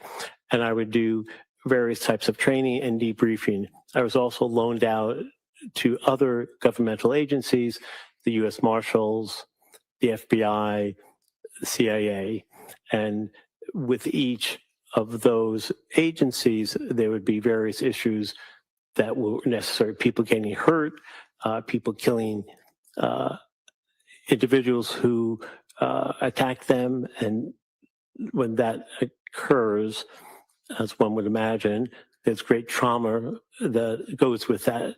And these people were not necessarily negatively impacted in the moment, but we would make sure that they were healthy enough to continue their work. If need be, if they were psychologically impaired, I would be involved in helping get them sent over back to Europe, to Landstuhl, Germany, sometimes to Dubai, and help with individuals who suffered themselves with issues back from the United States. So I would have to do death notifications with the military. I would help with issues of conflict with other soldiers and contractors and agencies, dealing with all the issues that one might expect could come up in various parts of a war zone. I was often sent to what are called FOBs. Those are forward observation bases, generally about 100 people, more or less, in those bases, multi-international. And I was also sent to COPs, COPs, combat outposts, very remote, in the middle of nowhere, on mountainsides where you walk up goat trails just to get to where your small base is. And the billets were often cots and tents that were erected on rocks and no electricity, quite remote. And I was on many, many dismounted patrols with the belief that having a psychologist or someone psychologically trained to deal with what it's like to be in a war zone would be therapeutic, if not therapeutic, explainable, and helpful. I did many of those events. At some point, did I ask you to become involved to some degree in this case? Yes. Can you tell the jury when that was? I received a phone call from Attorney Reddington late in the evening on February 3rd, 2023. It was late because I was already in bed sleeping and the phone rang. It was about 11:30. And without getting into the details, did I advise you that I was representing a young woman by the name of Lindsay Clancy and that she was severely injured and she was in a hospital? Yes. As a result of that, what did you do? That next morning, I went to Brigham and Women's Hospital, went to the front desk where one would normally check in, and there was a woman there who I felt was a volunteer. I explained who I was. I explained that I was asked by Attorney Reddington to evaluate Miss Clancy on the surgical ICU unit. Were you able to access her to speak to her? Eventually, yes. And when you say eventually, what's the time frame we're talking? I was initially told I couldn't go. I had to wait 30 minutes. Attorney Reddington called the chief counsel of the hospital to enable me to have access to the unit where Ms. Clancy was staying. When was it that you were able to get into the unit to see her? 12:30 in the afternoon. What day? February 4th. So it would be January 24th, 7, so this is almost 11 days later, right? Yes. But also aware that I needed a court order to get you into the hospital. That's correct. And were you able to ultimately get in the hospital, go to the surgical unit, and meet with Lindsay? Yes. Jurors have had a chance to look at photographs of her laying in the bed with tubes and wires and all of that. Is that what she looked like when you first saw her? Yes. However, she was also, with her right arm, as I recall, shackled to the bed with handcuffs. So they're not little soft little things that tie her hands to the side of the bed with their handcuffs? They weren't soft. They were regular, but appeared to be metal handcuffs that police officers and perhaps officers in this court use for detaining people and arresting people. So They were not soft. while she's laying in the bed, did she have the tubes and the wires for treatment in the emergency, the intensive care unit, I should say? Yes, Was she intubated at that point, if you recall? she was not. So she was able to speak. Yes, Was she able to move obviously she's chained to the bed, so she couldn't get up. she could not get up. She couldn't move below her sternum, the chest bone. At that point, had you and I met and talked about this case at all? No. What was the reason I asked you to go to the hospital? You are worried about her mental health, given the significant event that had just taken place a few days earlier. You were concerned that she had absolutely no ability to have visitors. Visitors were not permitted to meet with her, from family members to friends to a priest. No one was able to see her. So as a result of that conversation we had, you went to the hospital, went into her room, and you were able to speak to her. Is that correct? Yes. Can you tell the jurors, if you recall, what type of law enforcement presence? Uniform, cops, guns, stuff like that? What did you notice? I noticed literally outside of her hospital room were 2 state troopers in their blue uniforms, sitting each in a chair on either side of the doorway to Ms. Clancy's room, with a nurse sitting in the corner of her room. When you went in to see her on that date, was it your understanding she had recently been extubated? In other words, they removed the tube from her mouth? Yes. And do you recall the conversation that you had with Lindsay at that time? Yes, I did. Tell the jurors what your memory is. The conversation I had with Ms. Clancy at that time was one where I asked if she knew where she was. So I did what's called a mental status exam, a brief mental status exam. It's orientation to time, place, location. She didn't know where she was, wasn't quite sure what time it was. She knew who she was. And she told me that she remembers what happened, but it was very fuzzy and foggy. At the time, she had been on medication for the significant pain post-surgery while in that hospital room. And during the course of that interview with her, did she express any concern to you about her husband, Patrick? Yes, she did. Tell the jurors what she indicated to you. She said, since 11 days prior to my meeting with her, which would have been January 24th, 2023, she had no contact with Patrick. She wanted to know how he was doing. She wanted to know if she could call him and find out where things are with her and with him and how he was faring, and to just speak with him. She expressed concern about her family. Yes, she did. Did she express concern about what had happened? Yes. Did she ask you, or did you offer to her the ability to speak to her husband, Patrick? She asked me if she could use my cell phone to call her husband. Did she do that? Yes, she did. Did you hear the conversation?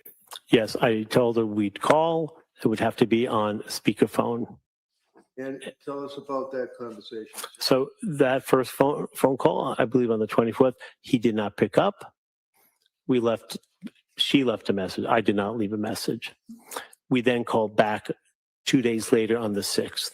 And after the 2 days had transpired and the call was made on the 6th, did she have a chance to talk to Patrick? Yes. Were you there? Yes. Was she still chained to the bed? Yes. Were the cops still outside the room? Yes, not in blues. They were in civilian clothing, jeans, flannel shirts. And tell us what she said to Patrick in your presence on the speakerphone at that point. She had told Patrick that she loved him very much. She was unable to express a lot of emotion, but she expressed love for him. And she had said that she heard a male voice ordering her,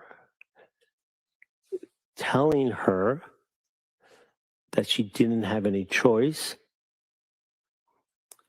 but she had to kill her children and then kill herself. Now, doctor, have in mind your background, your career, Did you tell Lindsay Clancy to lie or make that up and pretend that she was hearing voices? No, Did you have any conversation or any suggestions to her at all that she should say she heard voices or anything like that? absolutely not. Why did you let her call her husband on your cell phone? I let her call her husband out of human compassion. As time went by, did I then, oh, by the way, you've testified for me on other matters, have you not? Yes, We go back about 20 years yes, and we socialized together. yes, So we're friends. yes. And as you worked on the case, can you tell the jurors what information you had access to that would allow you to continue with your investigation as a psychologist? I had access to her clinical records. Many of that were discussed here. Emergency room records, grand jury minutes. With the longitudinal nature of my evaluation, I had records from Brigham and Women's, South Shore, Spalding Hospital, and most recently, Tewksbury Hospital, which go back to, I believe, March 27th or so, 2023 till today. How many times have you seen Lindsay since that day in January of 24? So I've met with 2023. I've met with Ms. Clancy over 45 times since then. And that was at the writing and the issuance of my report to Attorney Reddington. That was in middle of June. And I've seen Ms. Clancy since then 20 times probably, or 15, inclusive of being in this courtroom and sometimes meeting with her in the holding unit. And you've had occasion to visit with her in Tewksbury Hospital many, many of those times, right? Yes, And you've had occasion to visit with her in the lockup to this courthouse, correct? yes, And she's been treated very well by everybody, the court officers, everybody, is that correct? Objection. All of this. Yeah, sustained. Well, you've had a chance to see her in the lockup, right? yes. Why would No, overruled. why would you see her in the lockup? I would see Lindsay Clancy in lockup because the nature of presentation in this court has been gut-wrenching for anyone who would be exposed to such horrific. Objection and move to strike. It's not responsive to the question. Right. Can I see counsel here? I'll withdraw it. All right, so that answer, ladies and gentlemen, that answer is stricken. In Okay. Tewksbury Hospital, have you had to see her to evaluate her in addition to your testimony for a juror? Yes, Why? because the nature of mental health is something that's not a static or what we consider historical piece of information. Static information means a date of birth. That's never going to change. Dynamic issues are things that are subject to change, like the weather, like your health, like your mood. So to do an evaluation for a case that Ms. Clancy's involved in, which is a triple homicide case, requires an examiner to ensure that she's competent to stand trial and that her mental health is stable enough to be able to go forward with court proceedings. Is there an additional component, and has there been an additional component of her suicidal ideation since she's been in custody at Brigham and Women's, and then of course transferred years ago to Tewksbury? Objection. Can I see counsel?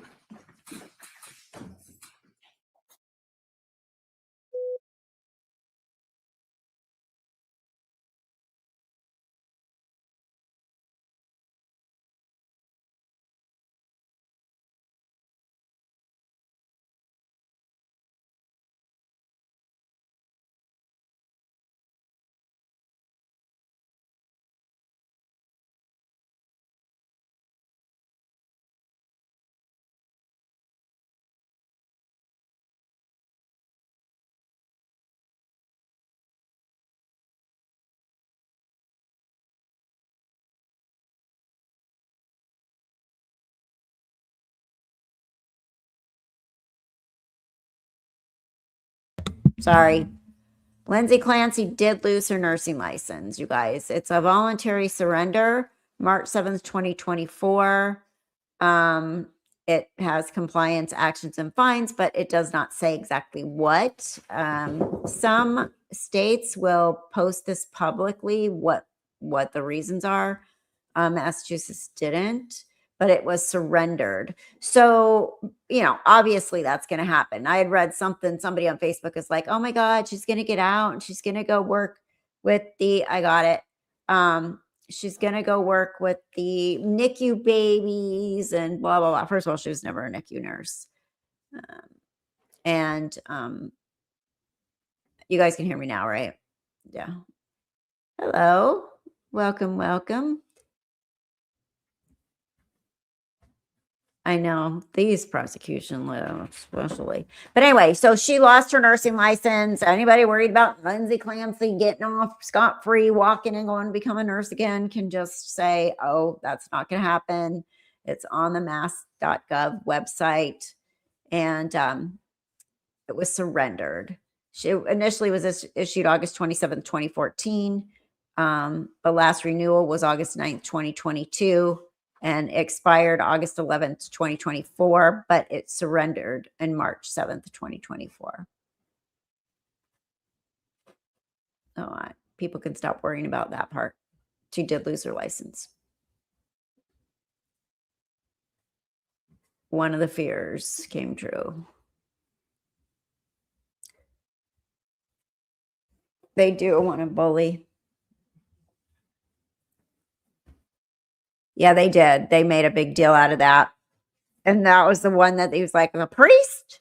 You want me to da-da-da? And then he's like, the only one is this doctor that they were going to consider for whatever that was that they were going to do. All right, let me get moved up here a little bit more.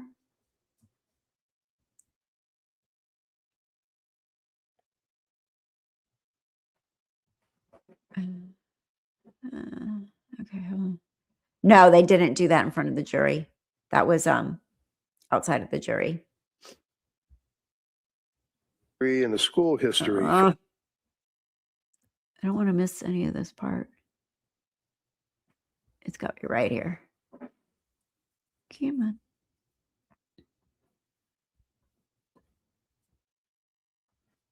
Right there. All right.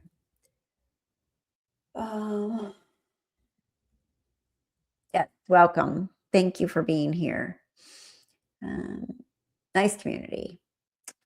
And yes, we do love the global viewers. It's nice to have people from around the world come together here. I liked what he was saying before the judge made him stop. Yeah. Okay. Well, come on. I don't. Let's see. Let's go right.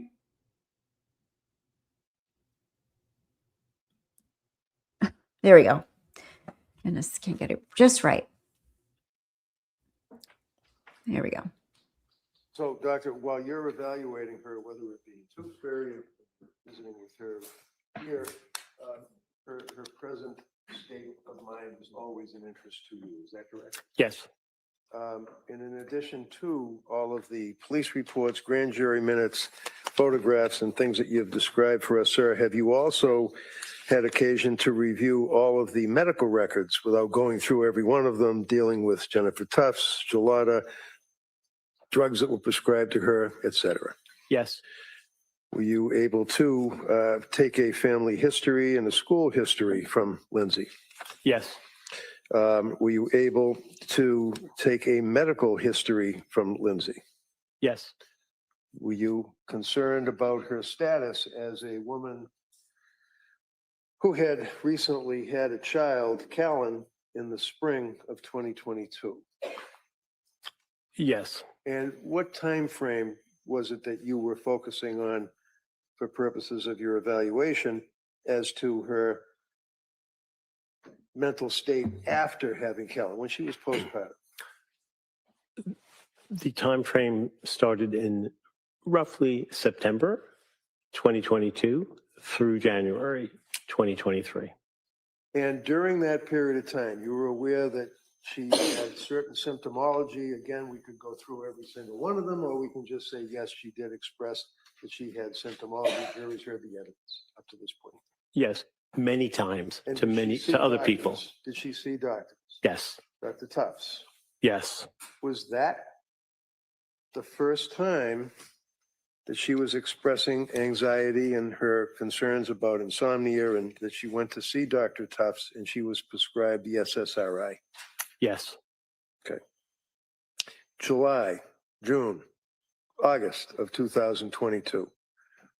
What was her mood at that point?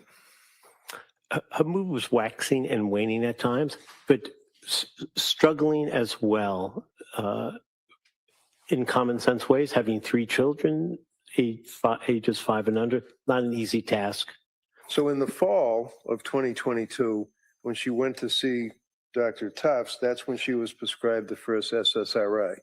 Zoloft, yes. And that would, and again, when she had the second baby, that would be Dawson. Yes. Did she have also indicia, symptomology of anxiety and the symptoms that she had described that she required that she had to be placed on some medication? Yes, she did. What was that medication? I believe that was trazodone, if I'm not mistaken. When she was in nursing school prior to that, was she placed on medication? Yes, she was. And that was because of public speaking nerves. What was the medication? There were multiple medications. I believe it was propranolol, and I believe it may have been trazodone and Wellbutrin, but I'm not totally positive of that. Do you recall that she was prescribed an SSRI when she was in nursing school? Yes. What was that? That was Zoloft. When she saw Dr. Tufts and she took the Zoloft, it was 25 milligrams initially. Is that correct? Yes. Was it increased? It was increased to 50 milligrams sometime later. And how did she react to that? She didn't take the medication initially. She waited a few weeks until she started on the lower dose. So my question was, how did she react to the increase in the Zoloft? Poorly. What does that mean? It was not a therapeutic uplift for her. She didn't do well. She didn't feel better. By all reports from Ms. Clancy, she did not get better. How about sleeping? Did she have any complaints about sleeping? Yes. What was that? Her insomnia got worse with the passage of time. As September turned into October, it turns into November, around the time of Thanksgiving. Had she continued to seek help from medical health care providers? Yes. The answer is yes. Yes. Who did she seek to get help from? Well, the initial person, I believe, was her mother-in-law, Sue Clancy, and who was a labor and delivery nurse who knew people. Who did she see as a result of Sue Clancy? I believe it was Julie Paul initially. And what group was she affiliated with? South Shore Perinatal Health. Did Ms. Paul, nurse practitioner Paul, prescribe medication for her? Yes. And did she continue to deal with South Shore Perinatal? Yes. When at some point did she stop dealing shortly, a short period of time, with nurse practitioner Paul? Yes, Nurse Paul left. And why was that? She got a transferred position. It had nothing to do with her patient load or. So she was transferred. She was transferred. Okay. Yes. So as a short period of time, she was transferred. Who was the next person that she dealt with? Rebecca Gelada. Did Rebecca Gelada have a particular position? Was she a nurse practitioner? Yes. And how long did she deal with Rebecca Gelada? 3 appointments. And during that period of time with Rebecca Gelada, was she prescribed medication? Yes, What was the medication? I believe it was Seroquel. How did she react to that? Poorly. And as time went by, going into the holiday season, Thanksgiving, do you recall what her symptomology and complaints were to the healthcare providers at that point, whether it be Tufts or Gelada, anybody? Yes. What were they? She had many concerns about her health. She wasn't feeling well. She felt out of touch with herself. She felt numb.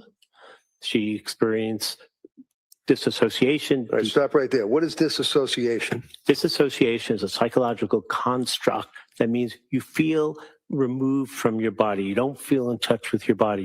You feel different than the way you normally do. You look back at your life and you say, something is wrong with me. I'm not feeling the way I normally do.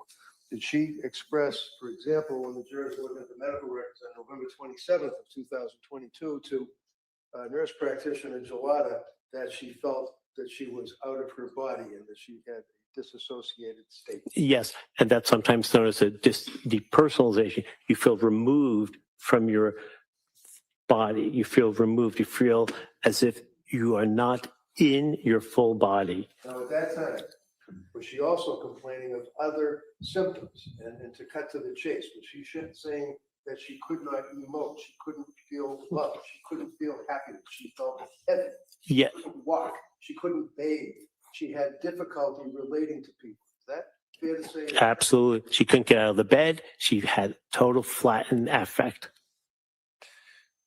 Did she then seek additional help? Yes. Where? She went to the, I believe, the emergency room initially at South Shore to go to Mass General. And did they prescribe additional medication for her? I believe they did, yes. Did she make any expressions to her treating physicians up to this point about what in her opinion, what the medications were doing to her? Yes. What did she say? She said she was in a brain fog. The medications were making things worse. They were not helping.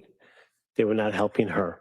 Now, as that time went on into the period of Thanksgiving up to around Christmas, did she continue to reach out to people for help, such as suicide hotlines? Yes, she reached out to. The answer is yes. Yes. Why did she call a suicide hotline? She was worried about killing herself. And did she get any help from the suicide hotline? She was turned away. How about the second time she called the suicide hotline? She was turned away. How about when she went to the Women and Infants program in Rhode Island? They told her she was not a good fit for the program. Why? Because she was overly medicated. And did she continue to seek help from healthcare providers? Yes. And what was the next thing that happened as far as dealing with healthcare providers for Lindsay in her postpartum stage? She went to the Mass General emergency room. What happened there? On 12:30, she said she needed to go to the hospital. She was at the emergency room. She was sent to McLean Hospital in Belmont. It's a Harvard-affiliated hospital. Now that McLean Hospital, when you say was sent to, they're to say that even though they had to transport her, it was a voluntary commitment? Yes. And what was her state of mind that caused her to have a voluntary commitment to the locked wards of McLean Hospital? She was worried about killing herself, and she uttered concerns about killing her children. How about, did she relate any intrusive thoughts, dark thoughts, things of that nature during this period of time, October, November, December? Yes. Tell me about that. She said she had, quote, horrible thoughts, unquote. She felt that people could actually hear her thoughts. The thoughts were so loud that strangers could hear them. Sometimes. She expressed at that point, for example, that she was concerned about school teachers with the little Sprouts school with the kids, that they could read her thoughts and that she would lose custody. Yes, it's called ideas of reference. You believe other people can hear what you're thinking, and that can have a very negative interpretation for the person believing that, feeling that, and thinking that the outcome is going to be a negative one, that their children may be relieved from their care. Now, as it relates to the concept of a psychosis, can you tell me in 25 words or less what a psychosis is? A psychosis is what's considered a major mental health disorder. It's when people have disorganized thinking. And the symptoms most typically are hallucinations. There are different types of hallucinations. 80% of people with psychoses hear voices. There are different types of voices that one can hear. Benign, get a glass of water. Benevolent, you're a good person, keep it up. Or malevolent, threatening them, telling them, ordering them to do something horrible, and you believe those voices. Now, during that period of time, when she got out of the McLean Hospital, what medication was she titrating or getting off of? I believe she's getting off the Seroquel. Was she able to do that? Yes. Relating back to November 27th with the dissociative state, is that an indicia, is that an indication or a harbinger of psychosis? Yes. And is a psychosis, is that something that somebody would be suffering from a psychosis for a month at a time, 2 months at a time, or is that short periods, or how does that work? People with psychoses have intermittent symptoms. They can function fine one day, and the next day they can be hearing voices. They could be seeing things, feeling things, smelling things. To be clear, those additional types of hallucinations did not plague Ms. Clancy. She only had auditory hallucinations, but hallucinations are like the waves at the beach. They come and go. They're called waxing and waning? Yes. And would you tell me, doctor, in your opinion, is an individual, and we refer to postpartum psychosis, is that a particular affliction that afflicts women that have had babies and they go through a period of postpartum depression and then ultimately postpartum psychosis? Yes. Can you tell us, is a person, even if they are in the throes of psychosis, are they able to make a phone call? Yes, they can. Are they able to drive a car? Yes. Are they able to say, hi, how are you? I'd like to have a hot dog? Yes. They don't have to look at the unicorn in the corner, right? That's correct. Mr. Reddington, it's 4 o'clock. Is this a good time to? Sure. All right. So members of the jury, we're going to recess until tomorrow morning. I would expect our schedule tomorrow will be similar to the schedule we had today, hopefully without the technology issues. And I'm just going to remind everybody the same instructions. Don't read anything about this case or similar cases. Don't talk about it. Don't listen to anything. And keep an open mind. Go home. Have a nice evening. We'll see you tomorrow morning, 9 o'clock. Okay? All rise, please, jurors next. Exactly. That's the two the Commonwealth did not want to him to testify at all. That makes perfect sense. He knows his stuff and he knows her. And he reviewed everything. And the stuff that's been left out. Like nobody has described the intrusive thoughts until just now. So obviously it was documented. Interesting. All right, doctor, if you want, you may step down. Thank you. All right. I hesitate to ask, can we approach? All right. We approach.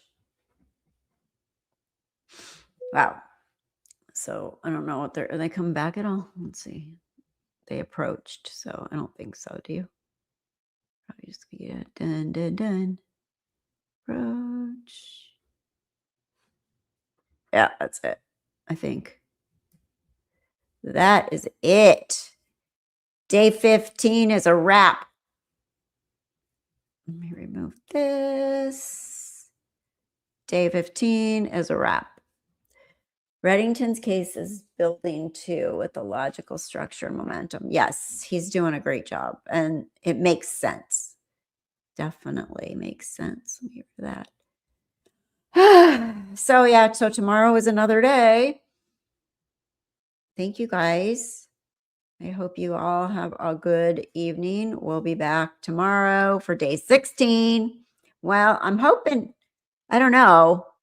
I hope they don't start deliberating on Friday. because I got to drive on Friday afternoon. Or if they start, they can't stop. Awesome day for defense. Thanks for joining Kathy today. Yes, everyone, please remember to like and hype on your way out. Appreciate that. Thank you, Carolina. Definitely logical. Makes sense. Boy, they were getting a little pissy, weren't they? The prosecutors were getting a little bit pissy, a lot of it pissy. Like, did you see the way she was putting on those rubber gloves? She's putting them on like I do when it's like, uh-oh, hold on, that baby's coming. Hold on, hold on. My hands are wet. Can't get on.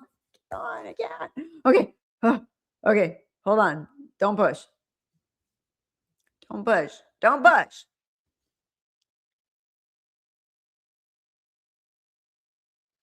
I'm impressed. I'll have to go back and see your reaction to Bo Lady asking her about mortal sin. Oh, I'm sure I reacted. I don't remember what I did, but it was ridiculous. She put on those rubber gloves like she was appalled or something. I know she was like her whole tense body. If Kevin is done after 3 days, but the CW took almost 14, the jury would be angry that the CW wasted their time. Definitely. Now I heard Bob Motta say that their real case, the CW's real case, will happen in the rebuttal. That's when they're going to bring their experts in. So we may still have some moments where we're like, oh crap.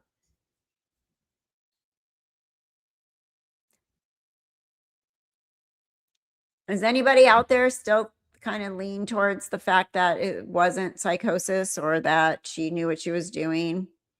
I'm curious. It's okay if you do. You can tell us. It's okay. But for the most part, I think we're leaning very far to the defense's side because even Bob Motta, you know what's interesting? He said, I was listening to him and he's in the courtroom. He said, Lindsay's side is full of people. The nurse is in the row right behind her, then her family, some other people that are with her, and then members of the public. And then on the other side, which is the prosecution side, there's nobody. He said he only saw like 2 women one time that have something to do with the court, like work in the courthouse or something. And he said the media is on the other side, like in a certain area. You think 100% psychosis? Yeah, I do too. Dana Marie, I think she was criminally responsible, but I'm not a troll. Thank you. I appreciate that very much. And this is what I'm going to find really interesting about the jury, because I feel like it's going to be some split on the jury. I really feel this could be a hung jury. I really do. Just because like they're still normal, not trolls, right? That feel like she's criminally responsible. It's a really slippery slope. It's like, I think they're going to have to deliberate for quite a while. I would be shocked if they come back with a verdict fast. I think they're going to have to do a lot of discussing. That's what I think. Psychosis, in my opinion, so far, yeah. I think it was, I do too. Based on what I know and my knowledge too of dealing with patients with postpartum psychosis, it's such a weird and different, almost like a phenomenon, it's just, and it can be cured. It can be temporary. It can go away. It's so weird compared to like schizophrenia or something, right? We listened to the voices the other day that my daughter sent us. So now YouTube decides to share other ones like that. And there was a visual one of the psychotic person walking, answering the door for pizza, hearing voices. The TV was actually talking to him. The weather was talking to, it was really weird. It was another one. I'm like, okay, now YouTube's going to be showing me these. Laura, I sent it to Lori and she's like, oh no, not watching that. Nope. Or was the Voices one I sent to Lori? The Voices one. Like, because they're like in stereo in the earbuds, like, you're stupid. This, like, oh my God, it's freaky, freaky. Dr. G thinks she will be found not guilty by reason of insanity. I hope so. I think that's what's fair. Myself. But we'll see. We will see. All right, I gotta go. Let these dogs do their thing. I gotta go to the car dealer. Yuck. I hate sitting there because it's in such a place where there's nothing. It's just like off the highway, and there's just all these car dealers. Well, it's not for it's for the maintenance, but and there's nothing. Like, there's nowhere to walk to. There's nothing to do. They got their vending machines, and that's it. You can't even, like, there's not even a Starbucks within walking distance. I mean, I hate it, but I got to get this done because I got to drive to Orange County on Friday. So I better have my car done. It has low pressure in the tire. I have struggled a bit with Psychosis because she accomplished it all in such a short time and could make a normal phone call in the middle. But I think the farm caused it all. Really, it definitely escalated it for sure. I always remember your experience about laying out all your sundresses and blaming your daughter. I know, it was so weird. That was Ambien. That was so, I freaking never, ever took it again. The last witness convinced me she was psychotic. Yeah, I mean, things came out in his testimony just now that no one has brought up, like the actual hallucinations. You know, people can hear my thoughts. People know what I'm thinking. That's real stuff right there. One creator. What do you guys got? What do you got? Hold on. What do they got? What is in your mouth? What do you got? What are you eating? Go sit down. Gosh, now it's like Percy used to just sleep through all this stuff, and now he's got a sidekick. One creator says they're still in 1692 time of witch trials. Oh, I feel like that too. You know, if this woman is truly was in a psychotic state from postpartum psychosis, what do you have? What is it?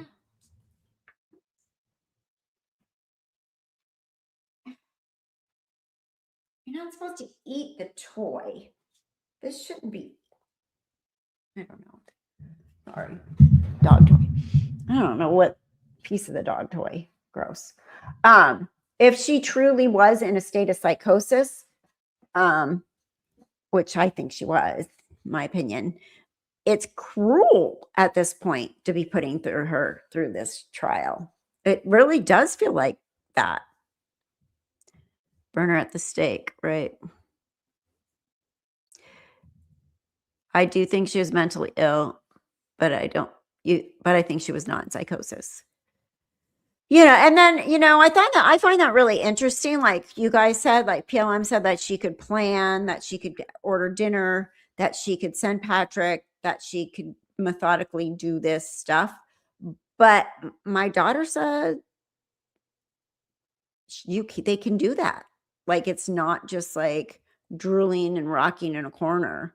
They can actually plan. So I'm not a mental health professional, but I find that really super interesting. And if you read about or go to Salem, it's clear a mean girl started the entire rumor about the witches. I'd like to read more about that. I've never really looked into that. The CW is doing the same thing. Interesting. Yeah, I would love to read more about that. Can you imagine? I mean, and mean girls are a thing. I think, unfortunately, it's going to be a hung jury, but I'm really hoping for a full exoneration. I honestly think it could be a hung jury too. I think it's going to be hard. If we don't get a verdict really fast, then I will start to lose the idea that they're going to come to a verdict, but we'll see. We'll see. All right. I got to get out of here. I'll be back tomorrow. I will post probably same time, 9:30 my time, Pacific time. And then we will go back at it. I'm interested to now she's going to have time to plan her cross-examination. You know, she's going to go through everything with a fine-tooth comb, their little madness. And I honestly think, I don't think that the prosecutors did a very good job with their case. I think they could have really tightened it up. I think they wasted too much time trying to prove things that weren't wrong.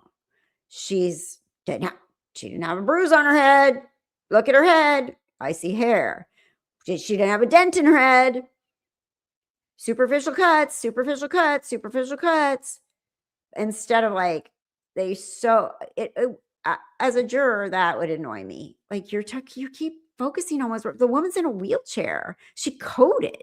Like that's all I have to hear to believe that it was a normal, or not a normal, but that it was a true attempt at her own life. So, all right. I will see you guys. Thank you. Thank you for being here. Please. Thank you. Thank you. Thank you. Have a great day too. Oh, he's got a diaper on too. Did you notice? Because after he peed on my Amazon boxes, I bought those because until he's neutered, his neutered appointment is until the 28th. I can't deal with him thinking that he can mark things in my house. Well, shit. They didn't have him neutered at the shelter until I adopted him. And then they like, okay, bring him back on the 28th. Like, oh, all right. Okay. All right. I will stop talking now. Please stay safe. Stay well. I'll see you tomorrow.